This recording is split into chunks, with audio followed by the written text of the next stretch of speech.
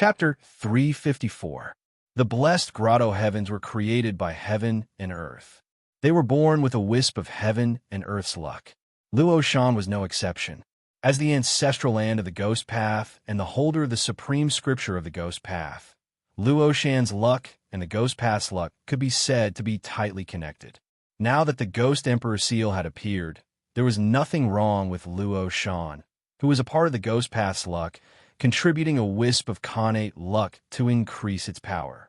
Buzz, after absorbing a wisp of Luo Shan's luck, the seal of Fengdu's aura suddenly soared by a large margin. It almost broke through the boundary of an inferior grade connate numinous treasure and became a superior grade connate numinous treasure. At the same time, Luo Shan's shadow slowly appeared on the seal of Fengdu's body, making it look a little different. Soon, it won't be long before the seal of Fengdu becomes a superior grade connate numinous treasure or even a supreme grade connate numinous treasure. Although Luo Shan's luck did not allow the seal of Fengdu to advance, Feng Zichen was not disappointed, because he knew that when the Netherworld realm appeared, the Ghost Path's luck would soar, and the power of the seal of Fengdu would also increase greatly. When the Heaven realm appeared, the demon race's luck would soar, and they would have the capital to contend against the witch race. Then, the benefits that the Netherworld realm, which was not weaker than the Heaven realm, could bring to the Ghost Path could be deduced. Ghost was the name of the dead. In theory, it occupied half of the primordial world's forces and was the opposite of life. From this point of view, the future of the Ghost Path could be said to be limitless. There was a faint trend of it becoming the number one force in the primordial world. However, if everything in this world could be carried out according to theory, there would not be so many disturbances. There was a difference between expectations and reality. If there was no reincarnation, the power of the Ghost Path might grow. However, after the appearance of reincarnation, the Ghost Path would completely lose its chance to prosper. If one could live, who would want to die? If one could be a human, who would want to be a ghost? If one could become an immortal, who would step into the Ghost Path? Now, the Ghost Path was the only choice for the dead to start over again. However, after the appearance of reincarnation, there were more possibilities for the dead in the world. As for the Ghost Dao, it became a helpless choice. In the end, it was because the Ghost Path was not the righteous path. If the path of Ghost was like the great path of Xianmen, where several saints appeared one after another, the people of the world would definitely fight to learn it. Therefore, the theoretical power of the Ghost Dao depended on Feng Zichen's future achievements. If he used the Ghost Dao to achieve primordial chaos, it was hard for the Ghost Dao not to flourish. In the future, there were only 4 orthodoxies that flourished in the world and had an endless supply of incense: Xianmen, Diabolism, Taoism, and Buddhism. These 4 orthodoxies had one thing in common. That was, they all had saints behind them. This was to tell the world that only orthodoxies with saints could remain immortal in the world. After all, the primordial world was a place that emphasized strength. In this place, strength determined everything. As long as the Emperor of Fengdu was strong enough, there was no need for him to do anything. The path of Ghost would naturally prosper. The world's yearning for power was unstoppable. After seeing the highest achievement of the Ghost Dao, they would rush forward one after another. After Dao ancestor Hongjun became a saint, the great Dao of the celestial sect of wonders became the mainstream of the primordial world. Everyone was proud of being the successor of the celestial sect of wonders. This was because they saw an incomparably vast future from the great Dao of the celestial sect. Becoming a saint, indestructible. If the path of Ghost was like this, it was inevitable that it would prosper. After putting away the seal of Fengdu, Feng Zichen first calmed himself down from thinking about the future and became extremely excited. Only then did he walk slowly towards Taoist Mingi. Poor way of Fengdu greets fellow Taoist Mingi. Feng Zichen bowed and greeted him. So it's fellow Taoist Fengdu. May I know which immortal mountain you cultivated in previously and why you came to the Blood Sea? Taoist Mingi asked after returning the greeting. Although he welcomed other great mediums to stay in the Blood Sea, He couldn't make it too obvious. Otherwise, it would seem that he was begging others. This wasn't good. If word got out, would he still want his face? Therefore, he still had to have the right attitude. Moreover, Taoist Mingi was also quite curious about Feng Zichen's background. It would be best if he could ask about it. In Taoist Mingi's heart, he had already confirmed that Feng Zichen was the incarnation of a great mediums. What he needed to do now was to confirm the identity of this great mediums and see who he was. It was good that he had an idea in his heart and knew which fellow Taoist was on his side. Feng Du is just a primitive wanderer. He roams everywhere and has no fixed residence. In the past, let's not talk about it.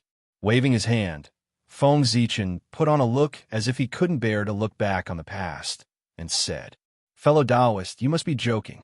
Taoist Mingi's face twitched. He resisted the urge to scold him and forced a smile. This person's ability to lie really came out of his mouth. Ghosts wandered everywhere. With your cultivation when you first came to the Blood Sea, you were only in the innate realm. Not to mention wandering, I'm afraid that you would be accidentally trampled to death by ferocious beasts as soon as you stepped out.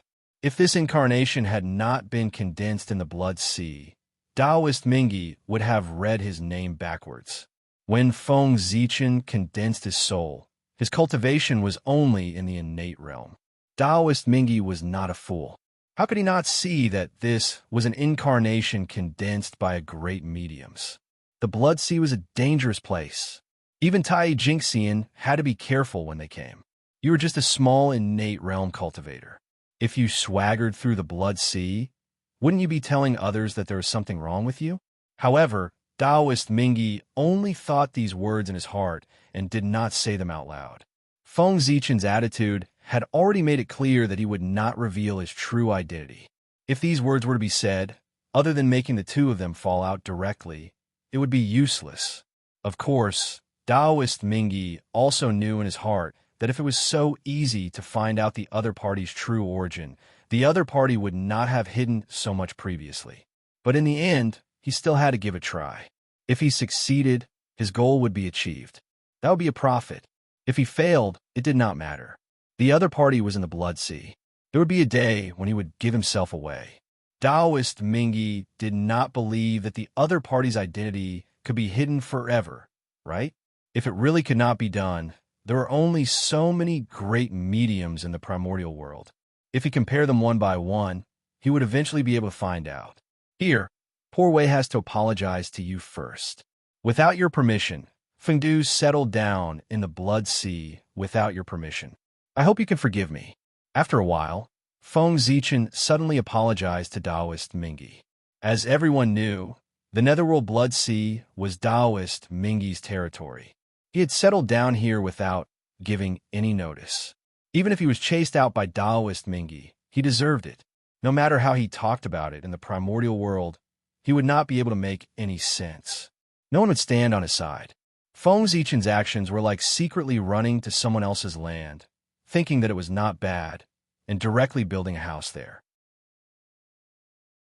Chapter 355. If this happened to anyone, they would not be able to tolerate it. Feng Zichen thought for a while. If this had happened to him, he would have been the one to blame. TSK.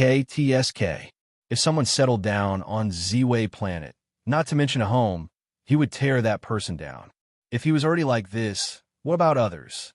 Although he did not know why Taoist Mingi did not care much about this matter, and even took the initiative to help him build Luoshan Blessed Land.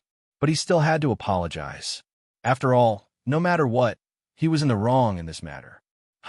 Fellow Taoist, you don't have to do this. This sea of blood is lonely and filthy. If there are outsiders willing to live in it and add some life to the sea of blood, the Poor Wei would be happy.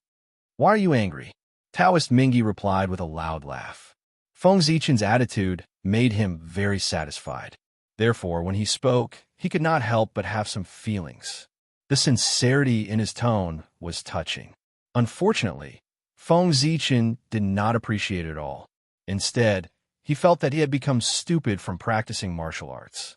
It was fine if he was not angry about this kind of thing, but he even looked happy.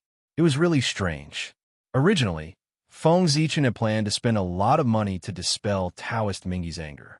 However, his attitude at this time was something that Feng Zichen did not expect at all. He could not help but be a little stunned. "Thank you, fellow Taoist. Please take care of me in the future, fellow Taoist." However, soon, Feng Zichen reacted and hurriedly said, no matter what Taoist Mingy's purpose was, since he had already expressed his attitude, he would just follow along. It was good to save some money. Therefore, not only did Feng Zichen say it, but he also changed his words and called Taoist Mingy as fellow Taoist to improve the relationship between the two of them. "Fellow Taoist, you are really broad-minded.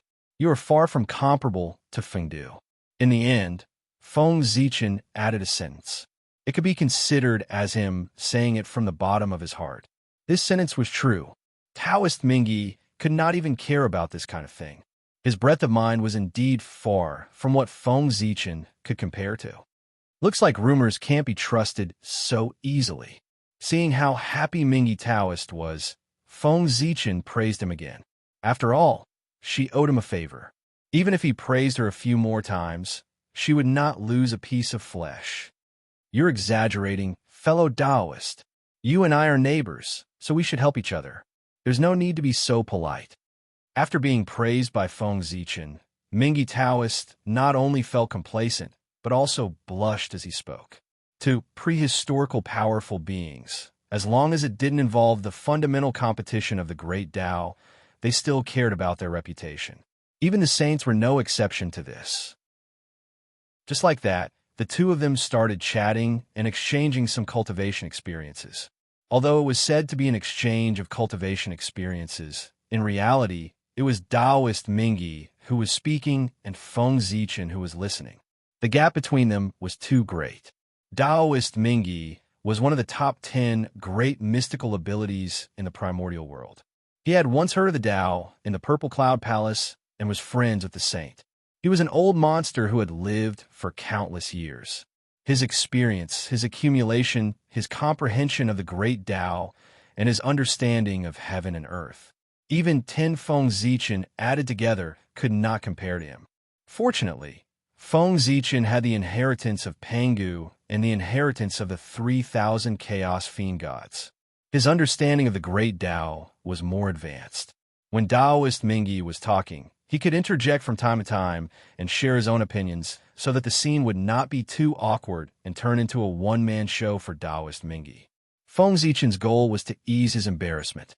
Little did he know that his actions made Taoist Mingy more and more certain that he was the incarnation of a great mystical ability. No, it was not as simple as a great mystical ability. Perhaps it was a supreme expert left behind from the ancient times, a big shot of the same generation as the Tao ancestor. At Taoist Mingy's level of cultivation, it was extremely difficult for him to improve. However, every time he thought about Feng Zichen's opinions, he would gain something and his cultivation would improve a little. Although it was only a tiny bit, he was indeed making progress. How incredible was this? Just one sentence could make him gain something. The great mystical ability of the same generation as him would never be able to do that. They had known each other for hundreds of millions of years. Although they did not completely understand each other's background, it was not a problem to understand each other's methods. They were all old demons who had lived for many years, who did not know each other. If they really had this ability, their cultivation would have surpassed others and reached the Tao realm. They would not be like him, struggling in the sage-to-be realm. Therefore, Feng Zichen's original body was definitely not a great mystical ability of the same generation as him. Among the great mystical ability of the untainted land, other than those of the same generation as him, there were only the overlords of the ancient times and the supreme experts of the ancient times. After him, no great mystical ability was born. Among the innate gods and demons who were born in the current era, there were not many who were in the sage-to-be realm, let alone great mystical ability. It could even be said that there was not a single one. That was because the time they had cultivated was too short. If they wanted to cultivate to the sage-to-be realm, how could it be possible without the accumulation of an eon? This seemed to be a curse. Since the emergence of the sage-to-be realm, no one had been able to cultivate to the sage-to-be realm within an eon. If it was not a junior, it could only be a senior. Moreover, Feng Zichen's understanding was full of the charm of chaos. That was the unique aura of the ancient times, when heaven and earth had not fully evolved. In this way, Feng Zichen's identity was about to be revealed. The supreme expert left behind from the ancient times, the overlord of the ancient times. Only such a person could come into contact with the great Tao that was far beyond the heavenly Tao. The ancient times were an era that people yearned for. There were opportunities that later generations did not have, opportunities that belonged to the great Tao. As for Feng Zichen's expression of sudden realization, thoughtfulness, or confusion when he listened to his preaching, he automatically imagined that it was a disguise in order to hide his identity. The supreme expert of the ancient times bathed in the glory of the great Tao. He was definitely experienced and knowledgeable. How could he be shocked by his Tao? It must be a disguise. At this moment, Taoist Mingyi seemed to have fallen into a misunderstanding. In order to confirm his guess, he forcibly imagined all kinds of reasonable reasons. The more he thought about it, the more reasonable he felt, and he firmly believed it. At this time, even if Feng Zichen told him the truth, he would not believe it. That was why it was said that one's imagination was the most fatal. It was not entirely Taoist Mingyi's fault. After all, what Feng Zichen said was the truth of the demon god of chaos, which contained the mystery of the great Tao. It was really too frightening. Of course, with Taoist Mingyi's wisdom and realm, no matter how frightening Feng Zichen's words were, he might not be able to tell at first. But as the topic went deeper, it was impossible for him not to see the problem. However, Feng Zichen had the merit of splitting open the sky. It seemed that he had a premonition that he was about to leave. From the beginning, the merit of splitting open the sky was fully exerted. He intended to do his best to help Feng Zichen at this last moment. Chapter 356. Under the influence of the merit of creation, Taoist Mingyi's spiritual sense was infinitely weakened, so much so that some subtle flaws were ignored by him. And those obvious flaws were forcibly filled in by him with various reasons and reasonable explanations. It was a pity that Taoist Mingyi, a legend of a generation, had suffered a big setback today. His wisdom of the past was completely gone, and his thoughts were gradually corrupted and became more and more deviant. Affected by this, Taoist Mingyi became more and more polite. Feng Zichen was a little confused. Facing Taoist Mingyi's sudden enthusiasm, he could only smile in response to him, lest he be too embarrassed. If Feng Zichen knew what Taoist Mingyi was thinking, he would not know whether to cry or laugh. His body was indeed an incarnation, but his realm was only that of Daluo Jingxian. He was still thousands of miles away from being a great magician. As for being a supreme master from the Archean era, that was even more impossible. It had been less than 1,000,000 years since he was born. He had not even touched the edge of the Archean era, let alone the Archean era. It was just that Feng Zichen had no idea what Taoist Mingyi was thinking. He could only continue to chat with him, extremely puzzled.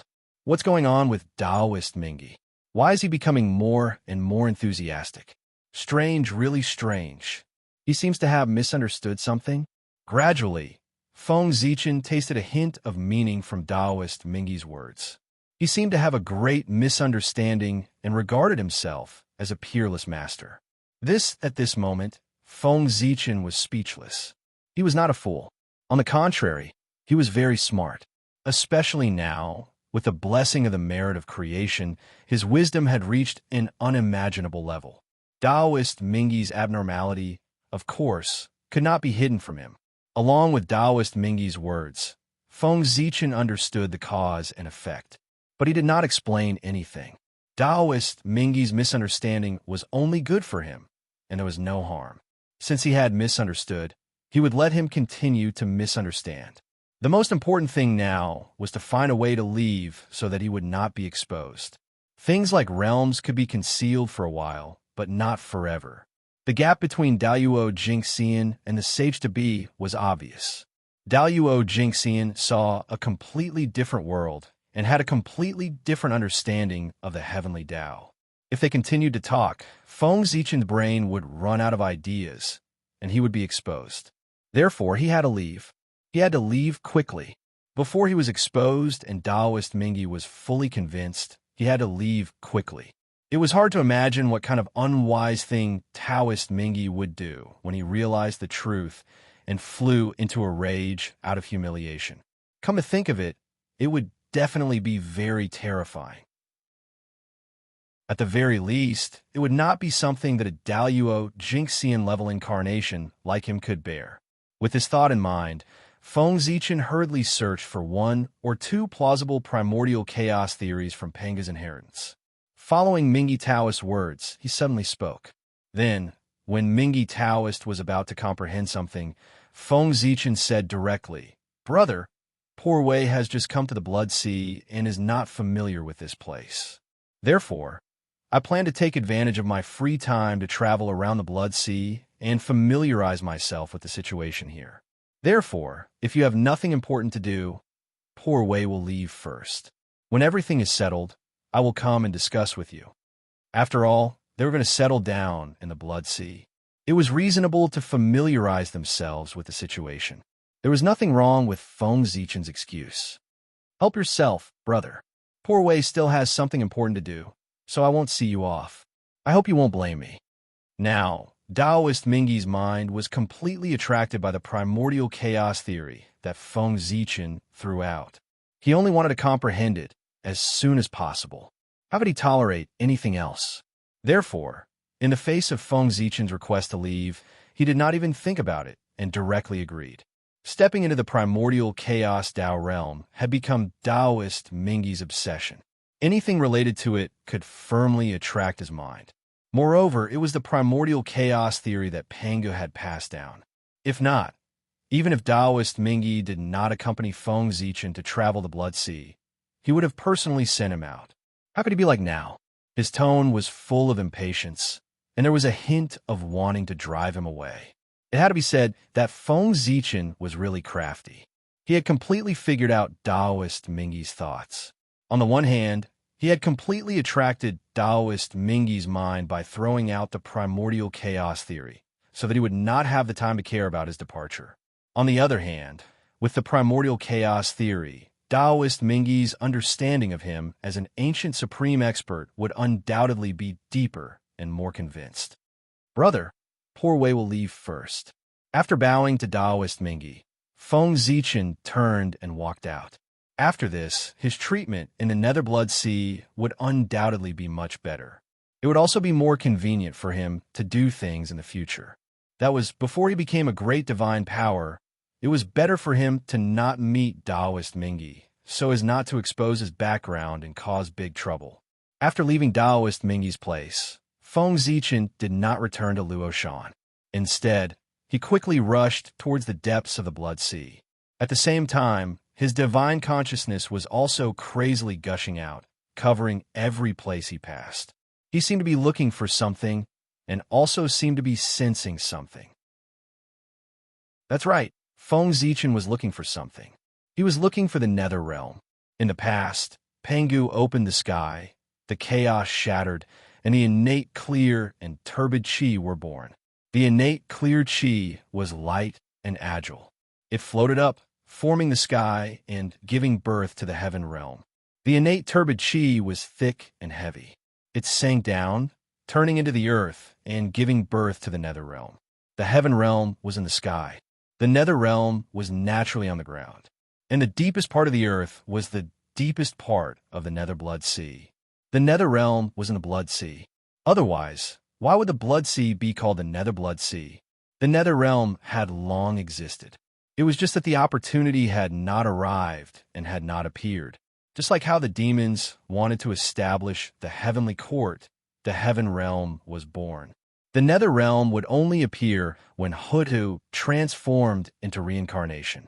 Now, Hutu had yet to transform into reincarnation, and the nether realm had yet to appear. It was probably impossible to find it from the depths of the earth. The heaven realm was above Mount Bujo. But before it appeared, Who could find it? One had to know that back then, when the great masters went to the Purple Cloud Palace to listen to the Tao, they had entered the chaos beyond Mount Bujo. 3,000 great masters had passed by this place several times, but they had never found the shadow of the Heaven Realm. It could be seen how hidden it was. If the Heaven Realm was like this, the Nether Realm, which was of the same level as it, might not be that bad. The Taoist Mingyi was the master of the Blood Sea. For countless years, he had never discovered the existence of the Nether Realm. However, just because others could not find it did not mean that Feng Zichen could not find it. He was fated to be in the Nether Realm. The Nether Realm, also known as the Netherworld, was a world that belonged to the dead. It was a world that belonged to ghosts. Chapter 357. Feng Zichen established the ghost path and passed down the ghost cultivation method. He was the master of the ghost path, the emperor of all ghosts. With such an identity, he was the supreme god of the Netherworld, the ruler of the Netherworld, and the destined master of the Netherworld. This was his fate with the Netherworld. As the future master of the Netherworld, it should not be too difficult for Feng Zichen to find the Netherworld if he wanted to. Swoosh! Swoosh! Feng Zichen rushed towards the depths of the Blood Sea at the fastest speed. In the blink of an eye, several years had passed. On this day, Feng Zichen, who was rushing, suddenly felt a different aura. His heart trembled, and he stopped abruptly. It's here! That aura was extremely cold, as if it came from the Netherworld. The coldness it emitted was enough to freeze one's primordial spirit. Without a doubt, only the Netherworld could emit such a cold aura. Even if it was not, it had a lot to do with it. Boom! A majestic ghost aura erupted from Feng Zichen's body. It was so powerful that it made the void tremble. As the void trembled, the ghost aura kept pouring in and spreading into the depths of the void, as if it was looking for something. It wanted to find traces of the Netherworld. However, the Netherworld was hidden too deeply. The ghost aura searched almost all the void, but it could not find any trace of it. Moreover, the aura that it had sensed earlier seemed to have disappeared and could not be found anymore. Suddenly, Feng Zichen sat down cross-legged and chanted the Tao scripture. For a moment, the sound of Tao resounded through the void. Countless runes bloomed. They were vast and unfathomable. Billions of them were endless. The runes were not blazing, nor were they dazzling. On the contrary, they were pitch black and emitted a strange light. They were incomparably deep, like a black hole that wanted to devour one's soul. Those are the Ghost Path runes, which were used by the dead. They were formed by the extremely cold aura. Swoosh! As soon as the Ghost Path runes appeared, they spread out and covered the entire void. Strands of black chi appeared, emitting a shocking chill. Just a glance was enough to make people feel a chill from the depths of their souls. The energy of the ninth hell was pure yin energy without any yang energy. It was a specialty of the Netherworld, and it was of extreme yin and extreme coldness. It was specially targeted at the soul core. Buzz buzz, the void trembled again. The appearance of the 9 underworlds chi triggered an inexplicable change. At the same time, the runes of the Ghost Path also moved. A strange power spread out and resonated with the path of death, attracting its power. In the next moment, the world changed. All signs of life disappeared in an instant, replaced by a dense aura of death. The law of life was also disappearing, replaced by another law filled with the aura of death. Everything was turning around. The reversal of life and death. In the blink of an eye, the world underwent a huge change, completing the transformation from a world of life to a world of death. The Netherworld had appeared. Feng Zichen used the Ghost Tao to forcefully shake the great Tao of death in the unseen world. Borrowing its great power, he suppressed the depths of the Blood Sea and forced the Nether Realm to appear. Phew, comfortable. This is the world that I should be in. Taking a deep breath, Feng Zichen inhaled the aura of death floating in the void into his abdomen. Not only did he not feel uncomfortable, but he also felt unusually comfortable. His incarnation was a ghost after all. It was obvious that he was more used to the aura of death than the aura of life. Coming to this world filled with the aura of death was like returning home. Naturally, he felt incomparably comfortable. Rumble, in front of Feng Zichen, the ghost chi suddenly surged, slowly forming the shadow of a world.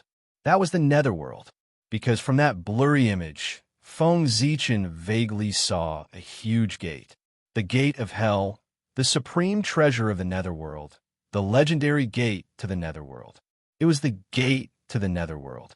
As time passed, the shadow of the netherworld became more and more real, and the true appearance of the gate was gradually revealed. It was a huge pitch-black gate, and its entire body was enveloped by a dense aura of death. It was incomparably eerie. Because of its special identity, it was connected to the netherworld. Therefore, its height and size were unknown. Looking up, one could see that there was a big board hanging on the gate. On it were the 3 big golden words Gate of Hell written with innate Tao patterns. Behind the Gate of Hell was a yellow dirt road. It was very long and led to the depths of the netherworld. That was the Yellow Springs Road, the last part of the road that the dead had to walk. Later generations said that on both sides of the Yellow Springs Road, there were fiery red spider lilies. They were as red as blood. From afar, it looked like a carpet paved with blood. Because it was as red as fire, it was known as the road illuminated by fire. This was also the only scenery and color on the long Yellow Springs Road. People would step on the spider lilies to lead them to the netherworld prison. However, in today's world, the netherworld had yet to appear. Even a netherworld had yet to be born, let alone the spider lilies that appeared later. As a result, the Yellow Springs Road now looked completely barren, with nothing at all. If it was not in the netherworld, it would be no different from an ordinary yellow dirt road. A purple brilliance appeared and dyed Feng Zichen's eyes purple. This was the Tao Eye. In order to see the scene behind the Yellow Springs Road, Feng Zichen used the Tao Eye. In an instant, his vision changed. It was as if he had merged with heaven and earth and obtained an infinite expansion. All the fog was disappearing. His gaze passed through the layers of void and saw the scene in the depths of the netherworld. At the end of the Yellow Springs Road, a green stone appeared. On its body, there was the power of time that could not be dissipated. There was also a trace of fate, the 3-life stone. This should be one of the legendary treasures of the netherworld, the 3-life stone. From the aura that it exuded, it was not difficult to tell that it was a supreme grade innate spirit treasure. Moreover, it was a time attribute innate spirit treasure. Moreover, it seemed to have been favored by fate. There were traces of fate on its body. The 3-life stone was about 30 feet in size. The front was as smooth as a mirror. There were words on the back that were as red as blood, introducing its functions. At the top, the words, "Reach the other shore early," were engraved. They were as red as blood. It recorded everyone's previous life, current life, and future life. The cause of the previous life, the effect of the current life, the cycle of fate, the rise and fall of fate were all heavily engraved on the 3-life stone. It witnessed the bitterness and joy, sorrow and joy, laughter and tears of all living beings. The debts that should be paid and the feelings that should be repaid were written off in front of the 3-life stone. It was born from time and formed from fate. It reflected the past, future, and present. It had all kinds of karma and had endless magical uses. It was truly a first-class treasure. Unfortunately, such a treasure could not be moved. Otherwise, it would be another earth-shattering treasure in the primordial world. Heaven-defying items naturally had restrictions. The ability of the 3-life stone was so powerful. If it was used carelessly, wouldn't it cause trouble? Would the order of the world still be needed? If there were no restrictions, such a treasure would not be a supreme-grade connate spirit treasure, but a connate cardinal treasure. Without restrictions, it was the privilege of a connate cardinal treasure to unleash its power without any scruples. It was also because of this that connate cardinal treasures truly had the power to destroy the world. That was why there were so few connate cardinal treasures in the primordial world. The heavenly Tao could still see more than 10 connate cardinal treasures and observe carefully. There would not be any major trouble. If there were 100 connate cardinal treasures, just thinking about it made one's teeth ache. That was not a connate cardinal treasure, but a bomb that could blow up the entire world. If there were 100 connate cardinal treasures, the heavenly Tao would not need to operate the world. It would be enough to focus on the owners of these connate cardinal treasures. With 100-time bombs at home, no one would sleep well. If they suddenly exploded, the consequences would be too serious. There would be a problem if the heavenly Tao did not keep an eye on them. Sighing, what a pity for a good treasure. Shaking his head and sighing, Feng Zichen continued to look back. If he could not leave the netherworld, half of the 3-life stone would be wasted. Furthermore, Feng Zichen felt that even in the netherworld, the 3-life stone could not be used casually. Otherwise, the 3-life stone would not have become a public item of the netherworld in the future. Obviously, one had to pay a certain price to use it. And this price was very, very big, so big that no one dared to become its owner. A treasure related to fate, its price was naturally related to fate. Just this point alone was enough to make people shrink back. Fate could not be explained or seen through. It was better not to provoke it. Behind the 3-life stone was a high platform made of yellow soil. That was the home viewing platform. Here, one could climb the platform and look at the situation of the Yang family. Thus, this place became a window for ghosts to look at the world of the living. It was also a holy land for the living and the dead to communicate. When they arrived at the home viewing platform, they finally looked at their hometown and cried loudly. Only then did they wholeheartedly head to the next stop, the netherworld, to receive their trial. It was the ghost on the home viewing platform panicked, looking with 2 lines of tears. Wife, children, old and young, huddled by the coffin, relatives and friends gathered in the morning hall. Behind the home viewing platform was a majestic palace. It was the palace of the Lord of the Netherworld, and also where the Netherworld was located in the future. This palace was the same as the immortal palace of the heavenly court. It was created by heaven and earth. It was overflowing with light and vibrant colors. It was surrounded by Taoist rhymes and was extremely majestic. However, reincarnation had yet to appear, and the Netherworld had yet to appear. The entire Netherworld was empty, and not a single ghost could be seen. After glancing at these great halls, Feng Zichen did not find the legendary 10 halls of Yama, nor did he find a shadow of the 18 levels of hell. That's right, the 10 halls of Yama and the 18 levels of hell were all created by Buddhism. In the beginning, the Netherworld did not have these things. The first master of the Netherworld was the Bain Fengdu Emperor. He was the ruler of the Netherworld, the ruler of the Netherworld, and the ruler of the Netherworld. The Emperor of Fengdu was the ruler of Hell. He held the highest position in the Netherworld and was in charge of the Netherworld. He was the master of all ghosts in the world. All living creatures would enter Hell after death. Their souls were all under the jurisdiction of the Emperor of Fengdu. He would kill ghosts and punish them based on the sins they had committed when they were alive. There were 75 divisions under him. Each division was in charge of capturing ghosts and notifying them of their entry and exit. If there were relatives of the Yangtze who expiated the ghosts of the Netherworld, the Emperor of Fengdu would also decide to pardon them and send their ghosts to be refined into the heavens. Under his name, there are the ghost emperors of the 5 directions and the ghost gods of the 6 heavens of Rao heaven to help him manage the Netherworld. The Emperor of Fengdu was the ruler of the Netherworld. His position was second only to the master of Samsara, Hutu, and he had boundless power. Even the Lord of Mount Tai of the celestial sect of wonders, the great sacred emperor equaling heaven of the eastern peak, entered the Netherworld and ruled the Netherworld. He was called the Een Son of Heaven and still had to be respected. As for the 10 halls of Yama, they were the Een Son of Heaven's subordinates.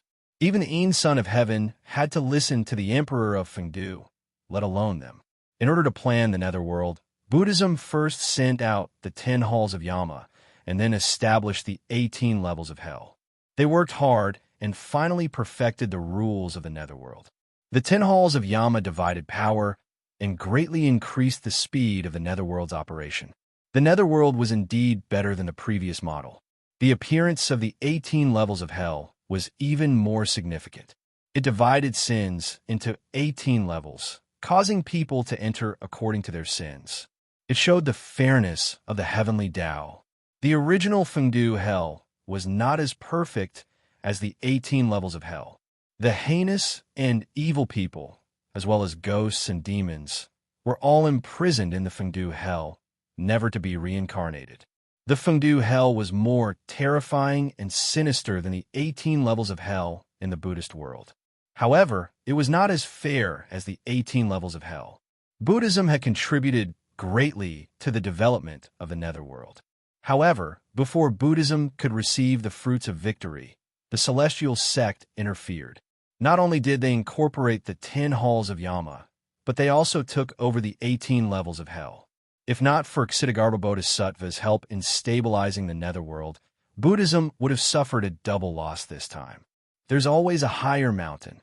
Thinking of the legends of the future, Feng Zichen sighed. Buddhism's plan could be said to be perfect. They almost took control of the Netherworld. But unfortunately, the celestial sect's skills were better. They directly took away their results, making Buddhism's efforts go to waste. However, these were not important. Now, these results were all his. After he entered the Netherworld, the 10 halls of Yama and the 18 levels of hell would be opened by him. The pagoda had been in his hands for so many years. It was time to put it to use.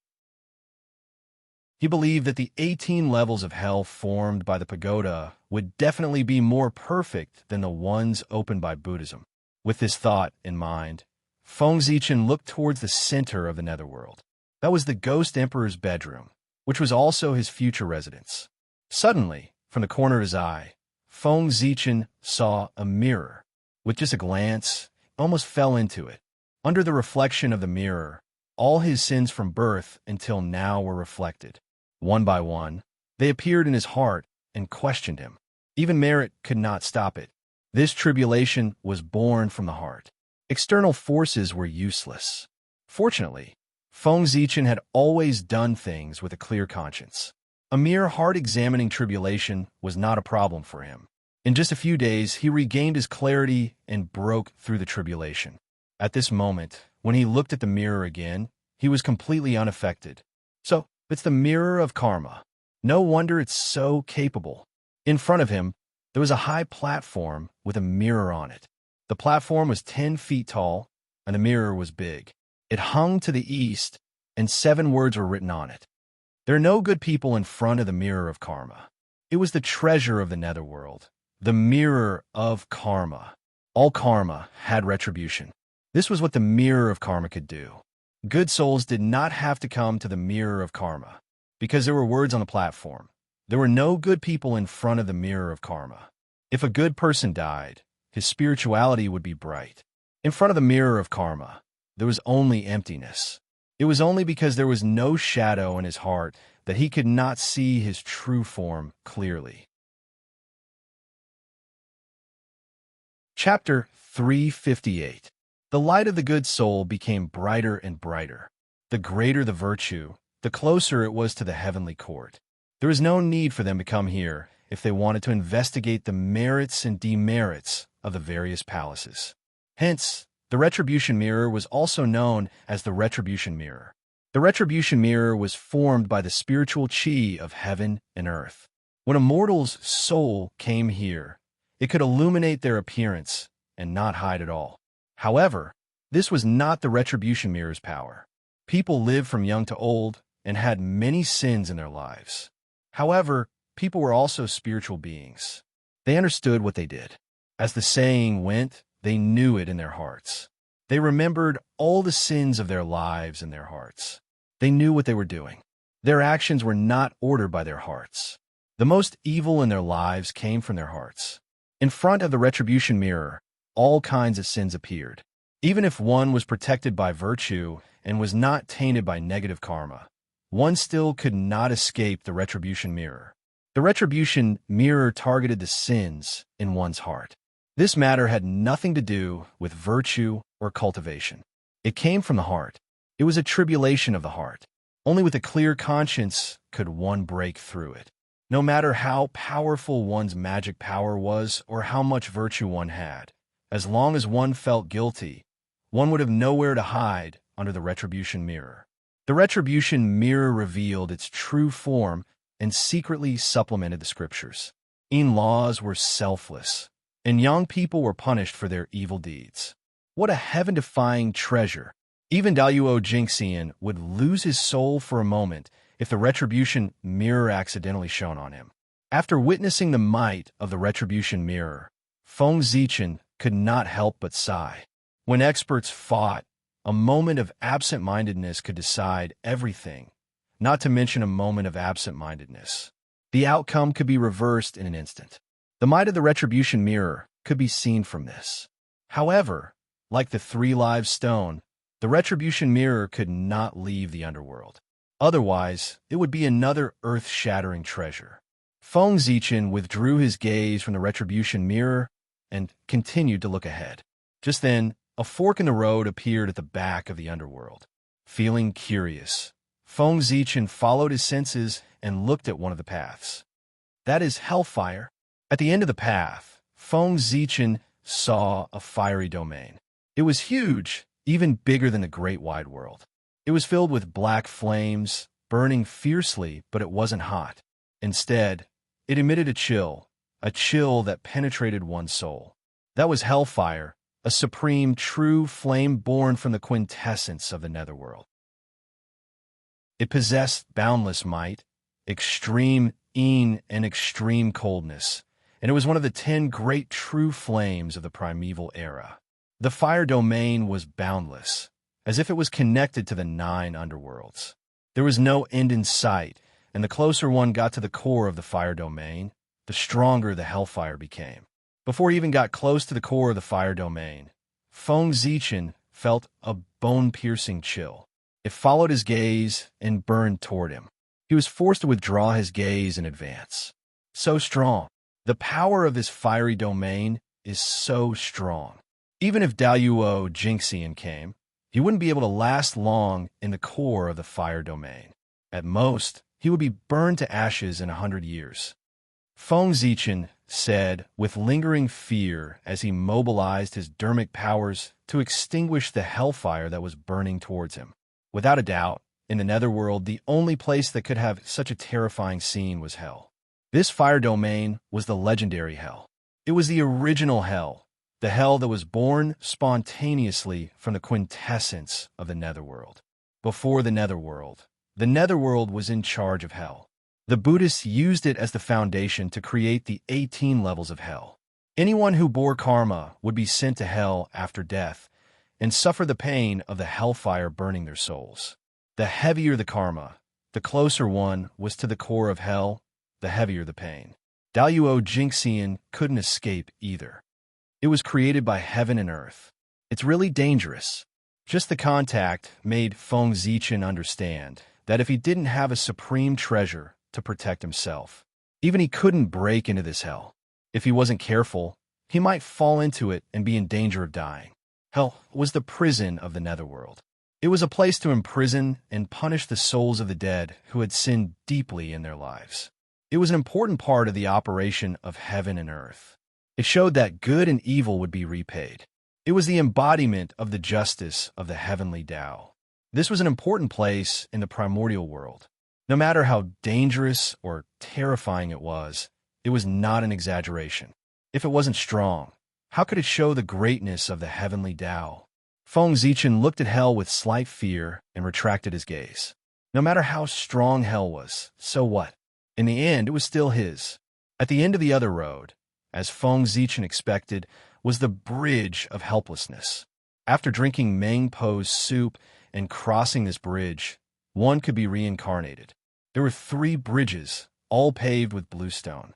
The bridge in the middle was the most gorgeous. This was the bridge prepared for the ghosts of good people. Those who could cross this bridge all had merit on them. They walked the highest level of reincarnation. In their next life, they would either be rich and noble or become immortals and achieve the Tao. They were born extraordinary. This was a noble bridge.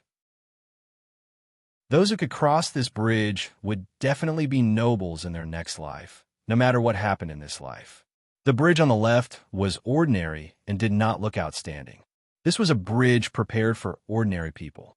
These people did not make any great contributions in their lives, nor did they make any great mistakes. After crossing this bridge, there would be no preferential treatment, nor would there be any harsh treatment. They would walk the ordinary cycle of reincarnation. In their next life, they would continue to join an ordinary family and repeat the life of their previous life. Only when they had a shocking encounter would their fate change. They could either do good and accumulate merit, do evil, or meet a noble person. All of these could change their fate. The bridge on the far right was a little simple.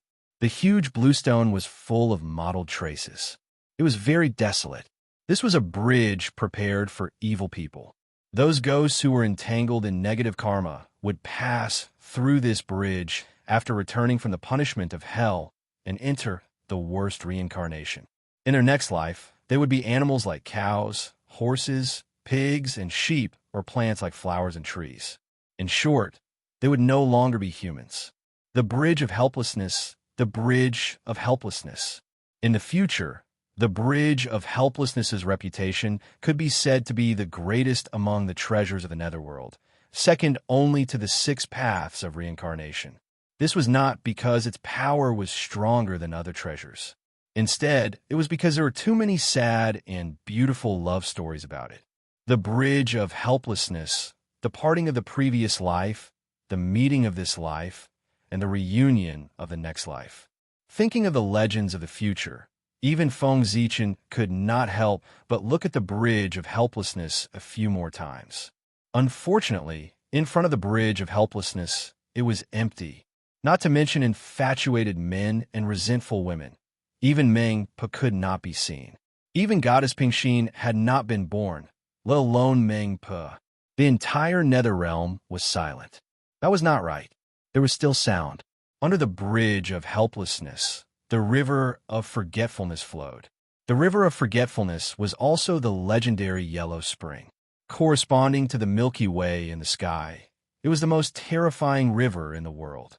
The 9 underworlds' weak water was in it. This river could sink all things. Goose feathers did not float. Birds did not cross. Cultivators below, Wo, Jinxian, who fell into the river of forgetfulness would probably never be able to come up again. After looking at the bridge of helplessness, Feng Zichen subconsciously looked behind it. That was where the 6 paths of reincarnation were. What? That is, however, with this glance, Feng Zichen found that something was wrong. In the land of reincarnation that was supposed to be empty, there was a huge roulette wheel in it. Chapter 359. The roulette was not clear. It was very illusory, as if it did not exist. However, its aura was abnormally terrifying. The distance between Feng Zichen and it was a world. Even so, with just a glance, he felt a chill and fear from the bottom of his heart. It was as if he would be swallowed by the roulette in the next moment. This, so powerful, so powerful.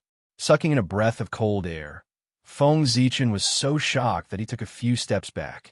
Even when he faced the Eastern Emperor Tai, he did not expect to be so terrified and powerless today. It was an uncontrollable panic.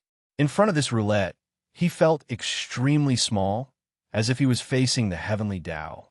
This roulette actually gave him the illusion that he was facing the heavenly Tao. It was as if it was the Tao. The Tao should be like this. It was extremely unbelievable. It was not that Feng Zichen had never seen a primordial treasure. When he was at Kunlun Mountain, he had come into contact with the Taiji painting, the Panga banner, and the 4 immortal killing swords. He had even controlled the cauldron of heaven and earth for a period of time.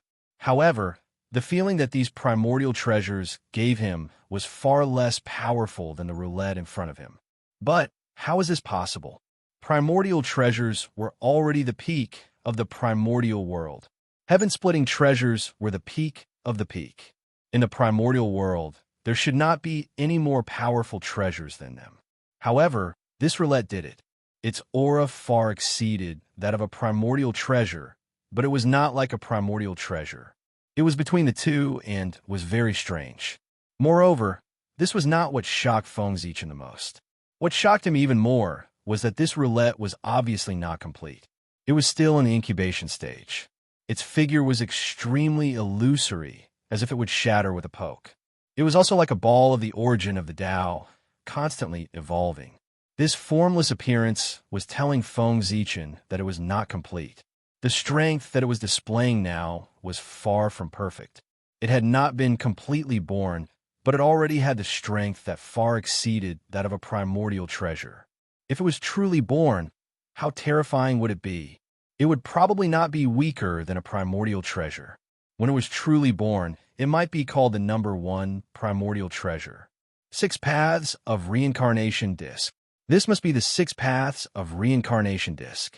Only he, the legendary number 1 treasure of the Netherworld and the number 1 treasure of the Great Desolate Era, would possess such heaven-defying power. Just a wisp of his aura was enough to intimidate Daluo Jinxian and make him think that he was unstoppable. Feng Zichen forcefully calmed his mind and sighed in shock. In the Netherworld, there's only a single treasure that possessed such might, the 6 Paths of Reincarnation Disc. This treasure was a supreme treasure that operated the heavens and earth. It was related to the life and death of countless living beings. He rotated life and death, making the cycle of life and death perfect in heaven and earth. He was also connected to karma and fate. This was a top-notch treasure of the primordial world. No matter how strong it would not be overboard. However, wasn't Samsara transformed in a later Earth? But now, the Lady of Earth hadn't even touched the edge of the Blood Sea, let alone reincarnation. But where did this 6 Paths of Reincarnation disc come from? Could it be that Samsara wasn't transformed by the later Earth? Or was it not the Samsara disc? After thinking about it, Feng Zichen felt that both were possible. What if he was excited and recognized the wrong thing? After all, he had never seen the real 6 Paths of Reincarnation disc with his own eyes. He couldn't tell what it looked like. It was indeed difficult to distinguish the real from the fake with just a wisp of aura. It was better to take another look to distinguish the real from the fake. In fact, in Feng Zichen's heart, he vaguely felt that the possibility of the 6 Paths of Reincarnation not being the later Earth was higher. The power of that will was too strong. There was no second one in the entire Great Desolate Era. Other than the 6 Paths of Reincarnation disc, it could not be anything else. However, the later Earth reincarnation was his inherent impression. He had always firmly believed so since he was born. Now, he was suddenly told that reincarnation was not the later Earth reincarnation. This, if it was anyone else, they would probably not be able to accept it for a while. Therefore, Feng Zichen decided to take another look and dispel the wisp of luck in his heart. Boom! When Feng Zichen's gaze touched the reincarnation disc again, it was as if the world had exploded and a terrifying power erupted. The misty holy light, the churning chaotic airflow, and the energy that could split the world appeared beside the reincarnation disc, tearing everything apart and cutting off the long river of time. In the next moment, the chaos collapsed, and the endless void shattered. The universe was boundless, born, and destroyed, as if it was a cycle of reincarnation. Before he could react, Feng Zichen's gaze was sucked into the 6 Paths of Reincarnation disc. In just an instant, he seemed to have experienced thousands of reincarnations, witnessed the vicissitudes of life, witnessed the change of heaven and earth, witnessed the birth and death of the universe. Gradually, an ancient and boundless aura appeared on Feng Zichen's body. It was incomparably ancient and incomparably ancient. It was an aura that had settled down after countless years, an aura that belonged to ancient living beings. At this moment, if Taoist Mingi came and felt the ancient and boundless aura on Feng Zichen's body, he would probably be even more certain of his guess. This person was definitely a supreme expert of the primordial era. However, at this moment, Feng Zichen's situation was not very good. The power of the 6 Paths of Reincarnation disc was too terrifying. The reincarnation of that lifetime was not as simple as life and death, but the destruction of a great world. A lifetime of reincarnation was a great world. The process from birth to destruction. Just how long would it take for that to happen? In an instant, under the power of the six paths of reincarnation disc, Feng Zichen had experienced thousands of reincarnations. This meant that in an instant, he had witnessed the birth and death of thousands of great worlds. Moreover, as time passed, he experienced more reincarnations and witnessed more and more worlds being born and destroyed. This could be said to be a good thing. Feng Zichen's accumulation was insufficient, causing a huge flaw to appear in his state of mind. After this experience, he had witnessed the birth and death of countless worlds. With so much accumulation, he might be able to make up for his shortcomings and make up for his greatest weakness. But this was too much. In such a short period of time, Feng Zichen had experienced too many reincarnations. How old was he? Less than 1,000,000 years old. And how long would it take for a world to be born and die? The answer was 6 billion years. Of course, the great world derived from the six paths of reincarnation disc was not real. It was an illusion and could not exist for so long. However, the birth and death of a great world, even if it was only 1,000,000 years. Thousands of times had passed, tens of thousands of times had passed, billions of years had passed, or even tens of billions of years had passed. This time was far longer than the time Feng Zichen had existed. How could 1,000,000 years of experience be compared to 1,000,000,000 years of experience? These reincarnation experiences were enough to erase Feng Zichen's memories of the primordial world. Chapter 360. As time passed, Feng Zichen gradually realized that something was wrong. His memories of the primordial world were actually blurry. It was as if they were memories from a long time ago. Countless years had passed, and he could not remember them clearly. Thousands of reincarnations and billions of years of erosion were about to make Feng Zichen lose himself. He gradually could not distinguish between illusion and reality. Was the experience of the primordial world real? Or was the experience at this moment real? At this moment, Feng Zichen's heart was abnormally conflicted. The two memories were fiercely clashing, and a wisp of confusion appeared in his eyes. Where on earth was he? What was real? What was fake? At this moment, Feng Zichen once again tasted the bitter fruit of his insufficient state of mind. Daluo Jingxian was an existence that gathered his own timeline. Time no longer had any meaning to them. Even if they accidentally fell into it, they could still calmly escape. How could they be like Feng Zichen, who was so unbearable? Under the impact of time, they did not even have the slightest strength to resist and were about to be lost in it. If this were to spread out, it would be a disgrace to Daluo Jingxian. Fortunately, Daluo Jingxian was Daluo Jingxian.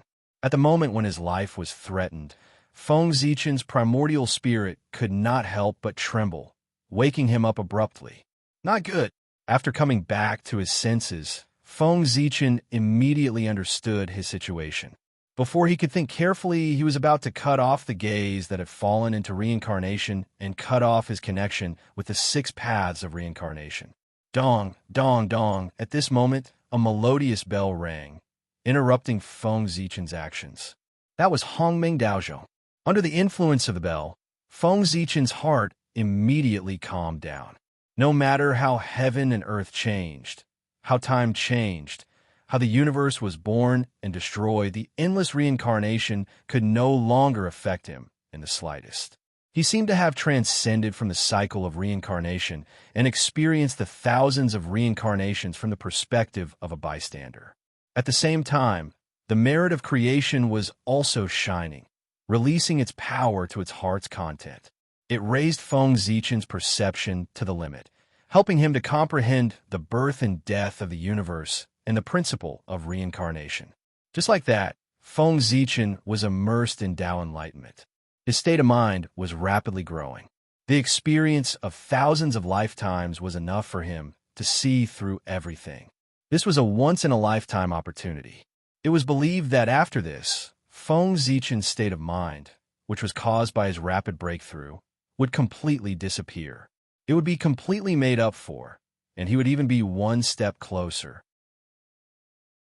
From then on, his shortcoming, that fatal weakness, the flaw in his heart, would no longer pose a threat to him. Only when his state of mind was perfected could his Dao fruit be truly perfected. Otherwise, it wouldn't be good for him to always look like he was lacking in mental fortitude. Along with the birth and death of the universe, endless great Tao and endless rules were spread out in front of Feng Zichen's eyes.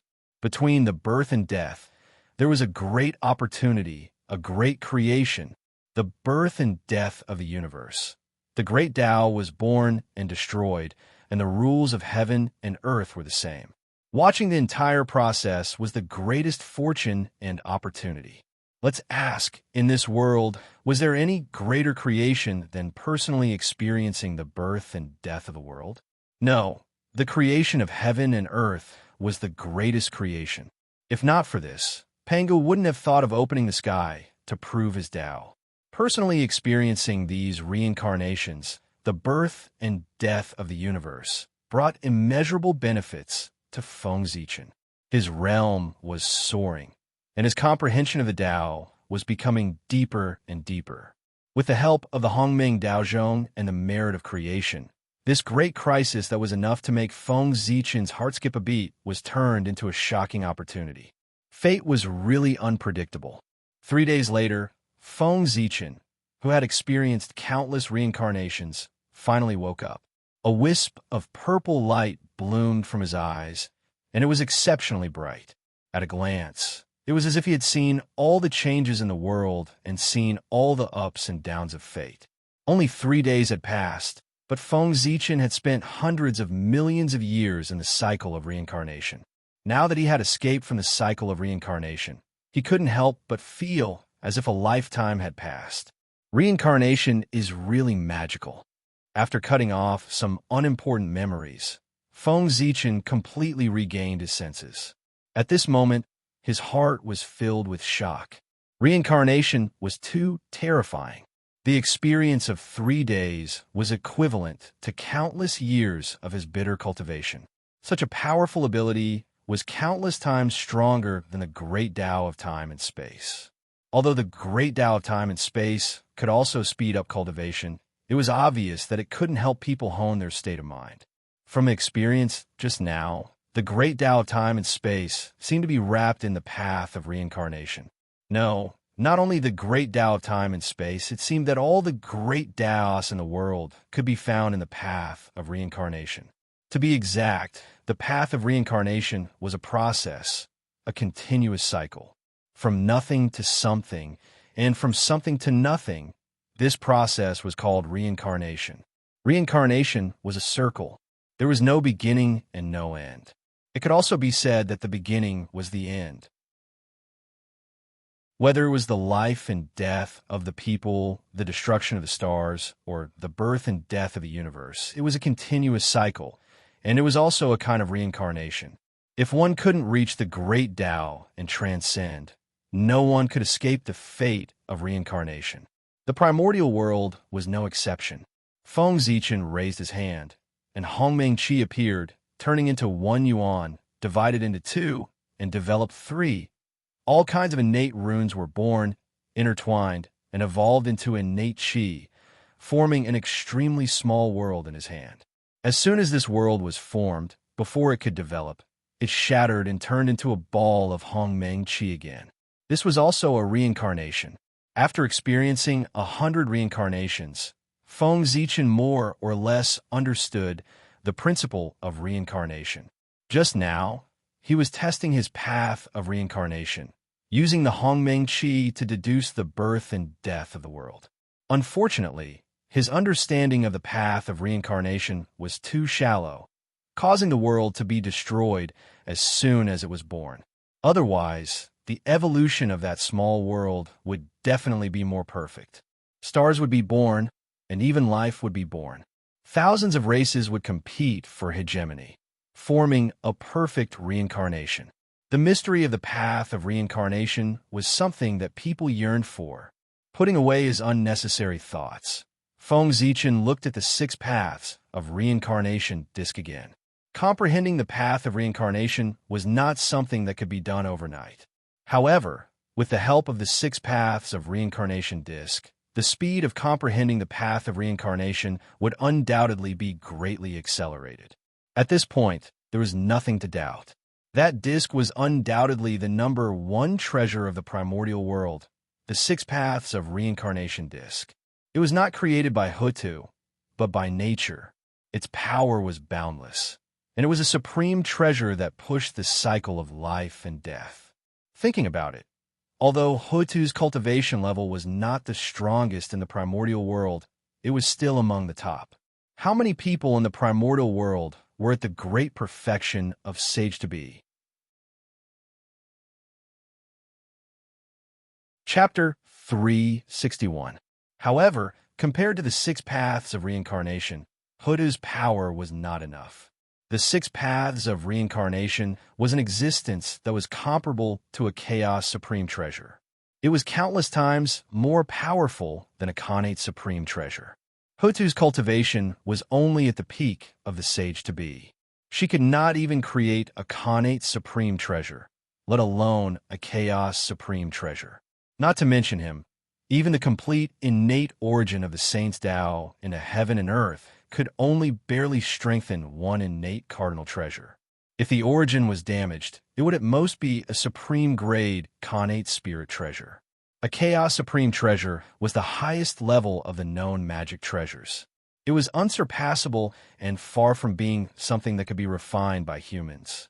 Even a heavenly Tao could not. This should be a supreme treasure refined by Pangu. In Feng Zichen's knowledge, apart from the great Tao, only Pangu had the ability to refine a chaos supreme treasure. After all, Pangu was too strong. Other than not having attained the Tao, he was almost omnipotent. No matter what incredible things happened to him, people would take it for granted. After personally witnessing the power of the 6 paths of reincarnation, it would be an insult to Feng Zichen's intelligence to say that reincarnation was transformed by Hutu. If Hutu had such strength, the demon clan would have been destroyed long ago. Even Hongjun could not stop her. The wizard clan had long become the main character of the world. That's true. The realm of a great Tao venerate has already reached an unimaginable level. How can he not see the importance of reincarnation to the primordial world? This should be the backup plan he left behind. After thinking for a while, Feng Zichen felt relieved. Reincarnation was refined by Pangu. Other than him and the great Tao, no one could refine such a treasure. Pangu opened up the primordial world to attain the great Tao. The process of the primordial world's birth was the process of him continuously verifying his great Tao. The appearance of reincarnation could make the primordial world more perfect. With Pangu's realm, it was impossible for him not to see it. Therefore, when the untainted land was just born, Pangu had already begun to create samsara. However, reincarnation was very important. It was an important part of the operation of the primordial world. It pushed the cycle of life and death. It was not something that a connate cardinal treasure could do. Thus, the reincarnation Pangu was preparing to refine was a treasure of the chaos. However, how difficult was it to refine a chaos supreme treasure? The boundless outer realm primal chaos was truly without end. It had existed for an unknown amount of time. Even so, only 3 chaos utmost treasures have been born. From this, one could see how precious chaos supreme treasures were. The creation of the great Tao and the birth of the primal chaos were the most precious treasures in the world. If a chaos supreme treasure could materialize, it would not necessarily be weaker than the chaos demon gods. It might even be stronger and become the leader of the chaos demon gods. Its strength would be close to Pangu's. This kind of treasure, even if it was refined by the great Tao, would have to pay a huge price, let alone Pangu, whose strength was far inferior to him. First of all, Pangu faced the problem of materials. Since the Chaos Supreme Treasure was so powerful, the materials needed to refine it were naturally incomparably precious and difficult to find in the world. When refining a Chaos Supreme Treasure, the great Tao used its own Taoist rhyme and the chaos origin. These were extremely precious treasures, the most original materials. They could create the primal chaos Daluo Jinxian. Its value was no less than the Hongmeng Purple Chi. However, at that time, Pangu first created the world and then killed 3,000 chaos demon gods. His body was already unable to bear the burden and was on the verge of Tao disintegration. He no longer had the ability to kill his way into the depths of the chaos and forcefully take its origin. However, this did not matter. Without the chaos origin, he still had the chaos demon gods' origin and their chaos spiritual treasures. As the darling of the chaos demon gods naturally had to be accompanied by chaos spiritual treasures. 3,000 chaos demon gods meant 3,000 chaos spiritual treasures. In the untainted land, some innate fiend gods were born with several innate spiritual treasures. Some chaos demon gods must have more than one chaos spiritual treasure. Moreover, these were only the chaos spiritual treasures that accompanied them. The chaos was so vast that it must have nurtured many chaos spiritual treasures. According to this, the number of chaos spiritual treasures was definitely more than 3,000. These were also formed by the chaos origin and contained the creation of the great Tao. They were the best materials to refine chaos supreme treasures. The chaos demon gods' origin and bodies were integrated into the newly born untainted land and became part of the origin to strengthen the untainted land's foundation. As for the chaos spiritual treasures in their hands, in the creation tribulation, even the 3 chaos supreme treasures were smashed into pieces, let alone the chaos spiritual treasures that were weaker than them. Naturally, they had been smashed into pieces. Some of the fragments of the chaos spiritual treasures fell into the untainted land and merged with the Khanate Chi. After being nurtured by the heaven and earth, they became Khanate spiritual treasures. This was also the reason why there were so many Khanate spiritual treasures in the untainted land. Otherwise, with the natural nurturing of the heaven and earth, it would take countless years to produce so many Khanate spiritual treasures. How could tens of thousands of Khanate spiritual treasures be produced so quickly? It could be said that the untainted land could have such a grand occasion today because of the chaos demon gods' corpses. It was none other than the chaos demon gods who hated the untainted land. No one could take this lying down. The remaining fragments were collected by Pangu and used to create the 6 paths of reincarnation disc. Thousands of fragments of the chaos spiritual treasures, together with the origin of the untainted land and the power left by Pangu, could definitely create a chaos supreme treasure. However, the more heaven-defying a treasure was, the longer it needed to be nurtured. From the time Pangu created the world until now, the reincarnation disc had been nurturing. Until today, there were no signs of it being fully nurtured. This was also the reason why the nether realm had never appeared in the world. As a world nurtured by the origin of the heaven and earth, the heaven realm had been born for many years, but the nether realm had never appeared because it was guarding the reincarnation to prevent others from interfering with the birth of the reincarnation. Therefore, it hid in the depths of the earth, and no one could find it. If not for the fact that Feng Zichen was the future lord of the nether realm, he would not have found its trace. After figuring this out, Feng Zichen also understood the meaning of Hutu's reincarnation. It was wrong to say that Hutu became reincarnation. It should be said that Hutu used her body to make up for reincarnation. The purpose of Hutu's visit was to fill the reincarnation with her own origin and Pangu's bloodline to promote her true birth. Reincarnation had been nurtured for too long, and there was no hope of it being born at all. Therefore, Pangu could only use external forces to speed up her birth. The wizard tribe, which was born with his bloodline, became his first choice. As for Hutu, who was naturally kind and famous for her benevolence in the untainted land, it could be said that she had completely inherited the moral character of the earth. She was particularly conspicuous among the tyrannical ancestral wizards. Naturally, she entered Pangu's sight and became his first choice. Chapter 362. Of course, The reincarnation was so powerful that the origin of the Hutu alone was far from enough. However, what the reincarnation wanted was not the origin of the Hutu.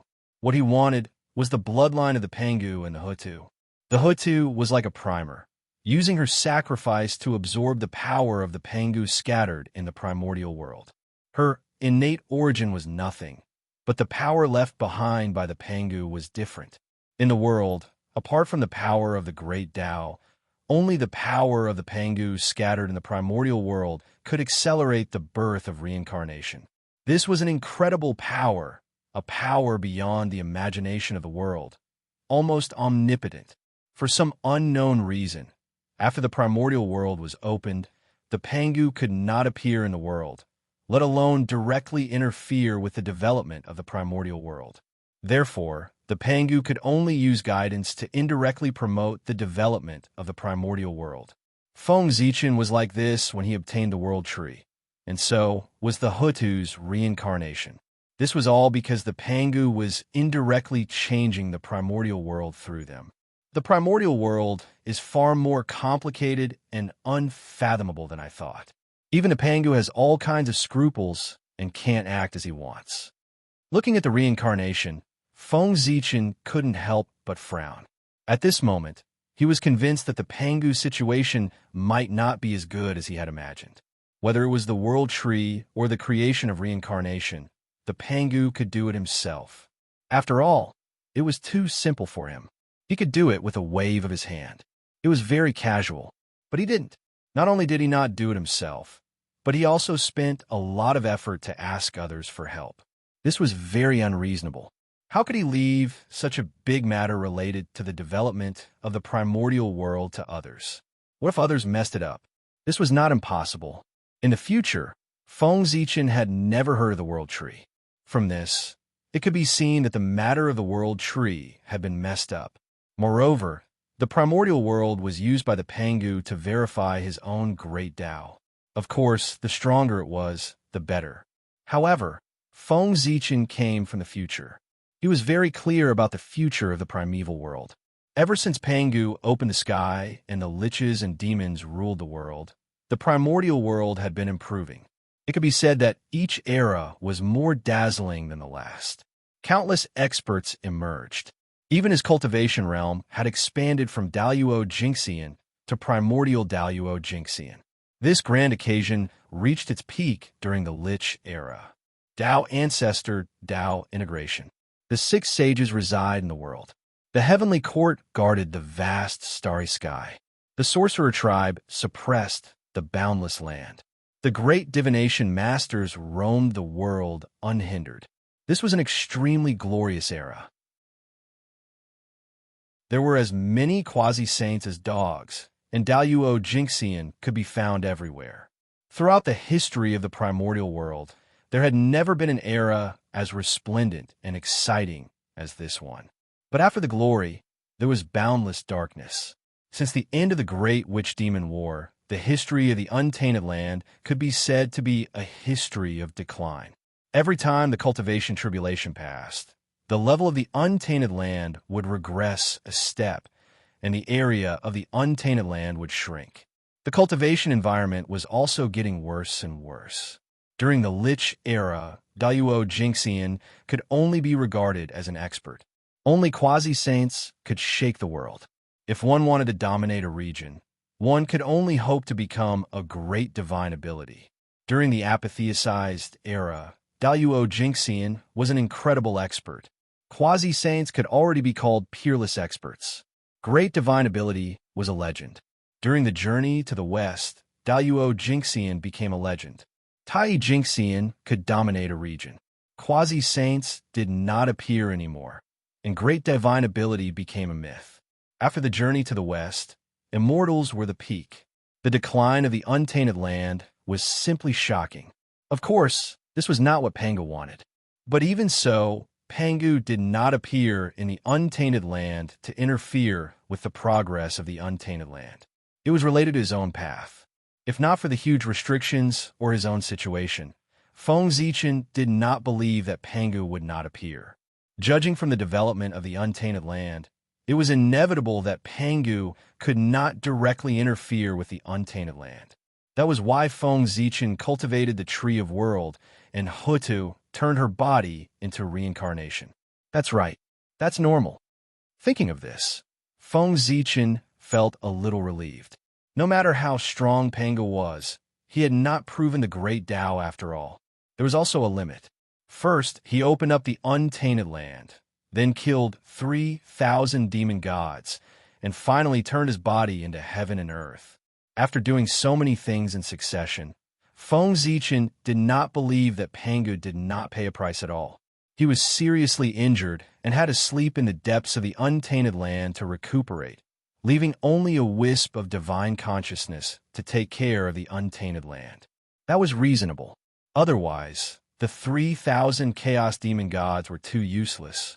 The combined forces of the 3,000 demon gods could not even injure Pangu, and that was under the situation where he could not use his full strength. It was impossible just thinking about it. If Pangu was really so strong, he would have proven the great Tao long ago. There was no need for him to open up the untainted land to prove his Tao. After the heavenly tribulation, Pangu was seriously injured and on the verge of death. He could not spend too much effort to take care of the untainted land. That could explain everything that happened in the untainted land. Think about it carefully. If Pangu was not seriously injured, I would not have the opportunity one have today, and I would not have the achievements I have today. After pondering for a while, Feng Zichen suddenly realized that Pangu was seriously injured. It was a great thing for him. Although it was wrong to think that way, it made sense. If Pangu had not been injured, everything he had experienced would have been very different. The belly of Mount Buzhou was the beginning of Feng Zichen and Pangu's relationship. From there, he obtained the merit of opening the heavens, the seed of the world tree, and Pangu's favor. From then on, he soared into the sky and began his legendary journey. Under the heaven-splitting merit and Pangu's care, the opportunities that others did not even dare to think about became the norm for him. There were few times when he was in fatal danger, but he had even turned the danger into safety. It had become a great opportunity that allowed him to transform time and time again, and he had obtained astonishing fortunes. And if Pangu was not injured, just the Hongmeng Dao seal breaking the Hongmeng heaven-measuring ruler was enough for Feng Zichen to die without a burial place. Nurturing the world tree and giving the heaven-splitting merit to the fated person had nothing to do with him, because he was already dead. These things, wouldn't it be better for Pangu to do it himself? In Mount Buzhou, the moment the Hongmeng Dao seal broke the Hongmeng heaven-measuring ruler, Feng Zichen's fate changed. That was the turning point of his fate. It was also the beginning of his glory. To Feng Zichen, other than the Hongmeng Dao seal, Pangu was the one who helped him the most. The Hongmeng Dao seal gave him a new life. Pangu, on the other hand, gave him the hope of achieving the Tao. Without Pangu's help, Feng Zichen could achieve good results with the help of the Hongmeng Dao seal, but it was far from the glory he had today. Since I've come to the primordial world, the future of the primordial world is destined to be different. Otherwise, wouldn't I have come to the primordial world for nothing? Chapter 363. How can I be worthy of the nurturing of the great Taoist priests? At this moment, Feng Zichen found a reason why he came to the primordial world. He was here to change the primordial world. After the Lich, would the primordial world become weaker and weaker? No, it wouldn't. That was in the past. Now, he was here. Everything would change for him. The primordial world would only become stronger and stronger, not weaker and weaker. Pangu had nurtured him with all his heart. Wasn't that the reason? Otherwise, why would Pangu help him? There was no love for no reason in the world. Pangu naturally had his own purpose for helping him. And what did Feng Zichen have that was worth Pangu's schemes? After thinking about it, the only thing he could do was to change the fate of the primordial world. After the human race was done, changing the fate of the primordial world would be Feng Zichen's next goal. Under the heavenly Tao, small trends could be changed, but the general trend could not be violated. He did not care at all. With Pangu as his backing, what was there for him to be afraid of? Although the heavenly Tao was strong, what was he in front of Pangu? In the future, as long as it was beneficial to the primordial world, even if it went against the heavenly Tao, Feng Zichen could do it. The punishment of the heavenly Tao was blocked by Pangu. It could not be found on him at all. All the tribulations from the world were jokes in front of Pangu. Even though Pangu was seriously injured and was in a deep sleep, it was still the same.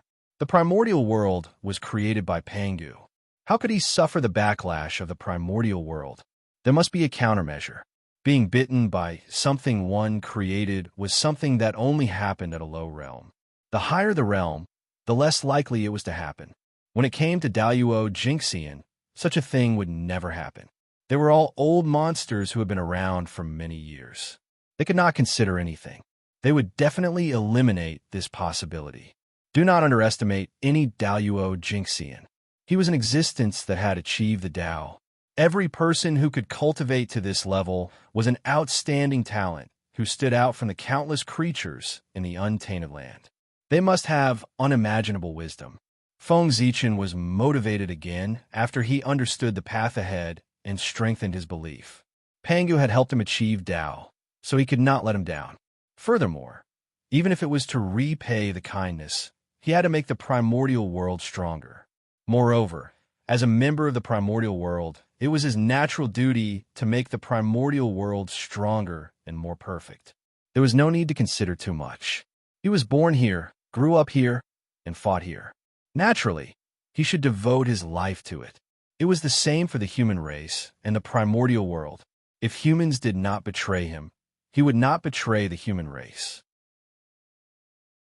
If the primordial world did not betray him, he would not betray the primordial world.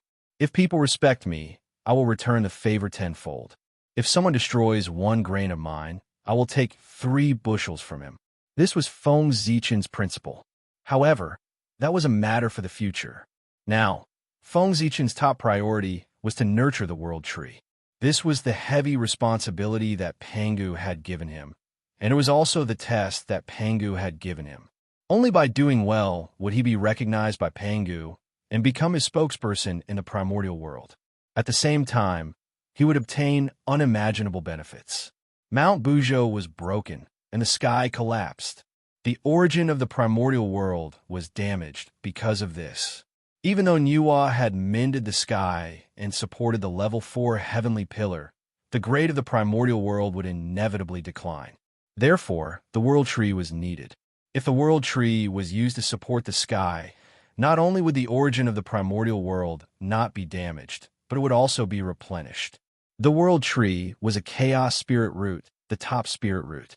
It was like the status of a chaos treasure among Dharma treasures. It could not be surpassed. Its roots could connect to the chaos outside the realm and the infinite dimensions. From these places, it could absorb a huge amount of origin to replenish the losses of the primordial world. With it around, even the origin of the primordial world would slowly recover no matter how much damage it suffered. It would even become stronger and advance further. The chaos spirit root had such a powerful power. Moreover, the world tree was a treasure that specialized in the world. This was the backup plan that Pangu had left for the primordial world. It was a backup plan that could allow the primordial world to continuously advance. Unfortunately, in the original course of history, some accident happened, causing the world tree to completely disappear in the passage of time. From then on, it was unknown and unheard of. This caused the primordial world to continuously collapse in the following battles. Perhaps it was destroyed? Thinking of the scene he saw under Mount Buzhou that day, Feng Zichen could not help but think.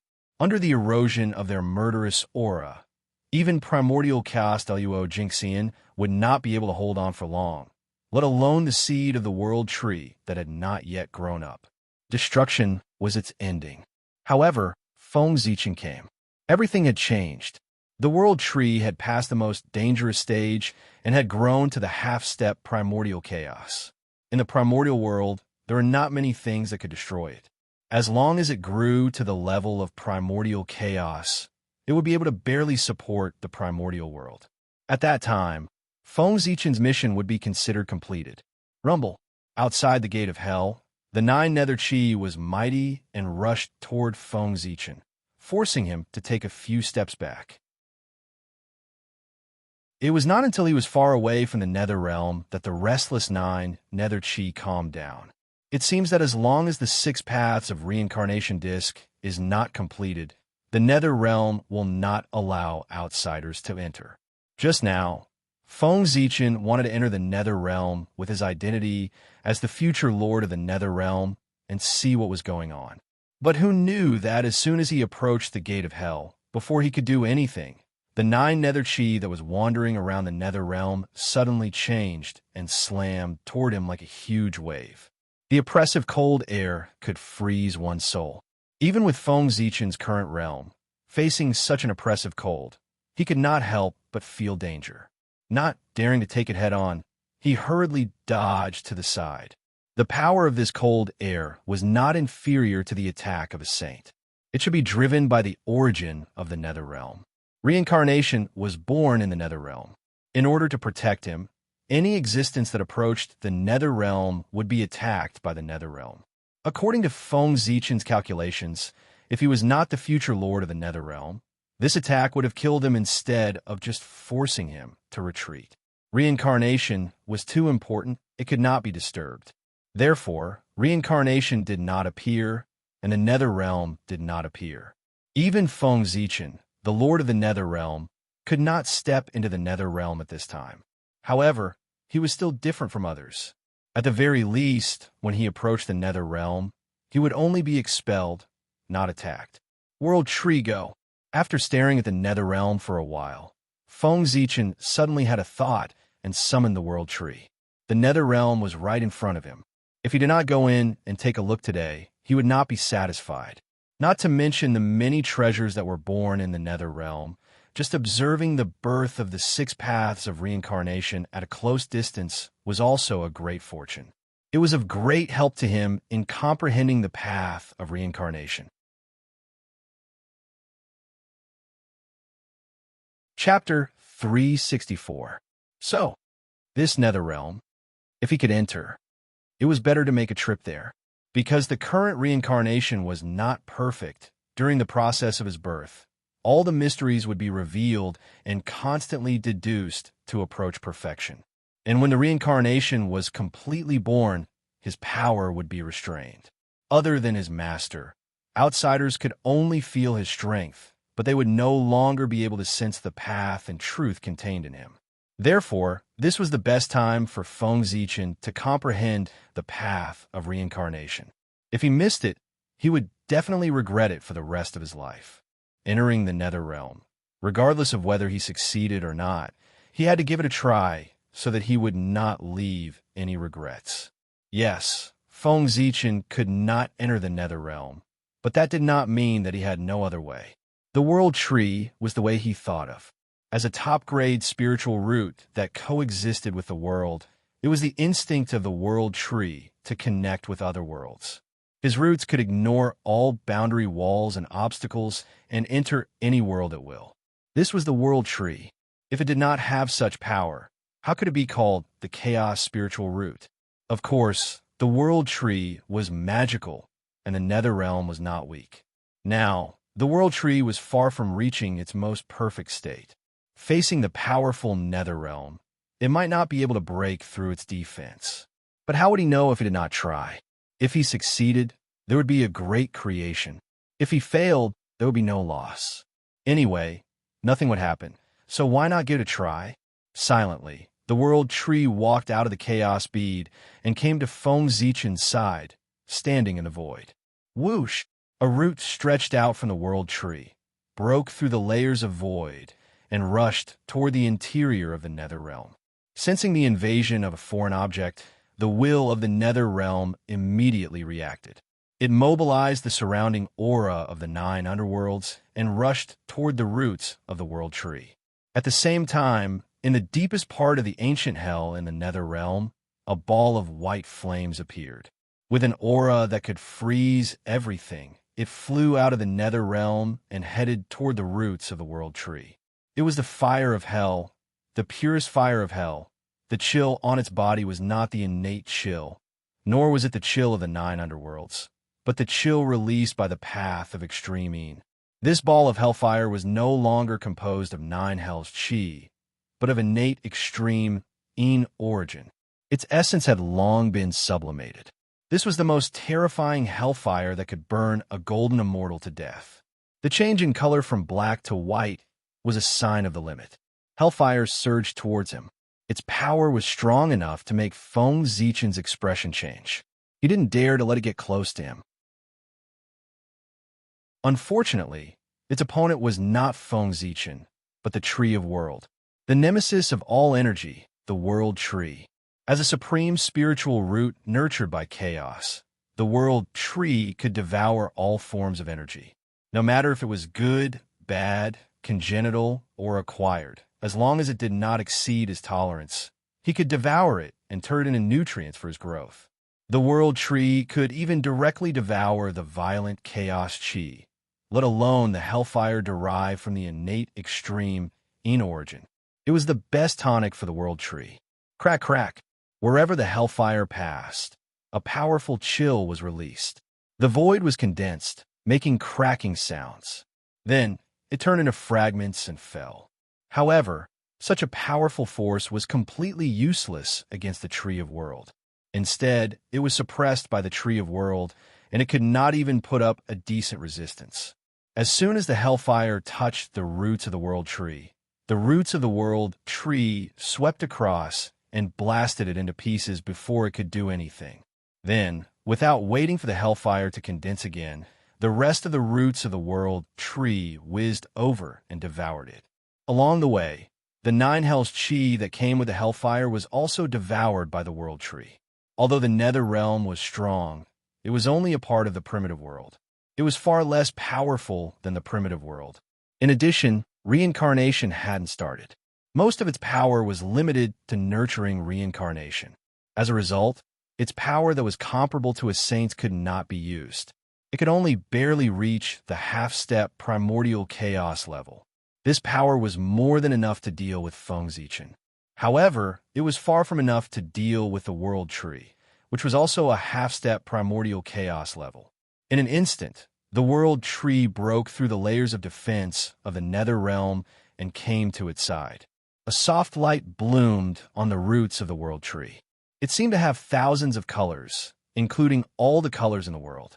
At this moment, the World Tree seemed to have merged with the void and squeezed toward the interior of the Nether Realm. However, this action completely angered the will of the Nether Realm. In the sky above the Nether Realm, the great path law appeared, and the aura of death filled the air. That was the path of death. The Nether Realm was a world of death. It was a world that relied on the path of death to exist. It was the home of all souls. When it was extremely angry, it could completely trigger the descent of the path of death. In this world, no one could escape death, especially in front of the path of death. It seemed that under its power, even Daluo Jinxian would die. This death was not a complete disappearance. Instead, it was being transformed into a life form and living in another way. A way of death. Everything was the opposite of life. This was the enlightenment that Feng Zichen had after seeing the path of death. Faintly, after the appearance of the path of death, there was even a resonance between them. An inexplicable attraction came, inducing Feng Zichen to throw himself into the embrace of the path of death. That was not a bad thing, because Feng Zichen had a feeling. It seemed that as long as he threw himself into the embrace of the path of death, he would be able to directly prove his path and become the pathmaster of the path of death. He would become the strongest among Daluo Jinxian in one fell swoop. Even the path after the quasi-saint was paved for him. Once the calamity was over, he would become a great magician of the primordial world. A beautiful future was right in front of his eyes, as long as he threw himself into the embrace of the path of death. In the next moment, under the powerful temptation, Feng Zichen almost took a step forward and walked toward the path of death. However, his strong temperament prompted him to calm down in an instant and forcefully stop his footsteps. It was not because there was a trap in this matter, but because although the path of death was good, it was obvious that it was not as good as the path of reincarnation. If he went to comprehend the path of death now, he would definitely miss the opportunity to comprehend the path of reincarnation. Therefore, he could not go. The path of death was there, and he could comprehend it at any time. However, there was only one opportunity to comprehend the path of reincarnation. If he missed it, he would miss it forever. Feng Zichen naturally understood which was more important. As for why he was so sure the path of death was not a trap, but an opportunity that belonged to him, that was because Feng Zichen's incarnation, the ghost emperor of Fengdu, was a ghost. The first ghost of the primordial world. Chapter 365. Ghost. It was a living being that survived in the form of death. They were different from living beings and were the embodiment of the path of death. In the primordial world, first, it often represented great luck and great potential. It was very easy for any existence that occupied one to obtain extraordinary achievements, surpassing everything else and becoming a famous existence. Tao ancestor Hong Jun was the first living being in the primordial world. His strength was the undisputed number one in the primordial world. The teacher of all saints had already explained everything. As the first dragon of the primordial world, the strength of the ancestral dragon was recognized by all races. The 100 beasts facing the sky was the embodiment of his strength. Dijun, the first living being born in the sun, was also the first demon of the primordial world. He was the heavenly emperor, the master of the universe. Dijiang, the first living being born from Pengu's blood essence, was also the first shaman of the primordial world. The Lord of Space, the Lord of the Earth. All of these were all showing the extraordinariness of being first. As the first postnatal living being, Feng Zichen was also born with supreme luck. It was just that the postnatal era had yet to arrive and was suppressed by the environment of heaven and earth. His luck could not be manifested, so he did not enjoy all kinds of benefits. However, when the postnatal era arrived, Feng Zichen was destined to become glorious and become the postnatal Tao ancestor. Just like Tao ancestor Hong Jun in the eyes of the postnatal living beings, Feng Zichen was the same in the eyes of the postnatal living beings. Fengdu was the same. He was the first ghost in the world. His appearance perfected the path of death. It could be said that he was a god-fiend born with the luck of the path of death. He was the natural path of death, especially when he opened up the path of ghost and completely clarified the definition of ghost, allowing all living beings in the primordial world to turn into ghosts after they died. This undoubtedly increased the power of the path of death greatly. In this world, there was no love for no reason. Feng Zichen had brought so many benefits to the path of death. Of course, he had to express his gratitude. Therefore, after sensing Feng Zichen's aura, the path of death would naturally throw out an olive branch and give him more strength so that he could better develop the path of ghost and strengthen the power of death.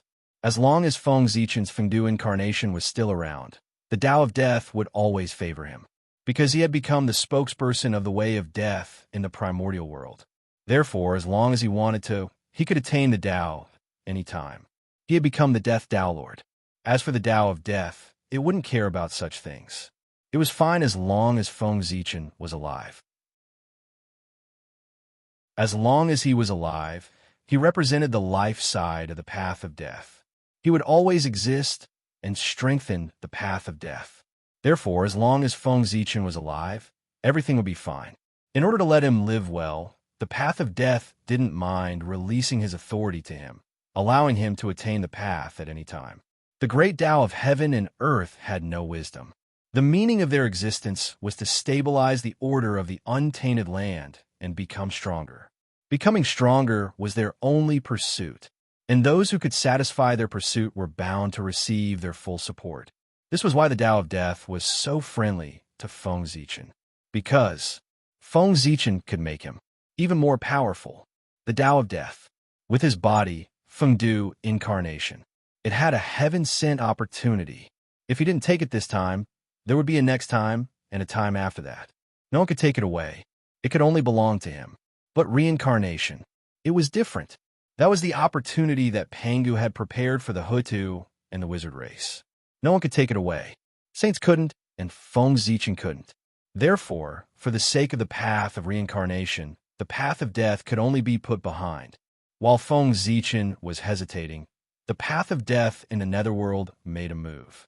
Boundless rules hung down and turned into divine chains of order. With the aura of death, they attacked the tree of world.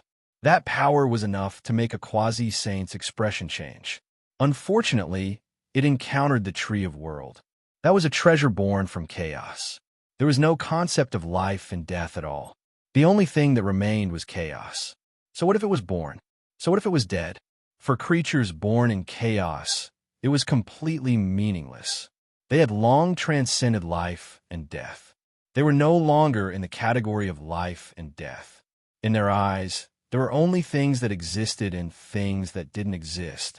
And whether it was life or death, it was a state of existence. Therefore, whether it was life or death, it didn't have much impact on them. It couldn't change their essence. Existence and non-existence. It represented existence and non-existence. That was the most essential principle of the universe, far beyond life and death.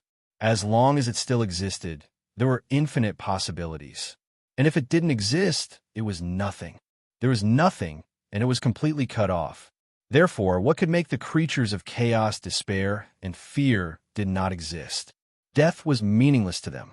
The chaos demon god was killed by Pangu, and his true spirit was suppressed under Mount Bujo. But other than hatred, they didn't show any signs of anxiety. They didn't break Pangu's seal at all costs. That was because they still existed. There was still hope for them to turn the tables. They didn't feel despair. They could calmly carry out their plan to erode Mount Bujo and wait for the day when they could escape. A moment of entrapment didn't mean anything. It was just an insignificant part of their long lives. It was like taking a nap. If their bodies were gone, they could refine again. If their magic treasures were gone, they could find another one. If they didn't exist, they would have nothing. Therefore, existence was the only thing they cared about. It was their bottom line. As long as they still existed, nothing was so important. They could endure it. If Pangu had made them feel despair and wanted to erase their existence, then Pangu would have killed them. Without a doubt, these chaos demon gods would definitely risk their lives to fight Pangu. And this war would definitely be more terrifying than the tribulation of splitting open the sky. Because Pangu split open the sky to destroy the home of the chaos demon gods, not to take their lives. Therefore, although the chaos demon gods were angry, they would definitely not risk everything to fight Pangu. After all, no matter how extraordinary the primordial world was, it was far from being comparable to the chaos. The primordial world was also a part of the chaos. One day, it would return to the embrace of the chaos. It came from the chaos and left from the chaos. This was reincarnation and also fate. No one could escape. With the realm of the chaos demon gods, it was impossible for them not to understand this. Therefore, the tribulation of splitting open the sky. It was a battle between the chaos demon gods and Pangu, not a battle of life and death. Although it was tragic, it was far from the level of life and death. Did you see any chaos demon gods fall in the tribulation? No. Pangu didn't want to kill the chaos demon gods, nor did he dare to. Otherwise, when it came to a battle of life and death, even the great Tao would tremble if 3,000 chaos demon gods attacked at all costs, let alone Pangu. They were all chaos demon gods. No matter how big the gap was, it was impossible for one to kill all the other chaos demon gods alone. If one didn't reach the great Tao, one would eventually run out of strength.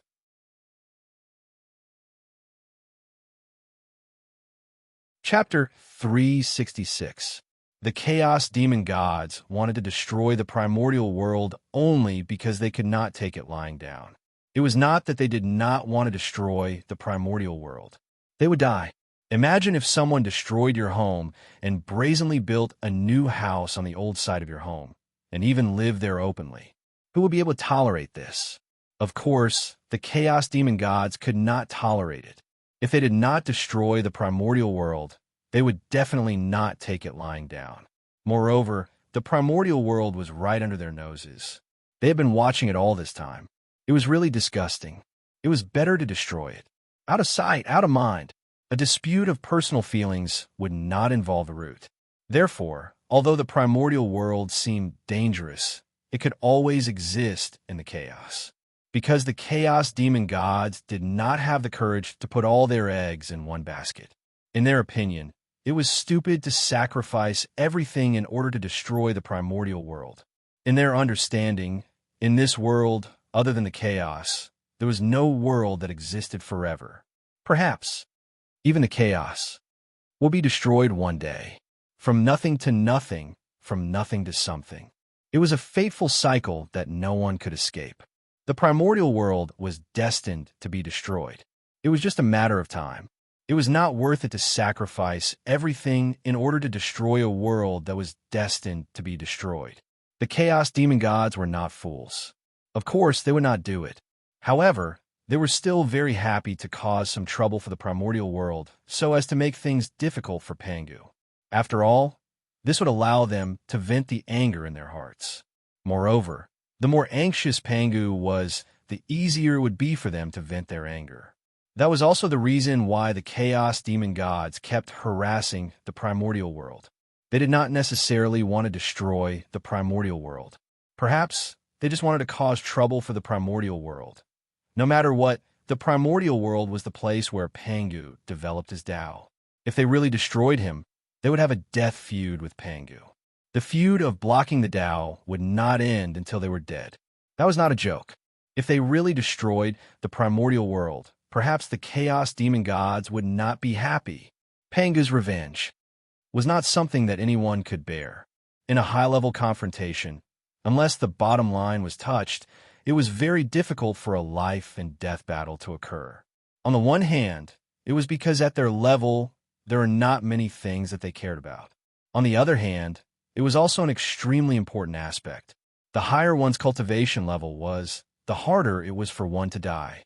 Immortality and indestructibility were the standard for high-level beings. At that level, it was easy to distinguish between life and death. It was almost impossible to kill an existence of the same level. To be able to cultivate to that level, which one of them wasn't a prodigy? Which one of them wasn't a person above others? No matter how bad it was, how bad could it be? Even if he managed to kill it, the price he would have to pay would be unimaginable. Scheming for eternity and suppressing others with power was the normal state of that realm. Life and death was a last resort. The divine chains of order formed by the Tao of death shot forward and bound the tree of world in an instant.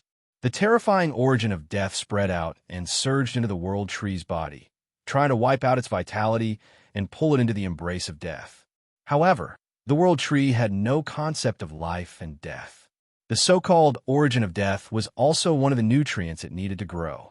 The Tao of death wanted to use the origin of death to wipe out its vitality, but it was a fool's dream. A misty green light bloomed. The origin of death that surged into the world tree's body was immediately absorbed by it and transformed into the nutrients it needed to grow. Even so, the world tree was still not satisfied. It waved its roots and took the initiative to reach out to the divine chains of order that wrapped around its body to absorb more origin of death. Gradually, the Tao of death began to realize that something was wrong, so it withdrew the origin of death and stopped releasing it. Instead, it relied on its powerful strength to entangle the world tree and pull it to an unknown place, preventing it from approaching the netherworld. No matter what, the Tao of death was still the Tao of heaven and earth. Its power was absolutely strong. It couldn't destroy the world tree, but it could still pull it. Rumble. No matter how the world tree struggled and stirred up the surrounding void, it couldn't break free from the divine chains of order formed by the Tao of death. It could only move bit by bit to an unknown place, gradually leaving the netherworld. Not good. Seeing this, Feng Zichen was shocked. He wasn't worried about the world tree. He didn't need to worry about the world tree. It was a supreme treasure left behind by Pangu. Anyone could hurt it, except for the untainted world. The Tao of Death would at most seal the world tree for a period of time. It wouldn't hurt it and might even give it some benefits. What Feng Zichen was worried about was that if the world tree was really pulled away by the Tao of Death, his plan to enter the netherworld would be ruined. This must not happen. After thinking for a while, Feng Zichen suddenly took out the seal of Fengdu. He activated all his dermic powers and pushed its power to the limit. Then, he pressed it against the world tree. Suddenly, a thin layer of black gas appeared on the world tree. It was unusually eerie and emitted a different kind of chill. This was ghost chi. It was a special power created by the combination of the death chi and the 9 underworld chi. It was also a manifestation of the Tao of Death. It was a power that had never appeared before. After the ghost chi appeared, it resonated with the Tao of Death and faintly showed signs of merging into one. Affected by this, the Tao of Death's movements suddenly stopped. The world tree also stopped moving. Clang, taking advantage of this opportunity, Feng Zichen knocked on the Hongmeng Daozhong. Suddenly, the Hongmeng Qi poured out and wrapped around the roots of the world tree. It rushed toward the netherworld. After a while, the Tao of Death became familiar with the power of the ghost Qi. It suddenly came back to its senses and hurriedly chased after the world tree. But it was too late. The world tree had the ability to break the boundary wall. The Hongmeng Qi had the characteristic of ignoring all restrictions. The combination of the two was not as simple as 1 + 1. Moreover, this was in the netherworld. It didn't have time to react. Noiselessly, a crack appeared in the boundary wall of the netherworld realm. It was extremely small, but it truly existed. Now, with a thought, Feng Zichen hurriedly activated the Hongmeng Daozhong. It turned into an extremely small ray of light and entered the netherworld through the crack. At this time, the netherworld and the Tao of Death finally reacted and hurriedly repaired the crack. At the same time, in the netherworld, the will of the netherworld appeared and swept through every corner. It didn't miss a single spot, trying to find traces of the intruder. However, the power of the Hongmeng Daozhong was so mysterious that it could even block the perception of the heavenly Tao, let alone the will of the netherworld. After Feng Zichen entered the netherworld, the Hongmeng Daozhong shook slightly. Its body evolved and turned into various kinds of innate vitality. Finally, it turned into a cloud of 9 underworlds chi and completely merged with the netherworld, becoming a part of it.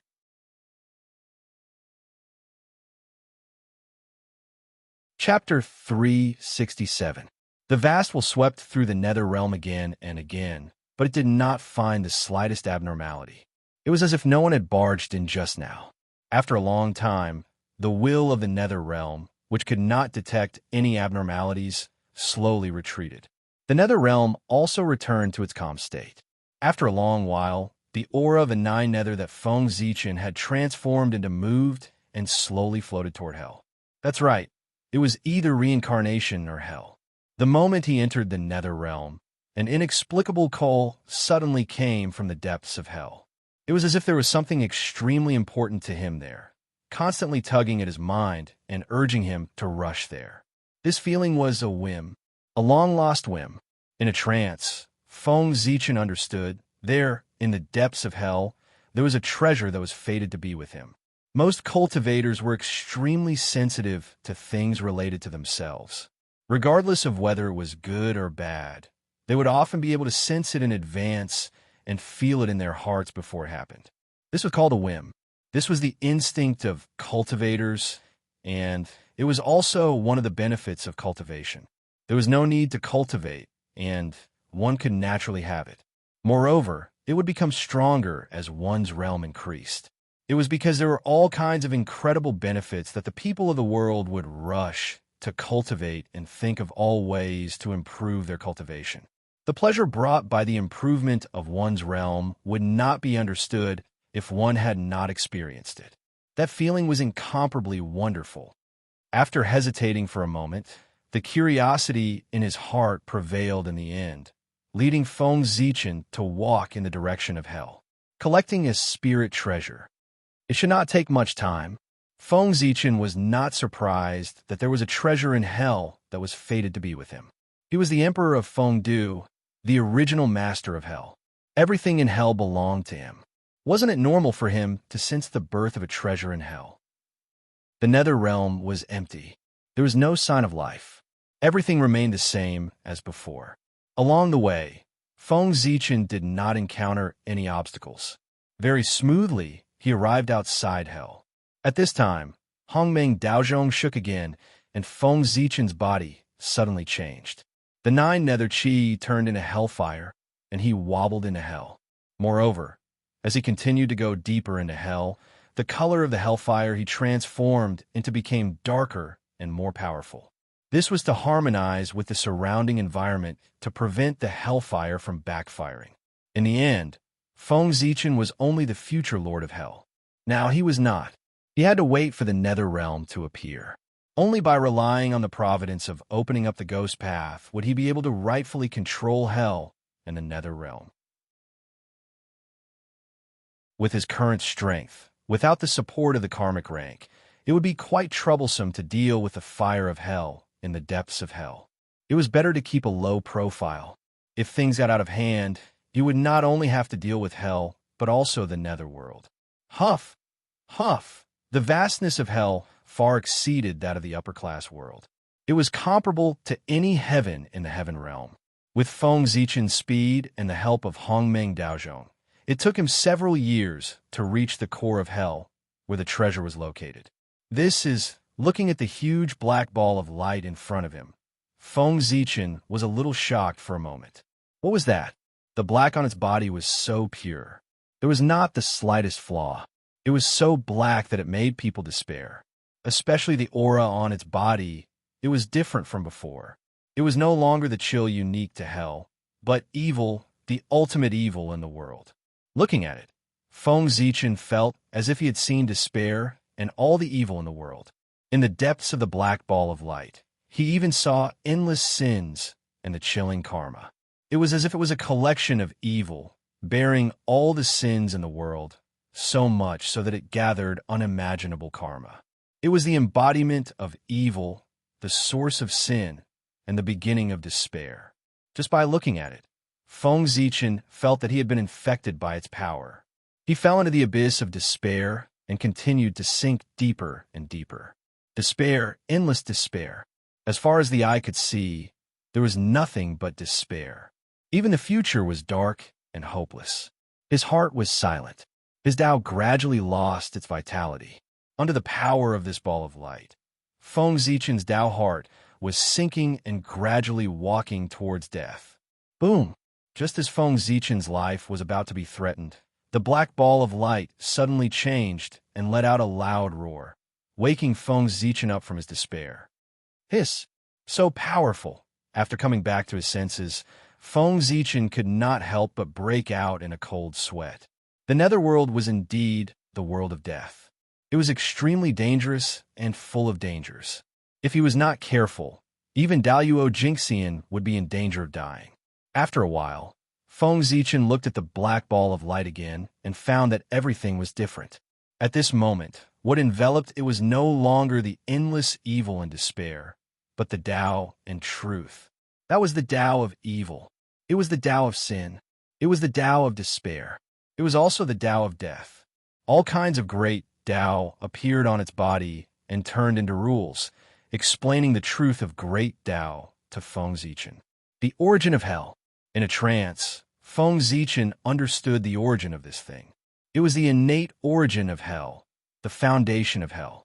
Controlling it was equivalent to controlling the entire hell. This was originally his authority.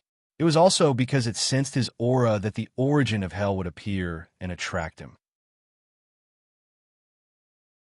Without any hesitation, Feng Zichen immediately took a step forward and gently touched the origin of hell. Immediately, the origin of hell trembled violently. Wisps of light appeared and flowed along Feng Zichen's arm into his body, fusing with him. Powerful, unprecedentedly powerful. With the influx of the origin of hell, Feng Zichen's strength soared. In a few breaths, he broke through the limits of Daluo Jingxian and reached the quasi-saint level, and he was still growing. It was not until the origin of hell completely poured into his body that his strength stopped growing. At this moment, his strength had reached the limit of a quasi-saint, and he was about to break through to the level of primordial chaos. At this moment, Feng Zichen had an illusion that in the netherworld, in hell, he was invincible and could almost face a saint. No, this was not an illusion. This was the truth. At this moment, he was not only him, but also the Lord of Hell. His every move was enhanced by the origin of hell. Not only could he mobilize the power of hell, but he could also mobilize the power of the netherworld. He could be said to be extremely powerful, and his strength was close to that of a saint. To be his enemy was to be the enemy of hell, was to be the enemy of the netherworld. In this way, how many people in this world could be his enemy?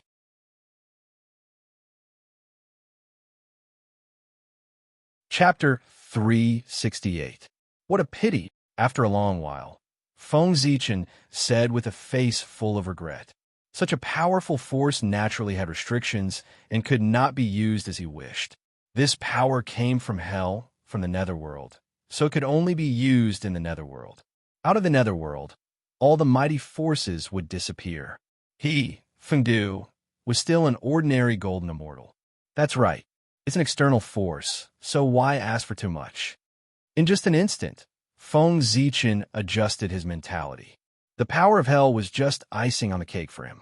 It would be better if he had it, but it would not affect him much if he did not. His clone was born with the fate of death. He could not guarantee whether he could become the primordial chaos Daluo Jinxian, but it was definitely not difficult to become a great divine power. He would have the power that the origin of hell gave him sooner or later. Therefore, he would not care too much. Besides, he was the Ghost Emperor. It was enough for him to stay in the netherworld. Why would he go to the primordial world for no reason? With a thought, Feng Zichen decided the future of this clone. He would not leave the netherworld easily until he became a great divine power. In this way, the restrictions of hell's power did not exist for him. Whoosh! Suddenly, Feng Zichen's mind moved. The origin of hell gushed out from his body and turned into a ball of light again, suspended in midair. Pagoda, go! Then, Feng Zichen waved his sleeve, and the pagoda appeared. It spun in the air for a moment and plunged into the origin of hell. One could see that after the pagoda entered the origin of hell, it suddenly began to decompose. Wisps of the true meaning of death flowed out from its body and merged into the origin of hell. The pagoda was a treasure that corresponded to the path of death. It was the proud work of the demon ancestor Rahu. He wanted to use it to seize the authority of death. This was the treasure he used to achieve his path. It gathered the death aura of the entire ancient era and gave birth to 18 death realms. Each death realm was the best in the upper-class world. Such a treasure was difficult to find in the primordial world. Its power was unimaginably strong. Hell was divided into 18 levels, and so was the Buddha Pagoda. Therefore, the moment he obtained it, Feng Zichen's first thought was the 18 levels of hell. It was a magical treasure that corresponded to the 18 hells. The 18 death realms it nurtured were the best embryos for the 18 hells. In the future, the 18 levels of hell were 18 extremely powerful greater thousand worlds. They were created at great cost by the Buddhist sect. As for Feng Zichen, if he wanted to create the 18 levels of hell before the Buddhist sects to establish his prestige, he would have to prepare 18 greater worlds. However, with his current strength, if he wanted to open up a greater thousand world, he would have to achieve the Tao and transform heaven and earth, using everything he had to evolve the world. A greater thousand world required him to pay the price of his own death in order to establish it. Moreover, he had opened 18 greater worlds in a row. Feng Zichen could not do it at all. Of course, even if he could do it, he would not do it, nor could he do it. Since he was already dead, what was the point of opening up the 18 levels of hell? Such selflessness was not Feng Zichen's style. He did things, first for himself, then for the human race, finally for the primordial world, sacrificing himself for others. This was not him. Even he could not be so great. The pagoda was fated to be in hell. Integrating it into hell could not only strengthen the origin of hell, but also open up the 18 levels of hell. It could be said to be killing several birds with one stone. It also solved Feng Zichen's big problem. Thinking about it, the hell created by this treasure would definitely be stronger and more perfect than the hell created by the Buddhist sect. It might be able to suppress a quasi-saint. When the netherworld realm appears, Fengdu will be famous in the primordial world. It would take some time to break down the pagoda. Of course, Feng Zichen could not wait here. He took one last look at the origin of hell and turned to leave. With the netherworld realm as his backing, Fengdu would definitely become a great divine power. Even if there were restrictions, he would still be a great divine power. It was enough to shock the primordial world. Walking in the netherworld realm and breathing in the aura of the 9 underworlds, Feng Zichen felt that his entire body was transparent. Now that he had obtained the origin of hell, he could walk freely in the netherworld realm without worrying about being discovered by the will of the netherworld. This is the netherworld realm. It's simply the holy land of ghost cultivators. After walking for a while, Feng Zichen suddenly sighed. In just a short while, bathing in the aura of the 9 underworlds, his body seemed to have been baptized. He became more transparent and light. One had to know that he was Daluo Jinxian. Even he could sense the obvious benefits, let alone those low-level cultivators. If they were in such a cultivation environment for a long time, their cultivation progress could only be described as rapid. A treasure land, the place where the ghost path thrives. It has to be here. On the way to the land of reincarnation, Feng Zichen became more and more excited the more he thought about it. Compared to the netherworld realm, the Fengdu Luoshan that he had spent so much effort to create seemed a little inferior. Living in such an environment, even a pig would be able to achieve the immortal karma rank with the help of the 9 nether chi, even if it only ate and slept well all day long. If one worked a little harder, it would not be difficult to become a golden immortal. Those who were talented and willing to endure hardships, Tai Jinxian was right in front of them. As for Daluo Jinxian, then they could only rely on luck. Even saints could not guarantee that every one of their disciples would be able to cultivate Daluo Jinxian. Feng Zichen, of course not. Tens of thousands of ghosts gathered in Fengdu City. It was not impossible to recreate the grand occasion of the Lich. As long as the ghost path had 1/10 of the strength of the demon clan after the Lich and demon calamity, it could be considered a top force in the primordial world. Even saints could not be taken lightly. Perhaps, under his rule, the underworld would no longer be a subordinate organization of the heavenly court, but an existence on the same level. One ruled the living. One ruled the dead. They were equal to each other, but they did not interfere with each other. Thus, they reached a subtle balance and managed the primordial world together. Of course, this was only Feng Zichen's beautiful wish, or rather, the goal that he was working hard for. Being inferior to others, in the end, it still made people unhappy. If he wanted to do it, he had to be the strongest. The netherworld realm was originally a world on par with the heaven realm. There was no reason that the heavenly court established in the heaven realm had a higher status than the underworld established in the netherworld realm. They should be equal. In the later generations, the underworld was under the jurisdiction of the heavenly court. It was obviously abnormal. The balance of yin and yang was the right principle of heaven and earth. What Feng Zichen wanted to do was to bring this abnormal relationship back on track. Let the underworld have the dignity that it should have. The world of the dead should not be weaker than the living. No, in the future, the underworld could not be called the underworld, nor could it be called the underworld. Instead, it should be called the underworld court. The underworld. These two names were really not worthy of the netherworld realm, which was as famous as the heaven realm.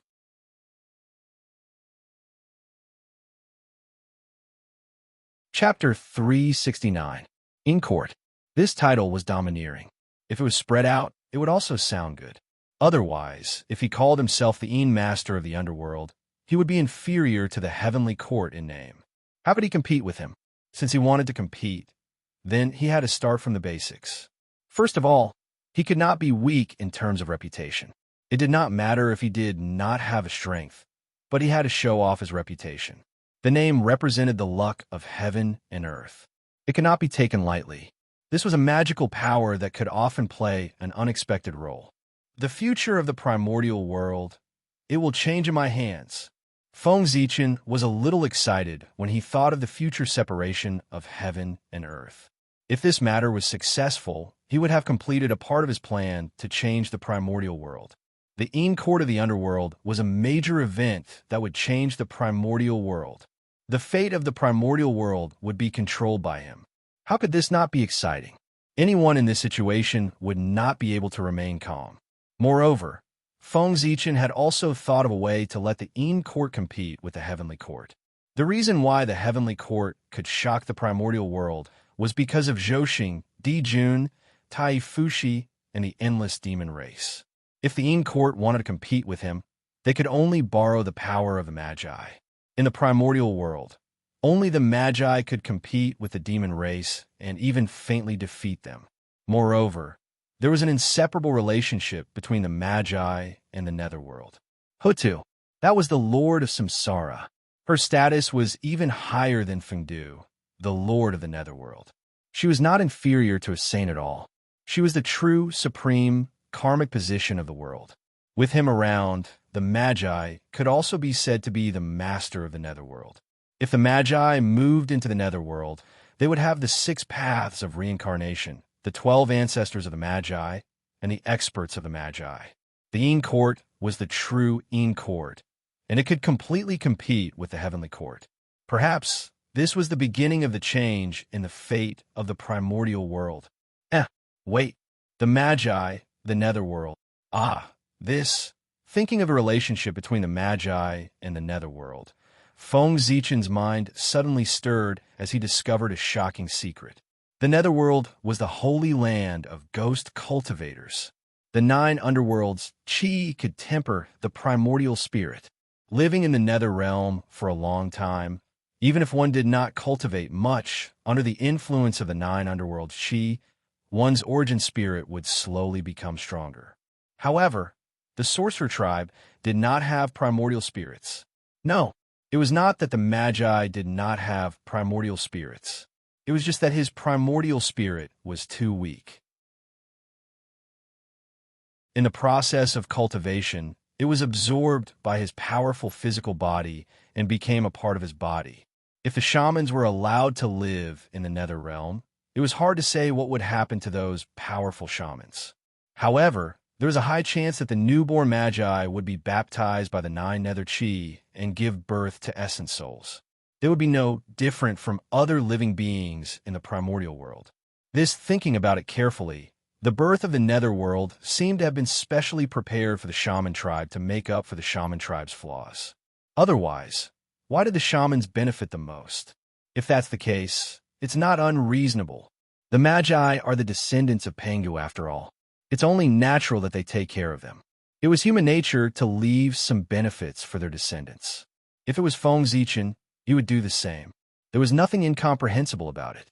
The Magi worshipped Pangu, and their attitude towards him far exceeded that of the 3 pure ones, who were also descendants of Pangu. It was normal for Pangu to be biased towards them. Unfortunately, although Pangu's plan was good, he miscalculated. If the nether realm could be born together with the heaven realm, the Magi would have long become the main characters of the world. But it's too late to be born now. Thinking of the ending of the Magi in the future, Feng Zichen was silent for a moment. Even someone as strong as Pangu could not control everything in the primordial world. There were times when he was helpless, using the nether realm to make up for the flaws of the Magi, so that the Magi could become the main characters of the world and dominate the primordial world. Their relationship would not be in vain. However, plans could not keep up with changes. Something that Pangu could not control happened. Reincarnation. It was too powerful. As a result, its gestation time far exceeded Pangu's expectations. Even when it was the age of the Magi, there were no signs of its birth. Reincarnation did not appear for a long time, dragging down the timing of the nether realm's birth. causing it to be unable to be born. Helpless, Pangu could only use the power of the Lady of Earth to forcefully create reincarnation. But at this moment, the fate of the Magi was set. They would definitely be defeated. This was the general trend of the heavenly Tao. How could it be reversed by the Netherrealm? His birth could not change anything. Otherwise, how could the monstrous negative karma accumulated by the Magi be eliminated? How could the karma with the billions of living beings in the primordial world be resolved? These were the sins of the Magi. If this sin was not punished, how could the heavenly Tao show its fairness? Being impartial was the foundation of the existence of the heavenly Tao, and it was also the foundation of maintaining the order of the world. If this concept was lost, the heavenly Tao would no longer be the heavenly Tao if it had selfish motives. The primordial world would also fall into chaos because of this. Therefore, if they were guilty, they had to be punished. Even saints were no exception, not to mention the Magi and demons. If the Magi and demons were not punished, it was not enough to correct the heavenly law, not enough to anger the commoners, and not enough to show the fairness of the heavenly Tao. The Magi had to be punished. They had to pay the price for everything they had done. It was precisely because he understood this principle that Feng Zichen, who was determined to change the primordial world, had no intention of changing the fate of the Magi and demons. Did he not know that as long as he changed the fate of the Magi and demons, the future of the primordial world would definitely change and walk into the unknown? He knew, of course he knew, but he could not do it. The negative karma that the Magi and demons carried was too heavy. Even if it was converted to saints, it was enough to pull them down from their positions as saints. Feng Zichen could not bear such karma at all. He could not solve it, nor did he dare to accept it. If he touched it, he would die. No one in the primordial world could touch it. The Magi have already made a big mistake. Their negative karma is deep, and there is no way to save them. Even if the nether realm is given to them, they can't change their fate. Therefore, the fate between the nether realm and the Magi is limited. That's why Fengdu was born to replace the Magi and rule the nether realm. After understanding this, Feng Zichen had a further understanding of the relationship between Fengdu, the Magi, and the nether realm. The appearance of the nether realm was too late. It was so late that it could not change the fate of its master of destiny, the Magi. Since the fate of the Magi's decline had been set, the nether realm could not be without a master. Fengdu was born and used the merit of opening up the ghost path to rule the rise and fall of the nether realm. The appearance of a nether realm is not completely useless. Perhaps this is the final place for the Magi to settle down. Everything in the world had a chance of survival. The Magi were no exception, and the nether realm was the last chance of survival for the Magi.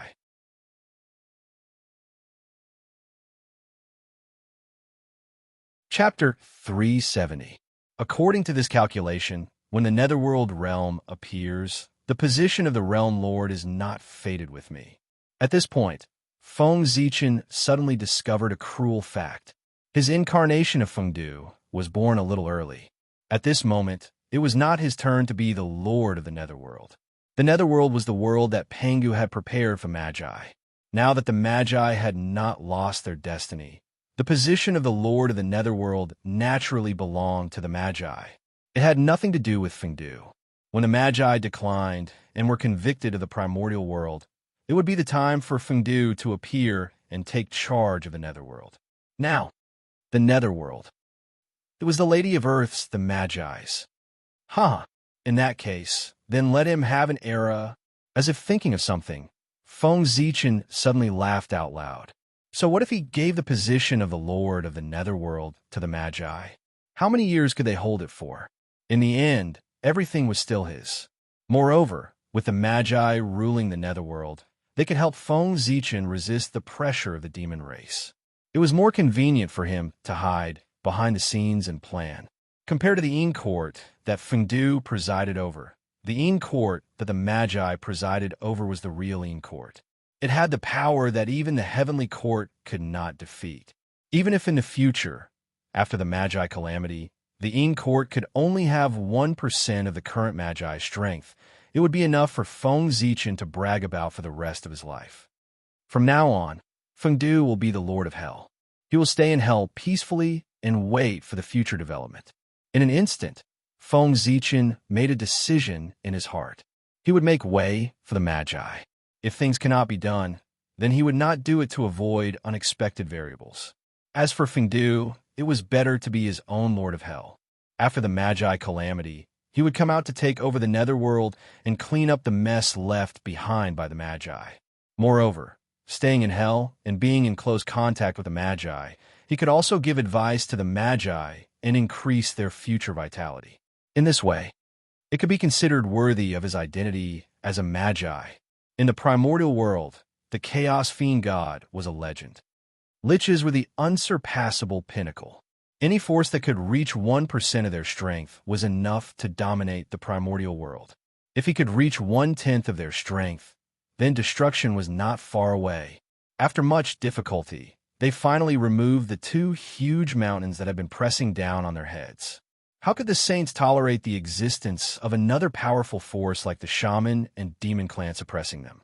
Therefore, if any force had the slightest sign of becoming a force like the Magi and Demon clans, what awaited them would be the endless schemes of the Saints until they fell apart.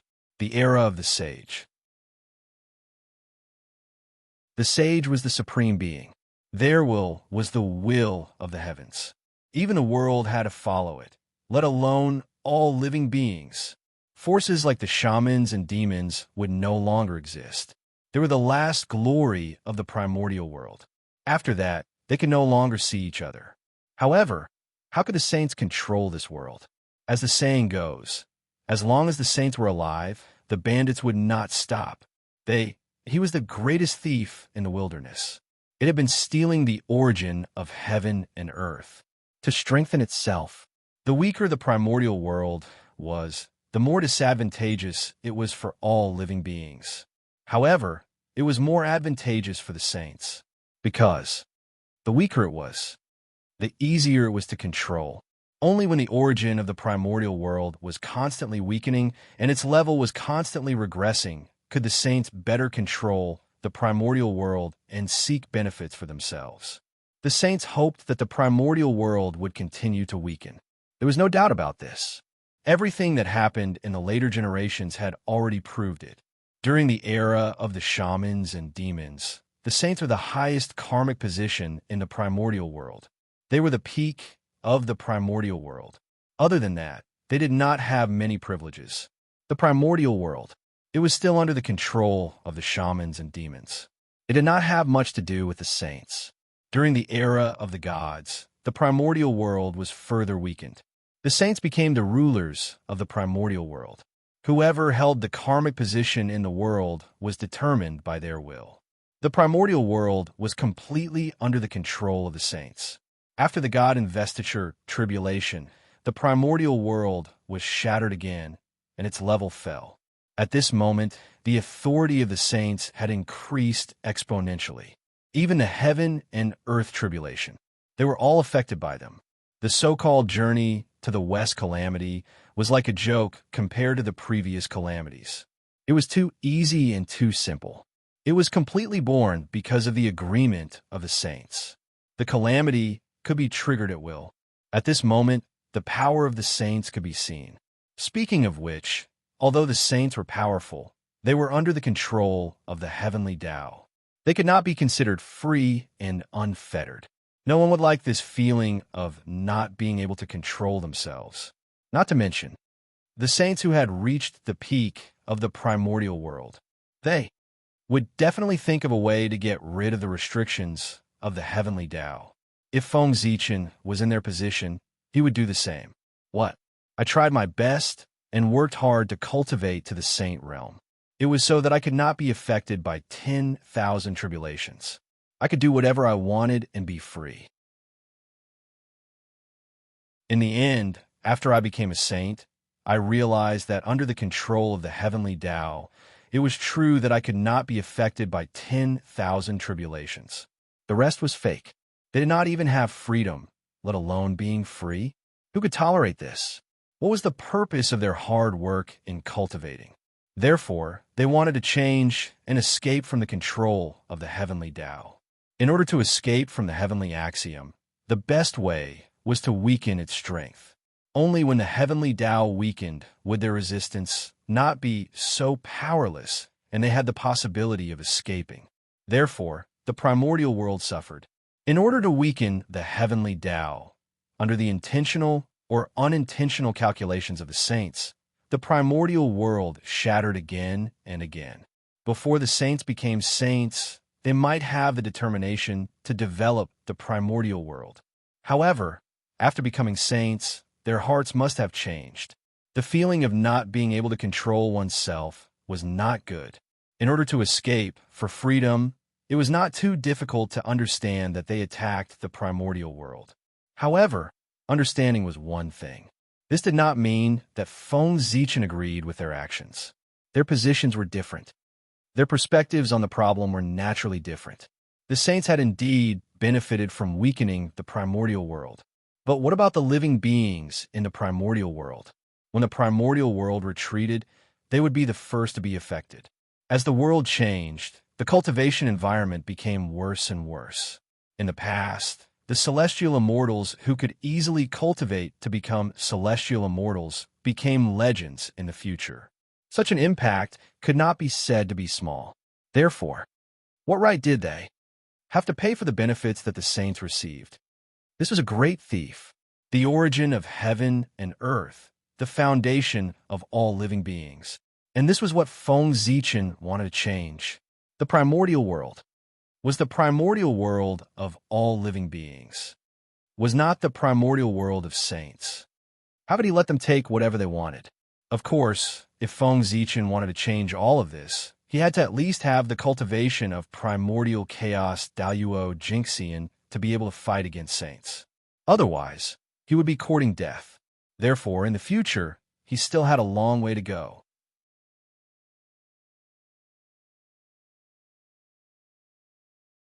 Chapter 371. After walking through the road to the underworld, crossing the bridge of helplessness, and passing through a vast fog, Feng Zichen finally arrived at the deepest part of the netherworld, where the reincarnation disk was. So powerful. This power can probably easily kill Daoyuo Jingxian. Before he got close to the reincarnation disk, Hongmeng Daozhong automatically manifested and hung above Feng Zichen's head. Wisps of Hongmeng's aura hung down to protect him. Coming into close contact with the reincarnation disk, the feeling he got was completely different from looking at it from afar. The power was even stronger. Just by coming close to the reincarnation disk, before he could do anything, Feng Zichen felt a fatal crisis. If not for the protection of Hongmeng Daozhong, he would probably be sucked into the reincarnation disk in the next moment and sink into it forever. This, Feng Zichen had never seen such a powerful treasure in his life. It was far beyond his imagination. For a moment, he could not find the right words to describe the greatness of the reincarnation disk. Unfortunately, no matter how good the reincarnation disk was, it was not fated to be with him. It was the treasure of the Hutu. It was a treasure that she had exchanged her life for. I'm really greedy. With a bitter smile, Feng Zichen mobilized the power of his mind and turned it into an invisible sword of wisdom, cutting off all the greed in his heart. Greed. It was his greatest sin. For some reason, when he saw good things, he wanted to stuff them into his pocket. He could not change it. It was really uncomfortable. Perhaps, when he suffered a big setback in the future, there would be a change. Now, all he could do was to recite the Tao scriptures from time to time to wipe the spirit platform so that he could maintain his clarity and ensure that he would not be disturbed by greed. After the greed was cut off, when Feng Zichen looked at the reincarnation disk again, there was no more greed in his eyes. There was only endless exploration and curiosity. After thinking for a while, Feng Zichen summoned the merit of creation to add another layer of insurance to himself. Then, he took a step forward and continued to walk forward.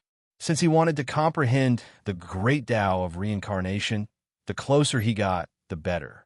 However, the closer he got to the reincarnation disk, the greater the influence of the reincarnation power. worried that Hongming Daozhong could not withstand the pressure of the reincarnation disc. Feng Zichen summoned the merit of creation. It would be funny if he was injured instead of being able to comprehend the reincarnation. The aura of Hongming was purple and glowing purple. They enveloped Feng Zichen's body like purple flowing water, making him look extraordinarily luxurious. Before long, Feng Zichen arrived in front of a huge roulette. It was an illusory wheel that didn't have a real body. It was completely composed of laws and runes. Terrifying power of the universe, the universe, the universe, the universe, the universe, and of all things of the universe. Extremely terrifying in it. And its size twos, of God of reincarnation. It was a kind of size that he could not describe at all.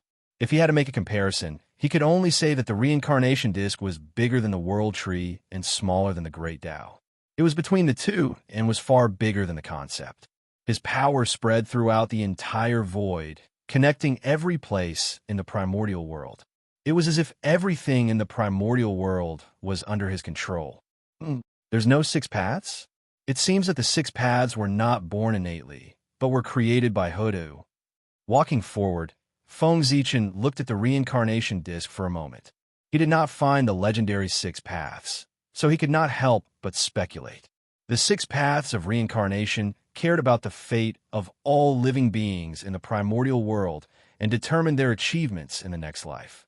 It was very important and could not be decided easily. It was normal that it had not appeared yet. According to Feng Zichen's speculation, the so-called six paths were the six most powerful types in the world. It was with their luck that the reincarnation would evolve further and be more perfect and then be truly born. At the same time, this also deepened the connection between the reincarnation and the primordial world. Reincarnation was the place where life and death operated. It naturally had a close connection with the primordial world. Otherwise, how could the identities of the billions of living beings be arranged? As long as the reincarnation was still in the primordial world, its operation would definitely not be able to bypass the heavenly Tao. That was because all the order of the primordial world and the fate of all living beings were controlled by the heavenly Tao. The heavenly Tao was the supreme ruler of the primordial world. The six paths. It was born from the will of the heavenly Tao. That was also a restriction of the heavenly Tao on Hutu, preventing her from controlling reincarnation as she pleased. That restriction was not to snatch the control of the six paths of reincarnation from Hutu. Instead, it was to suppress the power of the reincarnation disc at the critical moment and prevent Hutu from unleashing her full power. If not, with the six paths of reincarnation disc in hand, how many people in the primordial world would be Hutu's match? As long as Hutu's strength was suppressed to the level of a saint, the other saints would have a way to deal with her and prevent her from saving the Magi. Feng Zichen could roughly guess what that restriction was. Looking at the other treasures of the netherworld, they could not be used after leaving the netherworld. From this, it was not difficult to deduce the restriction of the heavenly Tao on the six paths of reincarnation disc. It was probably the same. The reincarnation disc could not be used after leaving the netherworld. That was in line with the legends of the later generations. In the netherworld, Hutu was invincible. Out of the netherworld, she could not. At most, she was on par with saints or even inferior to saints. Six paths. Six paths. Thinking of the six paths of reincarnation, Feng Zichen could not help but fall into deep thought. He wanted to modify the six paths, but the six paths were set by the heavenly Tao. How could he change it at will? Of course, Feng Zichen wanted to change the six paths. That was not because the original six paths were disadvantageous to the human race. On the contrary, after the Khanate era ended, the human race was the biggest beneficiary of the six paths of reincarnation, other than the Khanate life forms. All the races were proud of reincarnating the human race. The human Tao had almost become the Tao of the human race. Feng Zichen's goal was to change the primordial world. Only changing the six paths was the first step to changing the primordial world. If the six paths were different, the future direction of the primordial world would definitely be different. But unfortunately, his strength was not enough to change the will of the heavenly Tao. However, it could increase the weight of reincarnation and force the heavenly Tao, or even Pangu, to change the six paths rumble. Feng Zichen waved his hand and formed a seal. With the power of the chaos bead, he summoned the world tree from outside the netherworld. Immediately, the world tree broke through the air and descended above the reincarnation. Then, without waiting for the will of the netherworld to react, the roots of the world tree hung down with a bang and tightly entangled with the reincarnation. At the same time, space suddenly shattered, and huge cracks appeared, revealing one mysterious world after another. Those were the 3,000 great worlds, the roots of the world tree. They connected the 3,000 great worlds. At this moment, the power of reincarnation rioted. Following those passages, it quickly rushed into the 3,000 great worlds and established a connection with them. Boom, boom, boom, boom, boom, boom. The origin of heaven and earth emerged from the depths of the 3,000 great worlds and surged into the reincarnation, causing his figure to become more solid.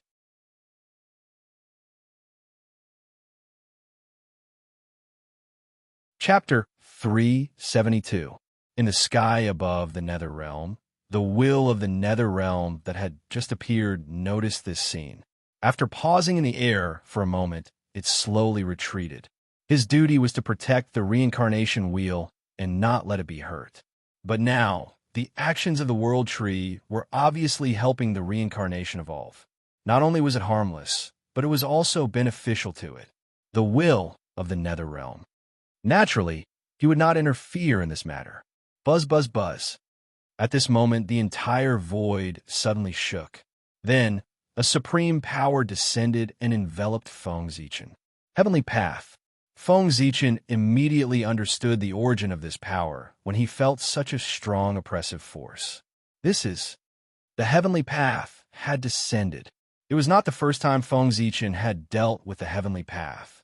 Naturally, he was very familiar with his power and would not recognize it wrongly. Obviously, this was the change in reincarnation. It had alarmed the Heavenly Path, forcing him to descend to the nether realm to check on the situation.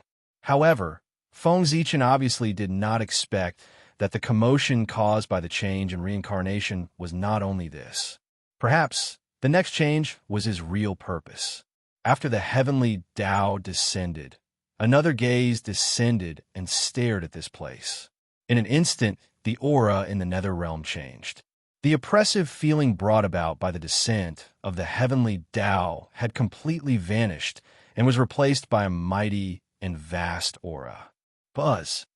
At the same time, the merit of creation in Feng Zichen's body began to tremble violently after this gaze descended. It was as if it wanted to jump out of his body and into the embrace of the owner of the gaze. Pangu. Without a doubt. The owner of this gaze was Pangu. Only he could make the merit of creation so excited. Pangu, who was sleeping in the depths of the primordial world, was alarmed by the change in reincarnation. He deliberately separated a wisp of consciousness to pay attention to this place. Although this strand of consciousness was insignificant, Pangu was still Pangu. His power was unimaginable. Just a strand of consciousness was enough to change everything. Pangu's strength was obviously stronger than the heavenly axiom, but under his majesty, not only did Feng Zichen not feel uncomfortable, he even felt more relaxed. Universal love. Because of Pangu's universal love, therefore, all living beings in the primordial world benefited from it. They were unable to perceive his supreme majesty. However, the heavenly Tao was different. It had to maintain its dignity at all times to let all living beings in the primordial world know that the heavenly Tao was not to be offended. Samsara, the most important place in the untainted land. The heavenly Tao was not the only one paying attention to his situation. Even Pangu was paying attention to him. Therefore, something happened to Samsara. Both of them descended. Good boy. This commotion is simply too frightening. He knew that if there was a problem with samsara, it would definitely cause a huge commotion.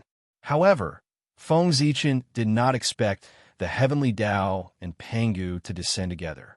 It was not the first time that he had attracted the attention of the heavenly Tao. He was already used to it. However, this was the first time that he had attracted the attention of Pangu. It was completely out of his expectations. For a moment, Feng Zichen, who had always been bold, could not help but feel a little afraid. He was afraid that Pangu would think that he was meddlesome and teach him a lesson. However, Pangu's consciousness clearly did not have the time to care about Feng Zichen.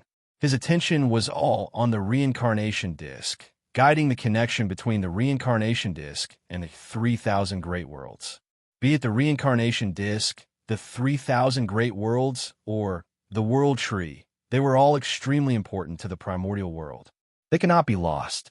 Therefore, Feng Zichen dared to use samsara to test his plan. With the heavenly Tao backing him up, he was naturally not afraid of anything. Rumble. Under the guidance of Pangu's will, the reincarnation disc operated violently, constantly guiding the origins of the 3,000 great worlds. At the same time, he also separated his own origins from his body and built small reincarnations in those worlds as his own projections to perfect the evolution of the great 1,000 great worlds. After a while, although the origins of the reincarnation disc had increased, the speed of growth was extremely slow and almost undetectable. However, the authority of the reincarnation disc had expanded imperceptibly. Its power was stronger than before. According to the original historical trajectory, the reincarnation disc of the 3,000 great worlds formed a system of its own. It was independent of the primordial world and was not bound by the primordial world's reincarnation disc. However, now, Feng Zichen had used the power of the world tree to forcefully connect the origins of the 3,000 great worlds with the reincarnation disc. He had included their reincarnation into the primordial world's reincarnation disc and controlled it. This undoubtedly greatly increased the potential of the reincarnation disc. However, at the same time, it also increased the difficulty of its birth. In order to let the reincarnation disc be born according to the original timing, the heavenly Tao and Pangu had to appear and personally guide the evolution of the reincarnation disc this time to prevent any accidents from happening to it. The birth of the reincarnation disc was already late enough. It cannot be delayed. During the evolution of the reincarnation disc, all the runes that formed it appeared clearly in front of Feng Zichen, explaining the secrets of the path of reincarnation to him without reservation. Just like that, with the help of the heaven-splitting merit and Hongmeng Daozhong, Feng Zichen fell into a deep level of enlightenment and comprehended the true meaning of the path of reincarnation. Fortunately, this was the netherworld, and no one could detect his existence. Otherwise, the arrival of the heavenly Tao and Pangu's will at the same time would cause a huge commotion. Unknowingly, 10,000 years had passed, and the reincarnation disc gradually returned to calm. Obviously, with the efforts of Pangu's will and the heavenly Tao, the evolution of the reincarnation disc was completed. Rumble. In the sky, black and yellow merit descended. It was incomparably resplendent. 80% of it landed on the Tree of World, and 20% landed on Feng Zichen. However, Feng Zichen clearly felt that with the 20% of merit, there was a stern gaze. It glared at him fiercely, almost suffocating him. This was a warning from the heavenly Tao to him, telling him not to mess around like today. This time, connecting the reincarnation disc to the 3,000 great worlds had huge benefits, but there were also huge risks. If he was careless and the reincarnation disc was damaged, the primordial world would suffer great losses. Therefore, this matter was completed successfully and did not cause any great risks. However, the heavenly Tao was frightened. Didn't he see that even Pangu's will was alarmed? This was something that had never happened in the primordial world. It could be seen that the impact this time was great. Therefore, the heavenly Tao was naturally very dissatisfied with Feng Zichen, who was the culprit. However, increasing the authority of the reincarnation disc was a merit. No matter what Feng Zichen's purpose was, the result was good. The heavenly Tao had to reward him to show its justice. That was why the merit was bestowed. However, in order to prevent similar things from happening in the future, the heavenly Tao still had to warn Feng Zichen to prevent him from making a big mistake. After all, he would not be so lucky every time. After the heavenly Tao bestowed the merit, it slowly disappeared from the netherworld and returned to the heavenly Tao space. However, Pangu's trace of consciousness remained. He hovered in the air for a moment, then suddenly plunged into the reincarnation disc and disappeared. Seeing this, Feng Zichen could not help but be slightly happy. His plan had succeeded. With this trace of Pangu's consciousness, soon after the birth of the reincarnation disc, the one who led the birth of the six paths would no longer be the heavenly Tao, but Pangu's consciousness. In Feng Zichen's previous life, the one who led the birth of the six paths was completely the heavenly Tao. As a result, the reincarnation disc created by the Lady of Earth had nothing to do with the Magi. Looking at the six paths, all the races of the primordial world were in it, except for the Magi. This was too much. This was not the way to bully others. But now everything had changed. The six paths that were led by Panga's consciousness would definitely be biased towards the Magi. Not to mention that they would take all the benefits, but it was also reasonable to leave a reincarnation for them. No matter what, the Magi were his bloodline descendants. He had personally arranged the six paths of reincarnation. It would not make sense if he did not give the Magi some benefits. Thinking about it, without the heavenly Tao, the six paths would definitely change. The future of the primordial world would definitely change. In that case, wouldn't Feng Zichen's goal be achieved? He would even help the Magi along the way. It could be said that he had killed several birds with one stone. And in this matter, the only one who would lose out might be Pangu. After all, it was a good thing for him to be forcefully awakened while he was recuperating from his injuries. It was very likely that it would cause Pangu's previous efforts to be in vain. Of course, it was also possible that Feng Zichen was thinking too much. Perhaps a wisp of consciousness was nothing to Pangu. However, if it was really nothing, why didn't Pangu's consciousness descend before? Pangu's situation was really puzzling. However, Pangu's situation was not something he should worry about. With Pangu's realm, his every move had a deep meaning. He would not put himself in danger. Thinking about it, Feng Zichen could not help but feel relieved. He just had to worry about himself. Why did he have to worry about Pangu? This was equivalent to an ordinary worker with a monthly salary of 2,000 yuan worrying about whether the world's richest man would not have enough to eat and wear. It was simply ridiculous.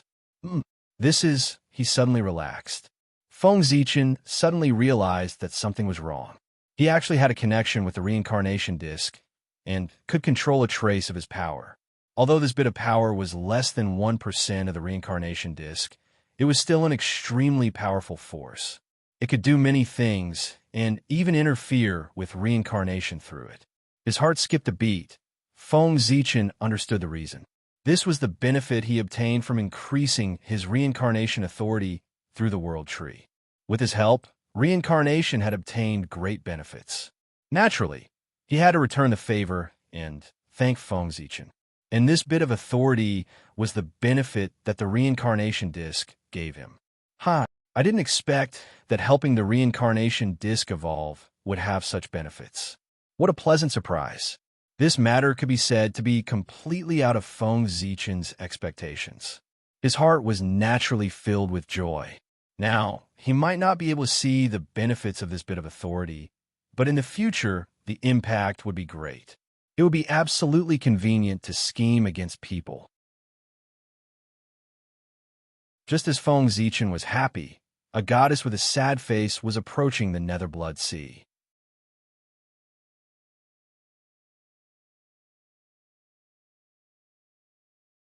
Chapter 373. At this moment, Hutu, who had traveled in the primordial world for tens of thousands of years, was finally coming to the Netherblood Sea. The time for reincarnation and the nether realm to be born had arrived. The closer they got to the nether blood sea, the more broken true spirits there were. When Hutu saw them, the sadder her expression became. Hutu, who was deeply affected by the nature of the earth and was known for her kindness, how could she see such a tragic scene? The suffering of all living beings appeared in her eyes. It was like a blunt knife cutting her heart, making her feel extremely uncomfortable. Sadness could not help but surge out from the bottom of her heart. This emotion reached its peak when Hutu arrived at the Netherblood Sea. In the depths of the Nether Realm, Feng Zichen's merit of creation suddenly shone brightly and sent out a will, urging him to leave this place. Hutu, you're here. Inexplicably, Feng Zichen understood the meaning of the merit of creation. Then, without any hesitation, he turned around and left the Nether Realm, rushing toward Hutu. As Feng Zichen moved, a rain of light danced around him, distorting everything around him. In an instant, he left the Nether Realm and crossed endless space to Hutu's side. That was the power of time and space. After enlightenment, Feng Zichen could not tell how much he had comprehended about the path of reincarnation. However, his comprehension of the path of time and space, the path of life and death, and other great paths related to the path of reincarnation had been greatly improved. He had reached the level of path validation. In other words, as long as Feng Zichen wanted, he could rely on the path of time and space, life and death, and other connate paths at any time. His strength had received an unprecedented improvement. Now, Feng Zichen was waiting for the flower of earth to bloom and his cultivation to take a step forward, so that he could reach the perfect realm of Daluo Jingxian and prove the great Taoist priest path fruit. In this way, even if there were restrictions of heaven and earth, one could not become a sage-to-be without going through the calamity. However, the great Taoist priest's karmic position had its own magic. Its power was endless, and it had invincible divine might below the saint. Such power was enough for Feng Zichen to roam the primordial world. Fellow Taoist Hutu, what brings you here? Walking quickly to Hutu, Feng Zichen asked softly. All of Hutu's attention was focused on the broken true spirits in the Blood Sea. She was thinking about how to save them, so her spiritual senses were at their lowest. In addition, Feng Zichen was not hostile at all, and he came quietly. For a moment, Hutu didn't notice his arrival at all. Therefore, Feng Zichen's voice suddenly sounded in Hutu's ears, which gave her a shock.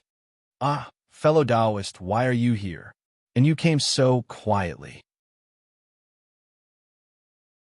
You gave me a fright.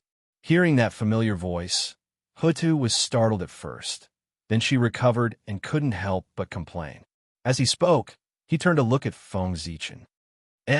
Fellow Taoist, what are you? With this look, Hutu found that something was wrong.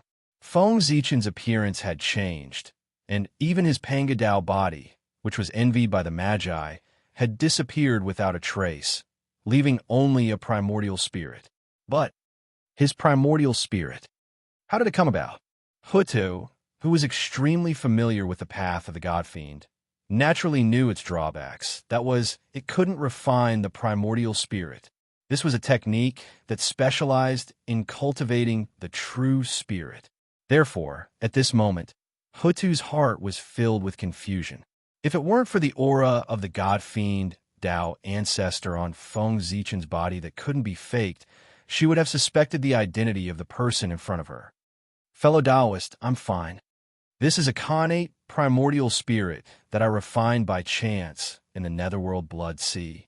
Seeing the confusion in Hutu's eyes, Feng Zichen explained with a smile. Feng Zichen wasn't surprised that Hutu could recognize his identity.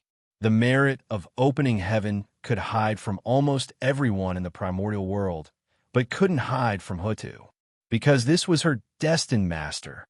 Besides, Feng Zichen didn't intend to hide the origin of this incarnation in front of Hutu. Otherwise, how could he carry out his follow-up plan? If he wanted to develop in the netherworld, he couldn't avoid the Magi. It was necessary to reveal his identity to Hutu. Fellow Taoist, you're really a genius. Wait. Just as she was about to express her admiration for Feng Zichen, Hutu realized that something was wrong. The purple brilliance that enveloped Feng Zichen's body seemed to be the merit of opening heaven in her memory. While sucking in a breath of cold air, Hutu fell into her memories and searched for records about the merit of opening heaven in her inherited memories. This aura can't be wrong. That's the merit of opening heaven. But how is this possible? It's been 2 eons since Father opened the sky. How can there still be merit of opening heaven in the primordial world? After a while, Hutu confirmed the identity of the merit of opening heaven, but this made her feel even more incredulous. The merit of opening heaven should have been distributed after the opening of the sky. Why was there still some left? And it was even obtained by Feng Zichen. Fellow Taoist, is the purple light on your body the merit of opening heaven? Hutu was puzzled, so she asked directly. That's right, this is the merit of opening heaven. Back then, when I was traveling in Mount Buzhou, I was favored by the great Taoist priests and obtained some of his inheritances. This 10% of the merit of opening heaven is among them. Feng Zichen nodded and replied. Everyone in the primordial world knew that he had obtained the inheritance of Pangu. Therefore, he said so. There was no problem at all. Huda wouldn't suspect anything. Of course, Huda wouldn't suspect anything. After all, in the primordial world, no one had ever heard of anyone who dared to lie in the name of Pangu. Wasn't he afraid that the great god Pangu would blame him? But what they didn't expect was that Feng Zichen dared. Not only did he do it, but he did it more than once. As for the truth of the matter, of course, Feng Zichen wouldn't tell her. Breaking the Hongming heaven-measuring ruler was not a glorious thing. It was not easy for Pangu to suppress it. He tried his best to cover it up, but it was too late. How could he spread it out with great fanfare? Wouldn't that be causing trouble for himself? Fellow Taoist, what a good opportunity. With this 10% of the merit of opening heaven, thinking about it, fellow Taoist, you are not far from becoming a saint. Sure enough, after hearing Feng Zichen's explanation, Huta didn't have the slightest doubt. Instead, she said in an envious tone, becoming a saint was not an exaggeration by Hutu. There was a reason for it. As the descendants of Pangu, the 3 pure ones were all saints and enjoyed supreme glory. However, none of the 12 ancestral shamans had attained the Tao, and their fates were even more miserable. Those who died, died, and those who were imprisoned. Their treatment could be said to be worlds apart. The reason was that the 3 pure ones each had 10% of the merit of opening heaven, but the 12 ancestral shamans did not. In the past, in the Purple Cloud Palace, the 3 pure ones had 10% of the merit of opening heaven, and they were directly called saints by Tao ancestor Hongjun.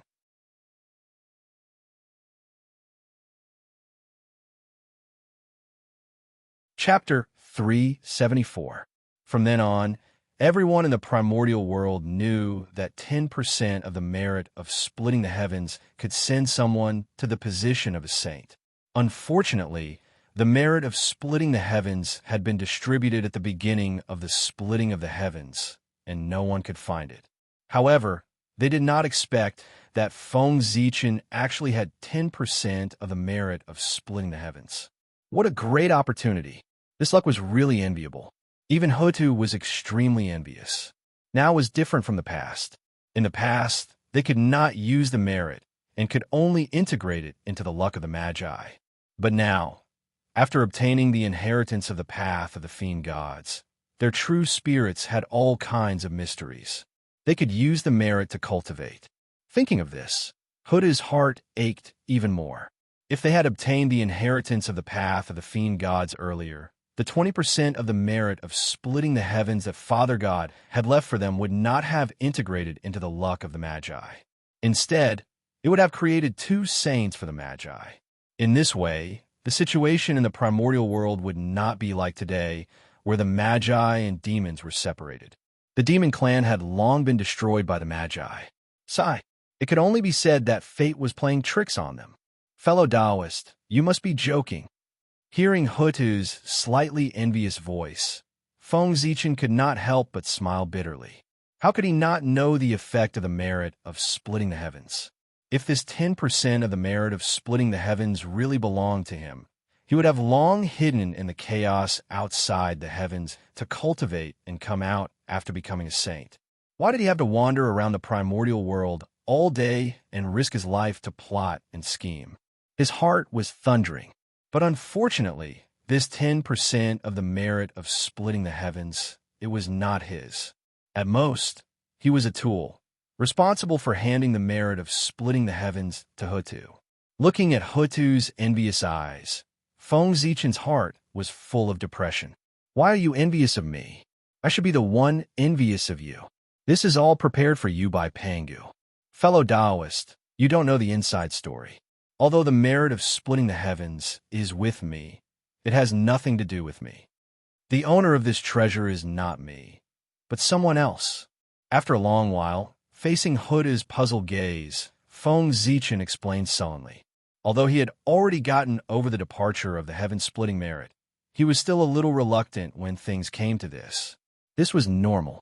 Even a saint would be tempted by 10% of the merit of creation, let alone him. Although he was reluctant to part with her, as long as his heart wasn't disturbed, it wasn't a big deal. What were you talking about, fellow Taoist? The owner of the heaven-splitting merit isn't you. Who is that? In the untainted land, who is more qualified than you to obtain the merit of creation? After Feng Zichen finished speaking, Hutu became agitated all of a sudden, as if she was stimulated. Her tone was raised a few octaves. His tone was filled with disbelief. Hutu couldn't be blamed. What Feng Zichen said was simply too shocking. In this world, other than Pangu, who else was qualified to obtain the merit of splitting open the heavens? The merit of splitting open the heavens was rewarded to Pangu by the great Tao. Pangu faked his death, so the merit of splitting open the heavens fell on things related to him.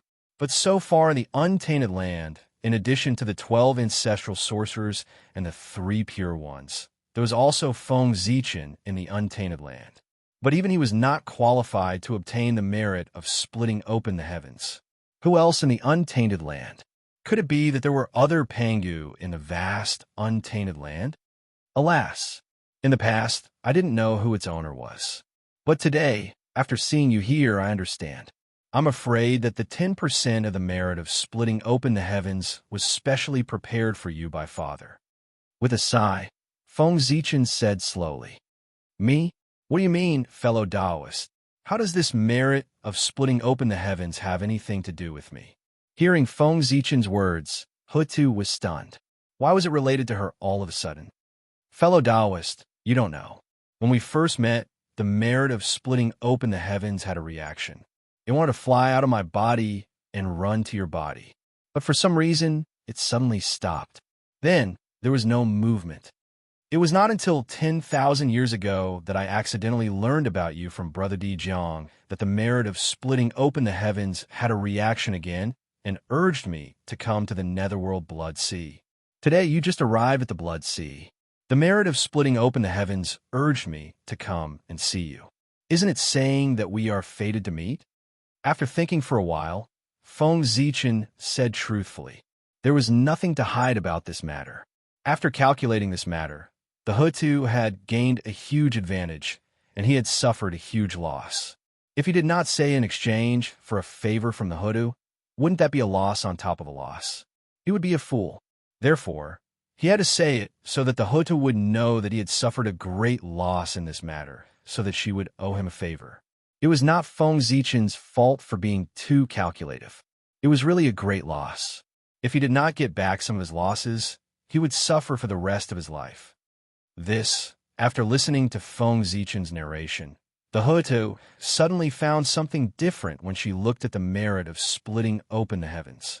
There was suddenly a trace of connection between her and it, as if this thing belonged to her. It could be seen that what Feng Zichen said was not false.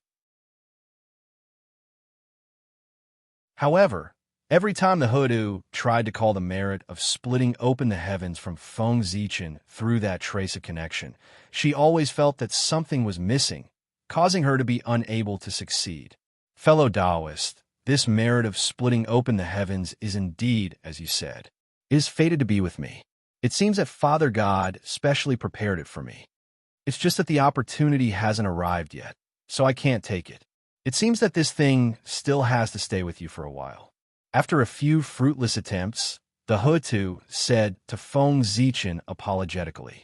The opportunity had not arrived, so she could not force it. The Hutu still understood this principle. The opportunity hasn't arrived? After thinking in his heart, Feng Zichen immediately understood what was going on. Now, the Hutu did not have the determination to transform into reincarnation. If he gave the merit of splitting open the heavens to her now, it was hard to guarantee that she would not return to the Magi rays to enter seclusion after receiving the merit and come out after becoming a saint. Although this was only a possibility and might not really happen. However, this matter concerned reincarnation, so there could not be any accidents. Therefore, the Hutu wanted to obtain the merit of splitting open the heavens. Only when she was determined to transform into reincarnation could she do so. However, even if Feng Zichen understood this, he did not intend to tell the Hutu. The Hutu transformed into reincarnation. It came from the bottom of his heart. It was his boundless love for all living beings in the primordial world. One had to know that the Hutu's reincarnation was carried out with the mentality of certain death. At that time, he did not know that he could still live after transforming into reincarnation. He, who had already decided to give up everything, no longer cared about life and death. His only thought was to use his own death as the price to exchange for a place to live after everyone died. This was also the Hutu goddess, the reason why she had always been respected.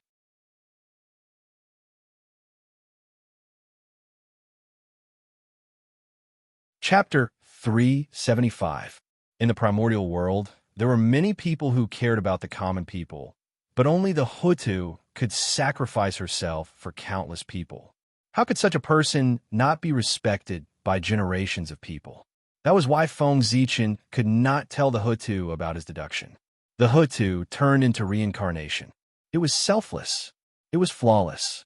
Therefore, the reincarnation that he created was perfect. If Feng Zichen told the Hutu about his deduction, it would undoubtedly cause the originally sacred action to be tainted with benefits and become less great and pure. Moreover, when it was related to benefits, the Hutu's heart would inevitably have flaws and some selfish desires. Would such a reincarnation still be perfect and flawless? That would also become a stain on the Hutu's life. Reincarnation for the common people and reincarnation for selfish desires were two different concepts. The former was great, while the latter was admirable. The impact was completely different. Originally, the Hutu, who could truly be a saint of the primordial world, would lose the right because of Feng Zichen's words. Her sin would be huge. Therefore, she could not say it. The Hutu turned into reincarnation. That was her own decision and also her greatness. It was the Hutu who used her selflessness to create reincarnation, not reincarnation. The Hutu, the most pangamagus in the primordial world. Fellow Taoist, don't be anxious. If it's yours, it's yours. No one can take it away. Suppressing the thoughts in his heart, Feng Zichen smiled and said, that tone, that demeanor, could be described as an understatement. It was as if what was about to leave him was not the supreme treasure of the primordial world, the heaven-splitting merit, but some other worthless trinket. His carefree attitude made Hutu, who was standing at the side, admire him. Honestly speaking, if he were Feng Zichen, knowing that the merit of splitting the sky would abandon him, he would never be able to be so calm and collected. Heartache, that was the least of it. With this comparison, Hutu felt that Feng Zichen was more and more unfathomable. His mental state cultivation was truly high. You're right, fellow Taoist. Hutu nodded. The merit of creation would be obtained by him sooner or later, so why should he be in a hurry? That's right, fellow Taoist. Why have you come here? After a while, Feng Zichen asked with some confusion. However, he took the initiative to change the topic and let the Lady of Earth remember the purpose of his visit and not dwell on the heaven-splitting merit. Reincarnation was his mission here. Compared to that, the heaven-opening merit points were just minor details. Alas, upon hearing Feng Zichen's words, Hutu recalled the situation of the true spirits in this place. She helplessly sighed and said to Feng Zichen, "Fellow Taoist, you don't know. I've been thinking about traveling to the primordial world. However, on the way, I accidentally discovered that after the living beings of the primordial world died, their true spirits were summoned by an inexplicable force and headed to the same place together. I was curious, so I followed the traces of those true spirits and came to the netherworld blood sea. I didn't expect to see such a miserable scene here. It's really uncomfortable." At this point, the Lady of Earth pointed at the netherworld blood sea. The sadness on her face became even more intense, as if tears could fall at any time. Feng Zichen looked in the direction that the Lady of Earth was pointing at. As he had expected, there were many true spirits inside that were being corroded by the evil aura and were about to sink. If they did not come to the netherworld blood sea, they would not know the misery of the people of the primordial world after their deaths. Everyone in the primordial world knew that most living beings would die. What they had cultivated when they were alive would be transformed into the Tao and completely return to the world to repay the kindness of the world. However, the physical body and essence soul were formed by the Kane Chi. After a person died, it would not be long before the Tao disintegrated in the world. However, the Kane true spirit was different. It was the foundation of living beings. It carried the comprehension of a cultivator's life, as well as the Tao and principles that they had cultivated. If they did not take the initiative to transform into the Tao, it would take a long time for the world to wear them down. Moreover, the higher one's cultivation level, the longer it would take. Therefore, after everyone died, their Kane true spirits did not return to the world. Instead, they gathered in the netherworld blood sea and waited for everything they carried to be completely destroyed by the world. Only then could these true spirits return to the world. The heavenly Tao needed it. It was the purest Kane true spirit. Only such a true spirit could strengthen its origin. The Tao comprehensions carried by those true spirits were naturally treasures to other cultivators. However, to the heavenly Tao, they were impurities that would pollute it and affect its perfection and purity. Therefore, it did not take them. However, what kind of place was the netherworld blood sea? Ordinary people would not be able to stand it if they stayed there, let alone true spirits that did not have any protection. Staying in the blood sea would definitely be extremely miserable. Unfortunately, as long as the true spirit did not return to its purity, it would have to stay in the blood sea and suffer for a day. It could be said that it would not be able to rest in peace even if it died. It was because of this scene that the Lady of Earth could not bear to see it. Speaking of which, it made sense. The blood sea was a filthy place. Who would come to a decent person?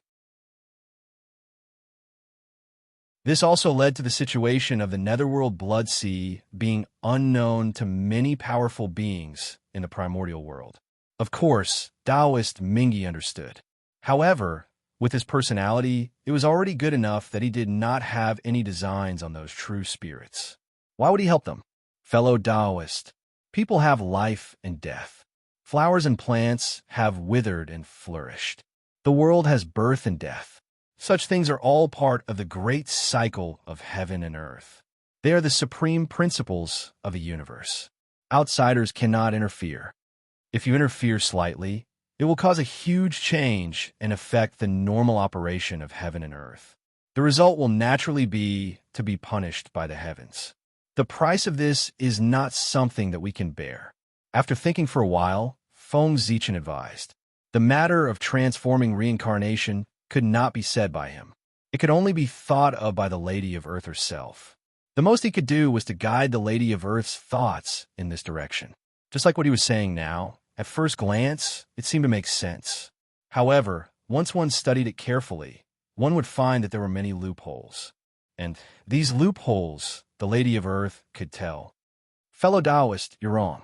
Although life and death are the supreme principles of heaven and earth, if you die, you die.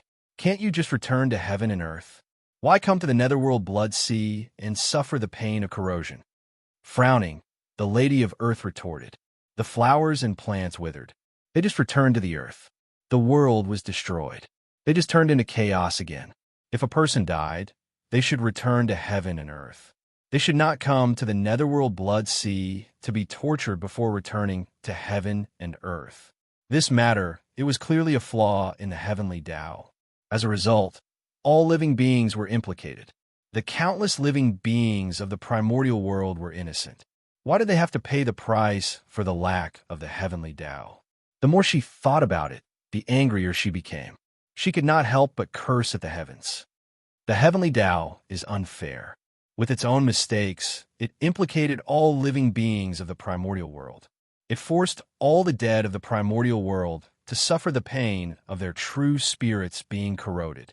It's really detestable. The Lady of Earth was angry. She did not suppress her strength as she cursed, causing her voice to spread throughout the blood sea.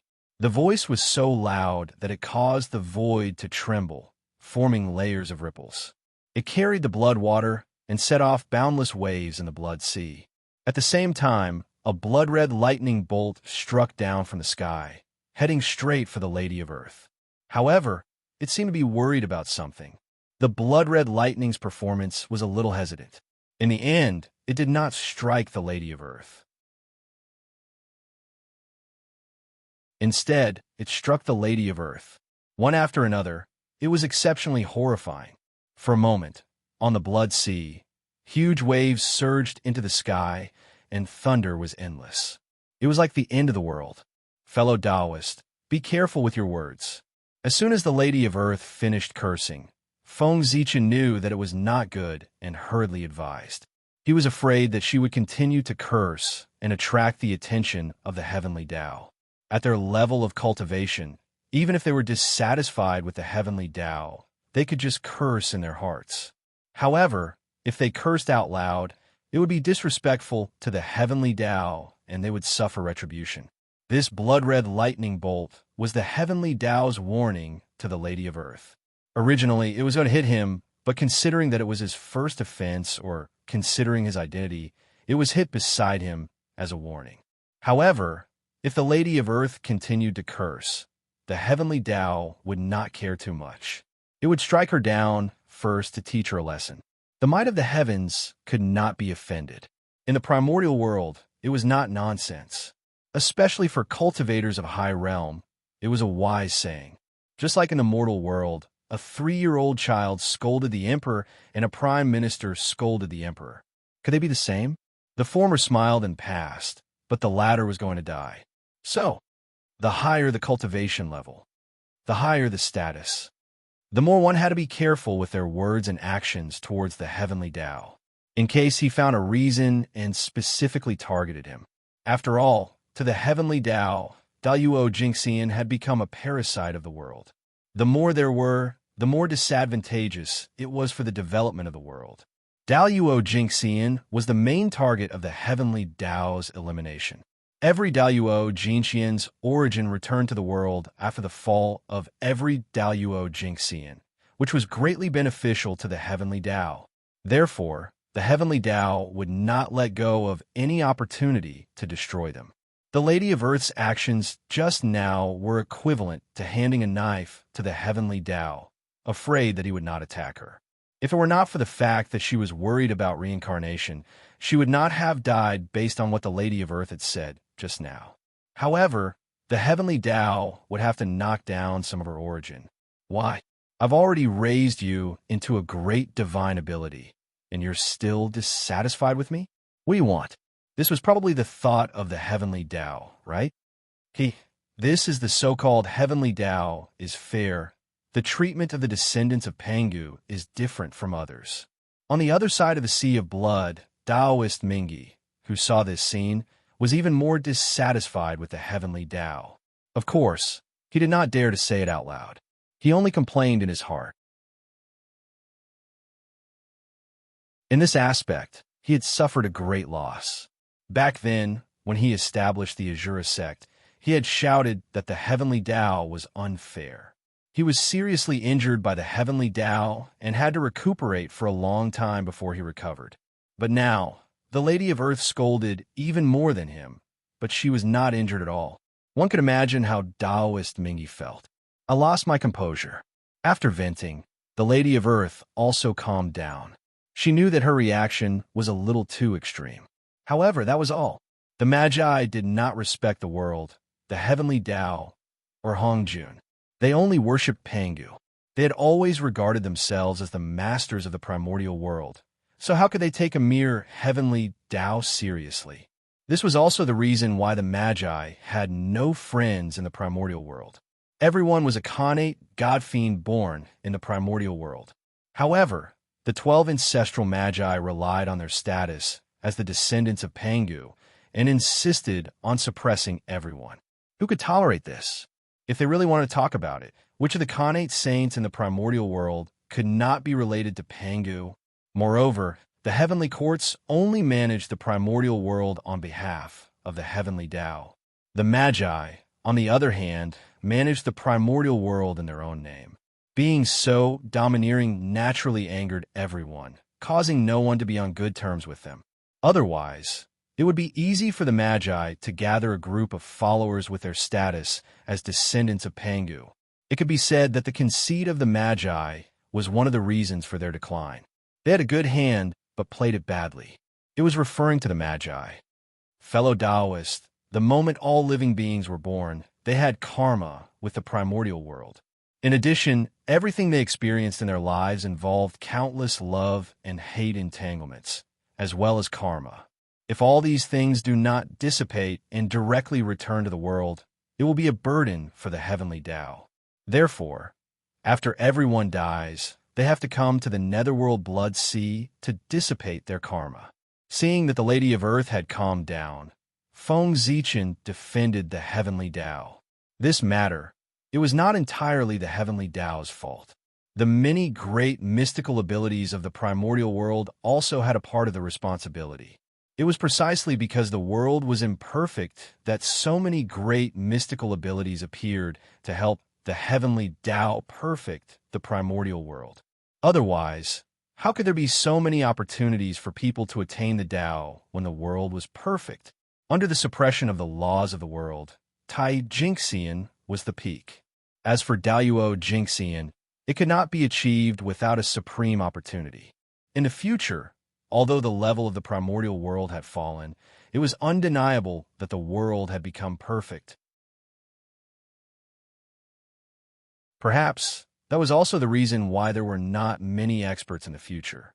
The perfection of the primordial world did not only rely on the heavenly Tao, but also the hard work of a group of great mystical abilities. Countless years had passed, but no great mystical abilities had sensed anything amiss with the blood sea, or had sensed it but did not want to care. This, therefore, the heavenly Tao could not be blamed for the blood sea. Fellow Taoist, you're being unreasonable again. According to you, the time these true spirits stay in the blood sea should be based on their negative karma. However, look at the current situation. It's obvious that the time they stay in the blood sea is determined by the level of their cultivation level. How can this reflect the fairness of the heavenly Tao? Shaking her head, the Lady of Earth did not agree with Feng Zichen. Ahem, fellow Taoist, from the standpoint of the heavenly Tao, this is already very fair. After coughing twice, Feng Zichen said, when cultivators cultivate, they collect the qi of heaven and earth. This is called harming the world to nourish oneself. In the eyes of the heavenly Tao, this is a sin. The stronger one's cultivation level, the more qi of heaven and earth they collect, and the greater their sin. After death, they will naturally stay in the blood sea for a longer time. Therefore, there's nothing wrong with that. The Lady of Earth was a human.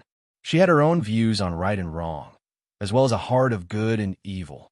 However, the heavenly Tao was not. It did not have emotions, good or evil, or right or wrong. As long as it was beneficial to the world, it would support it. It would oppose anything that was harmful to the world. The heavenly Tao was that simple. Everything would end when one died. It referred to the relationship between humans. When one died, all the grudges and karma from when one was alive would naturally disappear. However, how could the karma with the heavenly Tao be erased by death? It had to be completely wiped out. After the living beings of the primordial world died, the true spirit came to the netherworld blood sea to slowly transform into the Tao there to end the karma of the heavenly Tao. However, the blood sea was ferocious. That was why these true spirits were tortured here. That was not the original intention of the heavenly Tao. Torturing these true spirits was meaningless to him. Although that's the case, it's an indisputable fact that these true spirits suffered a calamity because the heavenly Tao gathered them in the blood sea. The heavenly Tao has to bear the main responsibility for this matter. After hearing Feng Zichen's words, the Lady of Earth understood. The human Tao and the heavenly Tao were ultimately different. However, this matter was created by the heavenly Tao. Of course, because of the mistake of the heavenly Tao, these true spirits have been tortured in the netherworld blood sea. They have long accumulated endless resentment.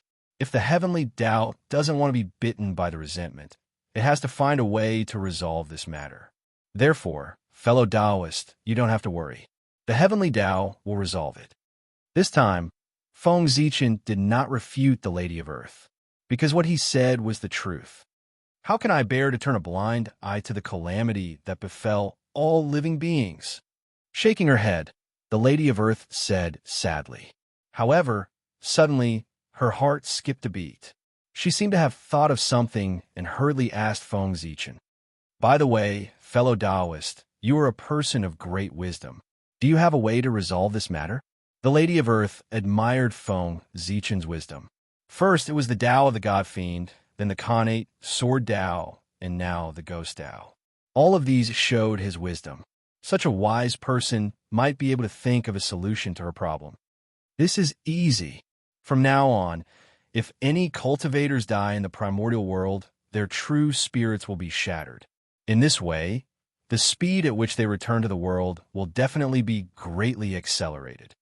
Perhaps, before they reach the netherworld blood sea, they will have completed their Tao transformation. In this way, they won't have to suffer anymore. Feng Zichen said with a light smile. This method was the simplest and most effective, but no one was willing to do it. Fellow Taoist, you really know how to joke. After a long while, the Lady of Earth said helplessly, "In the primordial world, countless living beings died every day.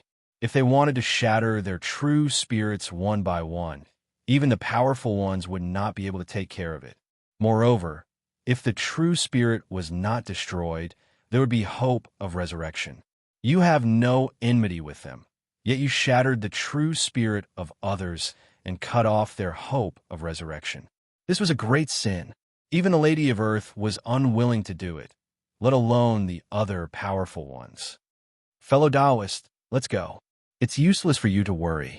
Why don't I accompany you to walk in the blood sea and look for an opportunity? The merit of creation asked me to wait for you here. It could be seen that the opportunity between you and him should be here. Fellow Taoist, you are not strong enough now. Thinking about this matter is of no use other than wasting your mind. Why don't you wait until you obtain the merit of creation and become a Saint Karma rank, and your strength improves greatly? Then, you can think of a way to solve this matter. At different heights, the way you look at problems is different.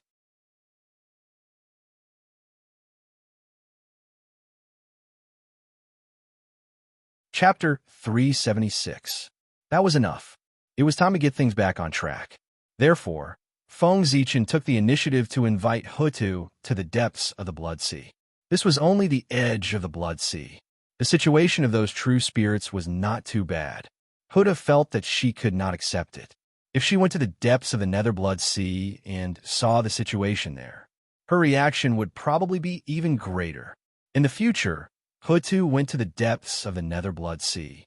When she saw the scene there, her heart was greatly impacted. Only then did she have the idea of turning her body into reincarnation. Now, Feng Zichen brought Hutu to the depths of the Blood Sea with such an idea. Fellow Taoist is right. With my current cultivation, I really can't think of any good methods. Let's wait until my cultivation is higher. It's just that these true spirits have suffered. With a sigh, Hutu followed Feng Zichen and walked forward. All right, fellow Taoist. The name of my incarnation is Feng Du. It's the ancestor of the ghost path, the emperor of all ghosts. You can call me Feng Du in the future. Don't call me a wizard. I have great use for this incarnation. I can't expose it. On the way, Feng Zichen seemed to have thought of something and reminded Hutu. If Hutu accidentally revealed his identity, then he would be in big trouble. Therefore, it was better to tell her in advance. Greetings, fellow Taoist Feng Du. Hutu took a deep look at Feng Zichen, smiled, and said, hiding his identity, sneaking into the Nether Blood Sea, and even opening up the ghost path. It was obvious that he had a big plan. However, Hutu did not ask what the plan was. If she wanted to say, Feng Zichen would have explained before she took the initiative to say it. And now, she only asked him to hide her identity for her. Obviously, she did not want outsiders to know about her plan. Since that was the case, why bother? Thank you, fellow Taoist. From Hutu's words, Feng Zichen understood what she meant and immediately thanked her. Fellow Taoist, you're too polite. We're family. Why are you being so polite? Seeing him being so polite, Hutu said unhappily. Yes, we are a family. Yes, we've been rude. Just like that, the two of them chatted as they walked deeper into the Blood Sea. As the two continued to go deeper into the Blood Sea, Hutu's expression was first shocked, and then she fell into silence. It was not until they reached the depths of the Blood Sea that Hutu's suppressed emotions finally exploded. How could this be? Hutu looked at the Blood Sea in a daze. Her face was full of disbelief, and there were even tears in her eyes. The true spirit in the depths of the Blood Sea had long been completely corroded by the brutal aura, turning into a blood-red monster that only knew how to kill. They didn't have any intelligence, and they didn't even have any signs of life. They survived by devouring each other. This was an extremely twisted monster. Killing was the only value of their existence. Of course, these were nothing.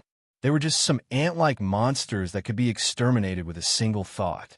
It wasn't worth it for Hutu to do this. What really moved him was it was the form of these monsters. They fed on blood and chi, and they could constantly absorb energy from the Blood Sea to strengthen their true spirit. However, the true spirit came to the Blood Sea to dissipate its strength and return to the world. In this way, the true spirit would completely return to the world, and it would become unreachable. Moreover, these true spirits had long been corroded by the brutal aura. If they could not return to the world, they would be tortured by the brutal aura day and night, and they would be in extreme pain. They would have to reincarnate forever. If these monsters did not die, the true spirit in their bodies would be imprisoned in the 18 levels of hell. They would be tortured forever and would have to reincarnate forever. Miserable. How miserable. Hutu was lost and shed tears because of the suffering of these true spirits. What crimes did the common people commit? After muttering to herself, Hutu suddenly used her divine ability. Immediately, the power of creation of the earth surged from all directions and enveloped this place. Sizzle. One could see that as soon as the blood-red monsters came into contact with the power of creation of the earth, they turned into blood-red smoke as if they had met their natural enemy. As for the true spirit in their bodies, it was purified by Hutu's secret technique and turned into the purest innate spiritual light. Empress is merciful. The moment these true spirits were purified, they had a moment of clarity. They bowed to Hutu and turned into specks of light that returned to the world. Empress is merciful. Empress is merciful. Then, every true spirit that was purified regained a moment of clarity just like before. After bowing to Hutu one by one, they explained everything and returned to the world. Rumble. As more and more true spirits were purified, the heavenly Tao sensed it and mysterious yellow merit descended. It was abnormally mystical. However, Hutu did not accept the merit. Instead, she used her divine ability and sent it into the depths of the blood sea to continue purifying the true spirits. For a time, the creation chi in the depths of the blood sea filled the air and suppressed the bloody aura, turning a peerless, dangerous place into a creation holy land. Tut! At this moment, a white lotus suddenly floated in the void. It was emitting a clear, holy light. There were 12 grades, and it took root in the blood sea. That was the 12th grade world, cleansing white lotus. It was Xianqing was here. The blood sea was not far from the west. After Xianqing left Mount Meru, he did not return to the East Sea. Instead, he found a place near the blood sea and cultivated, waiting for the birth of reincarnation. Hutu's reincarnation was the greatest opportunity in the primordial world after Pangu opened the sky. If he missed it, he would never be able to find a second one. Thus, how could Xianqing not come and interfere? One had to know that his goal was to become the great emperor of the East Pole. And the great emperor of the East Pole had another identity, the heavenly venerable of seeking sound and saving suffering. This identity was not only for the living, but also for the dead. He could guide the suffering souls to reincarnation. For those who had accumulated virtue and done good deeds, understood the mysteries, and achieved great merit. The great emperor of the East Pole could also ride the immortal control of the 9 lions and scatter the auspicious light of 100 treasures to guide them to ascend to the heavens and become immortals. He had the power to save all living beings, save the suffering, educate all living beings, and transcend life and death. If Ksitigarbha Bodhisattva was the representative of Buddhism in the underworld, then the great emperor of the East Pole was the representative of Tao in the underworld. Corresponding to it, with such an identity, for the sake of his future Tao career, Xianqing had to make a trip no matter what. Boom! After the white lotus of purification took root in the sea of blood, it suddenly erupted with a shocking brilliance. Strands of divine brilliance bloomed, and the power of purification was vast and mighty, sweeping across everything. In an instant, it was unknown how many true spirits there were. They were purified by the white lotus of purification. In terms of purification, the 12th grade white lotus of purification was the best in the primordial world. Although the Hutu's creationly was strong, it was still a little inferior to him. Thank you, fellow Taoist. How should I address you? With the help of the white lotus of purification, the pressure on the Hutu was greatly reduced. She took the time to thank Xianqing, who had just appeared. The third-generation disciple of the celestial sect of wonders, Xianqing, greets ancestral witch Hutu. Appearing from a void, Xianqing first told his origin, and then praised, "You're right. It's been a long time since I heard the name of ancestral witch Hutu's benevolence. Seeing you today, you really live up to your reputation." Unfortunately, at this time, the Hutu had no time to pay attention to Xianqing. It turned out that when she saw that someone was helping, the Hutu suddenly increased her strength. The power of creation surged out, wanting to envelop the entire netherworld blood sea. The Hutu actually planned to purify all the true spirits in the blood sea at once to help them be free. Seeing this scene, the corner of Xianqing's mouth twitched. The Hutu had the cultivation of a perfected quasi-saint. Of course, she could do this. However, he was only Daluo Jinxian. Being able to purify the true spirits in this place was already his limit. He could not help much more. At the same time, he also understood the Hutu's plan. Purifying all the true spirits in the blood sea might not solve the root cause, but this was the only way the Hutu could think of. There was nothing more he could do. The blood sea was boundless. There were countless true spirits in it. Although the Hutu was strong, she also had a limit. It was a little difficult for her to purify all the true spirits in the blood sea by herself. After a while, the Hutu could not hold on any longer. However, she did not intend to give up just like that.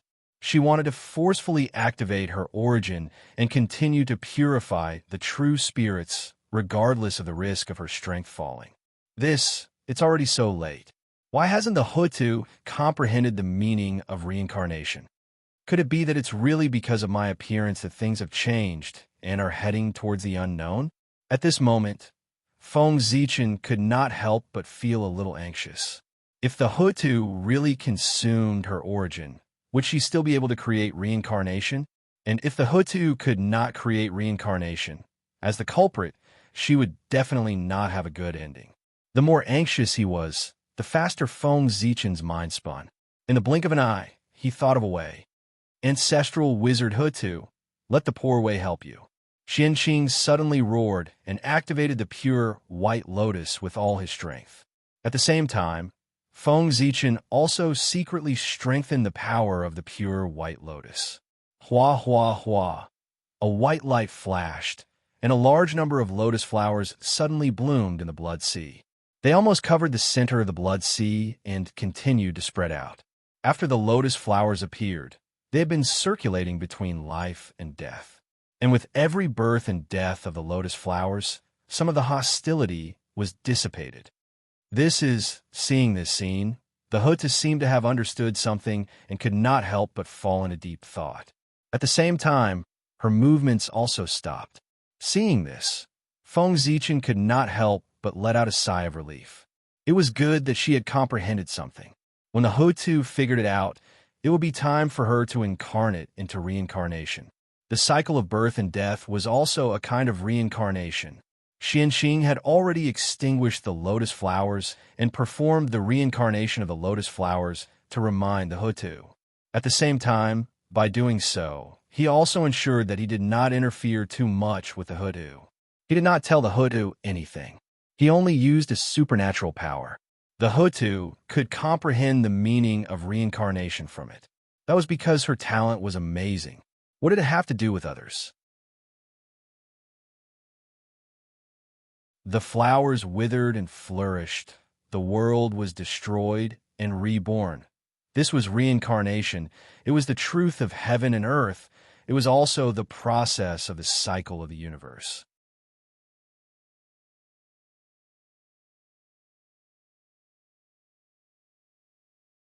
Chapter 377. But why, when people died, was there nothing left? Where was the reincarnation that belonged to people? Because the world was incomplete, the reincarnation cycle was incomplete, and all living beings had no chance to turn the wheel of life and death.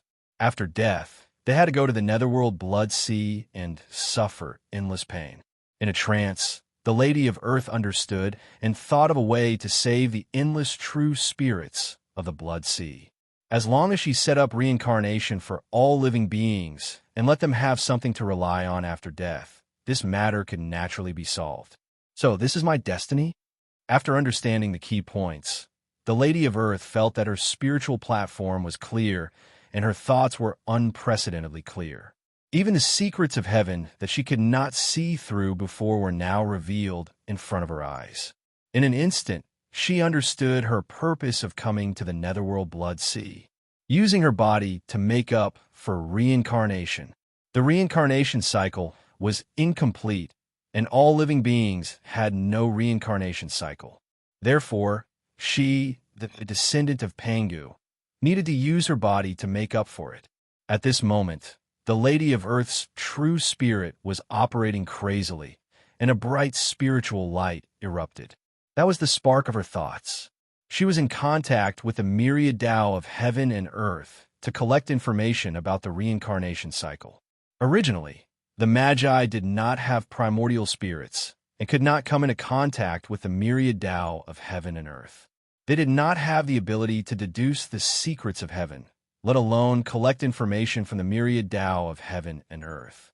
However, after Feng Zichen passed down the path of the God Fiend, the only shortcoming of the Magi was made up for. In other words, the Magi also had the ability that normal cultivators should have. Deducing the secrets of heaven, it was not difficult for the current Magi. At this special moment, the Lady of Earth's spiritual perception reached an unprecedented peak. She had deduced all the consequences of the reincarnation cycle. Even she would die. All of them were deduced by the Lady of Earth. This death was the true meaning of death. She would completely cease to exist. She would use everything she had to make up for the reincarnation cycle and disappear forever in the primordial world. The price was not small. Die. I didn't expect that I would become the first great magician to truly die in the primordial world. I would completely disappear. With a self-deprecating smile, the Lady of Earth said with some melancholy.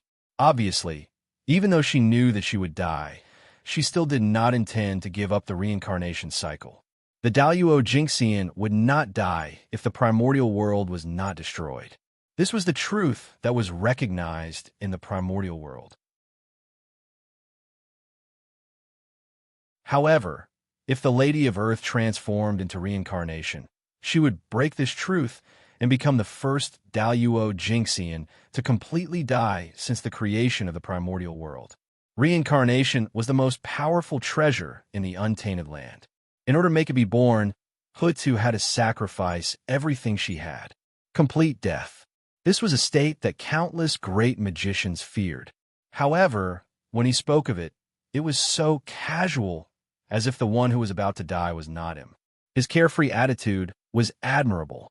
If the death of a single person in the future of Earth can be exchanged for the peace of the primordial world after death, well then, Hutu is willing.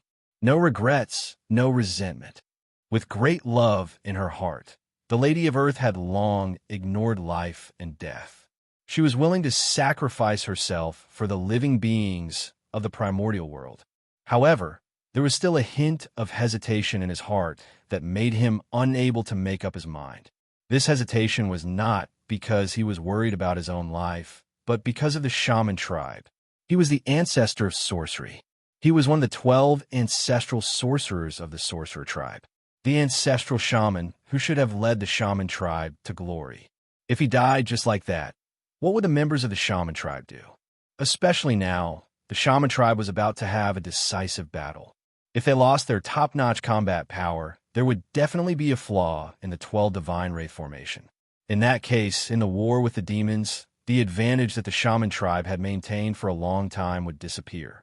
They might even fall into a disadvantage because of this. Then, the shaman tribe would be in danger. It was because of this that the Lady of Earth had not made up her mind about whether to transform into reincarnation. If she transformed into reincarnation, she would be facing all living beings in the world, but she would be letting down the shaman tribe that she was born in. The common people were important. The shaman tribe was still important. The Lady of Earth had to weigh it herself. At the side, Feng Zichen also felt the Lady of Earth's dilemma. After thinking for a while, he understood what was going on. However, he did not know how to persuade her. This matter could only be decided by the Lady of Earth. For the sake of the primordial world, the Father God transformed his body into all living beings. As his successor, I should follow his will and prioritize the primordial world. I want to come. This is also what the Father God wants to see. Big Brother and the others will also understand me. After a moment, the Lady of Earth made a decision in her heart. For the primordial world, for all living beings, she could only let down the shaman tribe. Fellow Taoist, please bring this back to the shaman tribe for me. Tell them that I, the Lady of Earth, have let them down. The Lady of Earth forced out a drop of blood essence from her body and handed it to Feng Zichen with a determined expression. This, fellow Taoist, have you really decided? After accepting the Lady of Earth's blood essence, Feng Zichen asked in an inexplicable mood. The Lady of Earth's reincarnation was the greatest change in the primordial world. It was also a sign that the shaman tribulation was coming to an end. After this matter, it would not be long before the demons attacked the humans. As the descendant of the Father God, I will not shirk my duty if the world is lacking. Seeing that Feng Zichen had accepted her blood essence, the Lady of Earth nodded as a final farewell. Then, she took a step forward and walked towards the netherworld. At this point, the location of the netherworld could not be hidden from the Lady of Earth. Big Brother once said, "You can't be a good person in the primordial world. Good people have good karma. It's a joke in the primordial world, because there is no absolute good thing in this world. If you help others, you will naturally harm their interests. In this way, karma will be formed. It will also plant the root of disaster for the future. In the primordial world, the outcome of being a good person is death. Only dead people can be called good people. Therefore, Big Brother often advises us not to be good people. Especially to me, he reminds me in all sorts of ways. But Big Brother didn't expect that today. I still failed to live up to his instructions. I had to be a good person, a great good person. But I don't regret it. As she walked, the Lady of Earth suddenly thought of the past and could not help but cry. She was not crying for all living beings, but for herself. The brothers and sisters who had been together since they were born would never be able to see each other again from now on. And he, even his last farewell, did not do it. Thinking about it, it was really sad. This time, he would lose everything. The primordial world would never hear of it again. Hope. After he left, the Witch Clan could be better. Witch Clan, goodbye. After taking one last look in the direction of the Panga Hall, the Lady of Earth said resolutely, Father God, today, the Witch Clan's ancestral witch, Pangu, the Lady of Earth, saw that the world was incomplete and the reincarnation was incomplete. As a result, all living beings could not rest in peace after they died. Therefore, the Lady of Earth is willing to incarnate into reincarnation, to mend the world. As her voice fell, a bright purple light suddenly erupted from the Lady of Earth's body. It was incomparably mysterious and dazzling. And in this purple light, his body was also slowly dissolving. Rumble. In the sky, a terrifying majesty filled the air. A pair of purple eyes quietly crossed the void and arrived above the netherworld blood sea, the Lady of Earth. That was the way of the heavens. At this moment, he had truly descended. It was not like before, when his will descended, nor was it with Tao ancestor Hong Jun as a carrier. Instead, it had truly manifested in the world. Obviously, the birth of reincarnation was too important. Even the way of the heavens could not help but descend personally to prevent any accidents. Great! A cold voice came from the way of the heavens, driving an inexplicable power to gather at the Lady of Earth, helping her to evolve the reincarnation. At the same time, in the depths of the netherworld, the reincarnation disk suddenly shook violently, emitting a great suction force, sucking the light ball that the Lady of Earth had turned into. Rumble. After obtaining the origin of the Lady of Earth, the figure of the reincarnation disk became more and more real. Moreover, it seemed to have suddenly gained power. It began to rotate with a rumbling sound, emitting a terrifying suction force that swept across the entire untainted land. In the next moment, after Pangu's body transformed into everything, the remaining power between heaven and earth was completely stimulated. It appeared from the void and surged toward the reincarnation disk, the Lady of Earth, the transformation of Pangu's blood essence. Using her as a guide, the reincarnation disk summoned the remaining power of Pangu in the untainted land to complete the final evolution and be born perfectly. This was also the meaning of the Lady of Earth's reincarnation. Such a big change happened in the netherworld blood sea. Those great mediums of the untainted land, no, it should be said that the entire untainted land was alarmed. What? The Lady of Earth. This is, after waking up from seclusion, the great medium's heart stirred, and they understood the cause and effect. Immediately, they were shocked. Was the Lady of Earth crazy? She wanted to sacrifice herself to perfect the untainted land. In this world, there was actually such a stupid person. At this moment, after learning of the Lady of Earth's actions, the hearts of the great mediums were filled with absurdity and disbelief. Wasn't it good to be alive? However, while they found it difficult to understand, they could not help but admire the Lady of Earth from the bottom of their hearts. Hundreds of millions of years of bitter cultivation had turned into flowing water in a day, just to perfect the untainted land. This kind of character could only be said to be worthy of the name of Pangu's descendant. The Lady of Earth is merciful. After tidying up their robes, the great mediums bowed in the direction of the Lady of Earth with serious faces. In the heavenly court, the demons, including Dijun and Tai, were the same. Even the saints were no exception. This matter had nothing to do with their positions. The Lady of Earth had turned her body into reincarnation. This was a great thing for the entire world. As a member of the untainted land, they had all received her favor, so they naturally had to show her. Moreover, after this matter, the untainted land would no longer have the Lady of Earth. So what if they bowed? The Lady of Earth is merciful. After the great mediums, the living beings of the untainted land also bowed in unison. For a time, the untainted land was filled with praises for the Lady of Earth.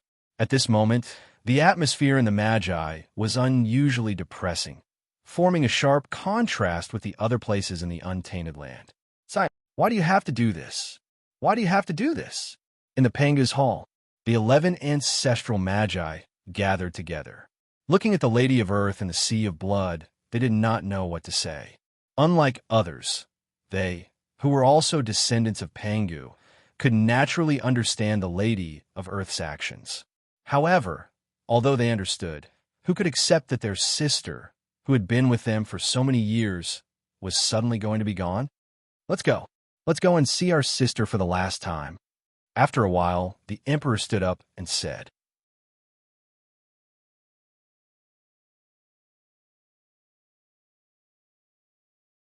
Chapter 378. Remember, see your sister. No one is allowed to cry. Before leaving, Dijiang warned sternly. It's a mission of the wizard tribe to protect the primordial world created by the Father God. It's the honor of the wizard tribe to die for the primordial world. My sister got what she asked for. We should be happy for her, not sad for her. Dijiang suppressed the grief in his heart and said again, Hutu's reincarnation was following in Panga's footsteps. It was the value of the wizard tribe's existence. They should be happy for Hutu. With Dijiang's help, the ancestral wizards arrived outside the Netherblood Sea in the blink of an eye. However, the evolution of the reincarnation had reached a critical moment. The entire Netherblood Sea was enveloped by the power of the Way of Heaven. Except for those who were here from the beginning, no one else could enter. Dijiang and the others were no exception. Sister, why do you have to do this?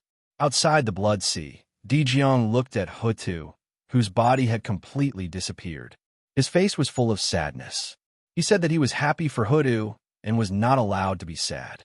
But in the face of this scene, who could bear it?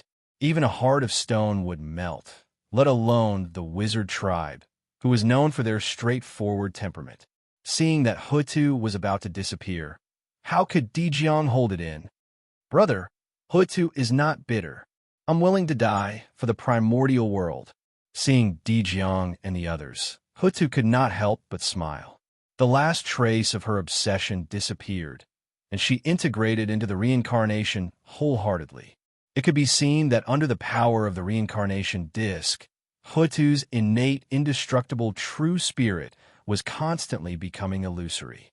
When the true spirit completely disappeared, Hutu would completely disappear. Sister, with a loud roar, Dijiang's heart was filled with powerlessness. At this point, he could not change anything. As Hutu's last obsession disappeared, the speed of the reincarnation disc's evolution accelerated. At the same time, there was a boundless momentum converging here, accelerating the process. The Way of Heaven could not wait any longer. It borrowed the power of the origin of heaven and earth to help Hutu. With the help of Feng Zichen, the reincarnation disc was stronger than before, and the difficulty of evolution naturally increased. Without the help of the origin of heaven and earth, it would take Hutu a long time to complete the cycle of reincarnation by herself. With the help of the heavenly Tao, in just a few years, the evolution of the samsara disc had reached the final juncture. It was only one step away from being born. 6 paths. This was the last step. Poor ones. It was the 6 paths. He only needed to open up the 6 paths. the reincarnation of the primordial world would be complete. Rumble. At this moment, the heavenly Tao moved. A purple brilliance hung down from his body and merged into the reincarnation disk. Was that the origin of the heavenly Tao? He wanted to use this to create the six paths. Unfortunately, the samsara had already changed. The person who controlled the six Tao was no longer the Tao of heaven, but the god of creation of the untainted land, Pangu. After the essence of the heavenly Tao fused with the wheel of samsara, before the heavenly Tao could do anything, the thought of Pangu, who had disappeared in the wheel of samsara, suddenly appeared. Suddenly, a majestic power filled the air as if it could twist everything. The origin of the heavenly way, which was known as the most powerful force in the untainted land, could not resist at all. It was distorted and changed, becoming part of Pangu's thoughts. Whoosh, whoosh. After Pangu's thoughts devoured the origin of the heavenly Tao, they first circled around the wheel of samsara before suddenly rushing into the Lady of Earth's true spirit. The Lady of Earth was enlightened and knew what to do next. Today, I, Pangu, the Lady of Earth, will use my body to transform into reincarnation and perfect the primordial world. Reincarnation has been established. From now on, life and death will be separated. From now on, in the primordial world, anyone whose cultivation level is lower than Daluo Jinxian's can enter reincarnation if their true spirit does not dissipate after death. Judge whether they were good or evil when they were alive. According to their merit and negative karma, they will enter the path of reincarnation and undergo reincarnation again. The Lady of Earth's clear voice reached the ears of every living being in the primordial world. Immediately, they were filled with respect. This was a matter of great mercy. It could relieve them of the pain after death. They could not help but kowtow. Goddess is merciful. Praise the goddess Hutu, the goddess Hutu, the goddess Hutu. At this moment, all living beings in the primordial world were shocked. Previously, they only knew that the Lady of Earth had transformed into reincarnation to complete the world. Of course, it was a good thing to complete the world. However, they did not know what the benefits were. They only saw that even the saints had bowed to the Lady of Earth. That was naturally a great thing. Therefore, they also had to bow to the Lady of Earth. Now, after hearing the Lady of Earth's words, they came to a realization. It turned out that this was reincarnation. It could allow them to live another lifetime. How could this not be exciting? Who would be willing to die in one lifetime? Who would be willing to live forever after death? If they could live another lifetime, they would have more hope of attaining the Tao. A glimmer of hope of transcendence was, of course, excellent. If they could reincarnate again and again, they might be able to achieve a different kind of eternal life. As such, all living beings naturally respected the Lady of Earth, who had opened up the reincarnation for them. However, their thinking was wrong. Reincarnation could allow them to reincarnate, but it was not without a price. The reincarnation cycle of heaven and earth was to retrieve the true spirits of all living beings and make up for their own origins. It was not to increase the strength of all living beings. It was impossible to reincarnate without any price, and to reincarnate again and again. All living beings are divided into good and evil. There is a difference in merit, and there is a difference in karma. To show the fairness of reincarnation, I will use my true spirit to establish the six paths to distinguish the reincarnation of all living beings. Just as all living beings were bowing to her, the Lady of Earth continued to speak. She wanted to establish the six paths of reincarnation to determine the future of all living beings. At this moment, purple Tao runes flowed on the Lady of Earth's body, emitting a great majesty that suppressed the heavenly Tao until it kept retreating. It was abnormally terrifying. That was Panga's power. He was deducing the future and rebuilding the six paths. If the world was incomplete, the heavenly Tao would naturally be incomplete. The six paths that he had arranged would naturally be imperfect. Therefore, Panga had to correct it. This was a situation that had never happened in his previous life. It was the result of Feng Zichen's risk. The future of the primordial world would change here. Not long after, 6 mysterious runes appeared from the darkness and fell into the Lady of Earth's heart. This is the 6 paths of reincarnation. Without hesitation, the Lady of Earth ignited her remaining connate indestructible true spirit and used the secret technique passed down by Pangu to shake the vast chaos outside the realm. She swore to the Great Tao. The Great Tao is above. Today, Pangu, the Lady of Earth, wants to establish the 6 paths of reincarnation for the primordial world. I hope the Great Tao will bear witness to it. That's right, it was the Great Tao. How could the 6 paths of reincarnation led by Pangu be witnessed by the heavenly Tao? Was he worthy? In this world, stronger and nobler than Pangu, there was only the Great Tao. Moreover, the 6 paths of reincarnation was a treasure of chaos. Without the baptism of chaos and the blessing of the origin of the Great Tao, how could it be truly accomplished?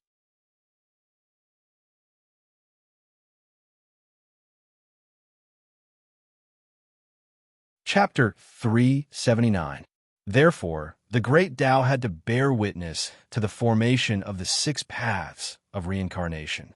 The first path of the 6 paths of reincarnation, the heavenly Tao. Anyone who has contributed greatly to the world and life can enter this path after death. As soon as He finished speaking, the Great Tao sensed something in the depths of the chaos. A beam of purple gold light wrapped around the origin of chaos emerged from the depths of the chaos. It broke through the barriers of heaven and earth, turning into great Tao runes and landing on the reincarnation disk. The violet gold radiance was a strand of the quintessence of the Grand Tao, and it possessed supreme profundity. It was a true supreme treasure that was even more precious than primordial violet chi. So long as he could refine it, then the Chaos Tao fruit would be within reach. Treasures of the chaos were treasures of the chaos because of the origin of Great Tao. That was why they were superior to all spirit treasures. This was the source of their supremacy. If the 6 paths of reincarnation wanted to become a treasure of the chaos, the origin of Great Tao was indispensable. That was why Pangu had directed He to swear an oath to the Great Tao instead of the heavenly Tao. After all, no matter how strong Pangu was, he couldn't conjure the origin of Great Tao. That was something only the Great Tao had. The origin of chaos was also a top treasure in the world. Although it couldn't help one become a saint, it could help one reach the origin Tao. It was as precious as Hongming's purple chi. The Great Tao runes formed by the two were mysterious and simple, like an ancient Tian character that exuded a boundless aura. As soon as it landed on the reincarnation disk, it underwent a drastic change. Countless runes were born for it, covering the entire void in an extraordinarily dazzling manner. The runes bloomed, vast and unfathomable, surpassing the stars in the heavens. Even the great universe was as weak as a firefly compared to it. Whoosh! A mysterious aura permeated and blended with the heavenly Tao. Then, the runes converged like flowing water into a ball with a whoosh. They transformed into a great Tao rune again and merged perfectly with the reincarnation disk. From simplification to complexity, then from complexity to simplicity. This was a cycle that symbolized the simplicity of the Great Tao. In an instant, the reincarnation disk suddenly became more solid, and 1/6 of its body appeared. Rumble!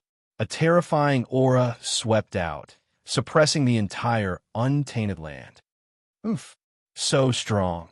As the pressure swept over, many powerful cultivators couldn't help but feel the urge to test it out. They secretly mobilized their magic power to resist the pressure of reincarnation. Unexpectedly, the pressure was enhanced by the Grand Tao, so its might had long since attained an unimaginable level. All of them were momentarily unable to resist it, and they were shaken to the point of letting out muffled groans and suffering a slight loss. The great mystical abilities might be able to resist But the living beings of the primordial world could not withstand the pressure of reincarnation. He was forced to kneel on the ground, unable to stand up. At the same time, as that oppressive might swept out, an indescribable message appeared in the minds of the living beings, allowing them to understand what the heavenly way was. This heavenly Tao was not the desolate era's heavenly Tao, but the heavenly Tao of man. Upon entering this Tao, one would be a sentient life form upon birth. Moreover, one would be a top-tier sentient life form, second only to sentient fiend gods. It was the birth of pre-celestial chi, the birth of the essence of heaven and earth. Such creatures all belonged to the Tao of celestials. Their Taoist physiques were naturally formed. They had all 9 orifices opened, and they even had heavenly luck. As long as he did not die, he was destined to become a Tai Jinxian. It was not an exaggeration to say that he was a celestial being. This reincarnation. It's really unbelievable. It can actually change our fate. After learning the function of the heavenly Tao reincarnation, the living beings were first stunned, then ecstatic. In this world, there were many sentient fiend gods and countless top-tier sentient life forms. However, that was in the past. In the current primordial world, there were more ordinary sentient life forms. Top-tier sentient life forms. Heaven and earth rarely gave birth to them. The existing sentient fiend gods and the top-tier sentient life forms that were still alive were like dust compared to the sea of stars when compared to all the living beings in the primordial world. The ratio was too small. The appearance of the heavenly Tao reincarnation gave these ordinary sentient life forms hope to change their fate. As long as they accumulated enough merit, they could go through reincarnation and change their birth. The more noble their background was, the greater the hope of becoming Daluo Jinxian. On the other side, no matter what the living beings of the primordial world thought, the Hutu continued. The second path of the 6 paths of reincarnation, Tao. Anyone who has contributed greatly to all living beings when they were alive can enter this Tao reincarnation after they die. As soon as she finished speaking, in the depths of the chaos, the great Tao once again lowered a wisp of essence, enveloping the essence of chaos and fusing into the reincarnation disk. Immediately, on the reincarnation disk, another great Tao rune appeared. Another 6th of its body had manifested. Tao, the Tao of earth creation. The essence of the mountains and rivers took form. The essence of the earth condensed and was born. Such natural spirits of the world could all belong to the Tao. All such living beings were born with spirit bodies. Their appearances were different, but they were all people who had opened 9 orifices. They had great luck. If there were no disasters or tribulations, they would definitely cultivate a golden immortal Tao fruit. From then on, they would bid farewell to death and live forever. They would live as long as the world. If the divine Tao were to prosper in the future, they would be natural mountain gods, water gods. They would be able to control a divine realm. This was a sentient life form of the upper level, a spiritual seed nurtured by the world. It was a great creation, and it was ominous to kill. The third path of the 6 paths of reincarnation, human Tao.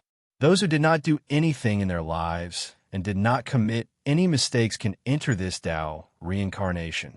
With that, another purple light flew over from the chaos and fused into the reincarnation disk, causing its power to increase exponentially.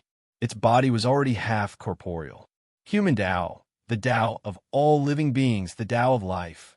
In the primordial world, regardless of whether they were sentient or postnatal, they were emotionless or not. As long as there was a true spirit and a life mark, they belonged to the human Tao. In other words, in the primordial world, all living beings under Daluo Jinxian belonged to the human Tao. Even the flowers and trees were no exception. The living beings of the human Tao did not have the enhancement of their previous lives. The future depended on their own efforts. Hard work might not succeed. However, if they did not work hard, they would definitely not succeed. Of course, the environment of the world was here. Even if the living beings of the human Tao did not work hard.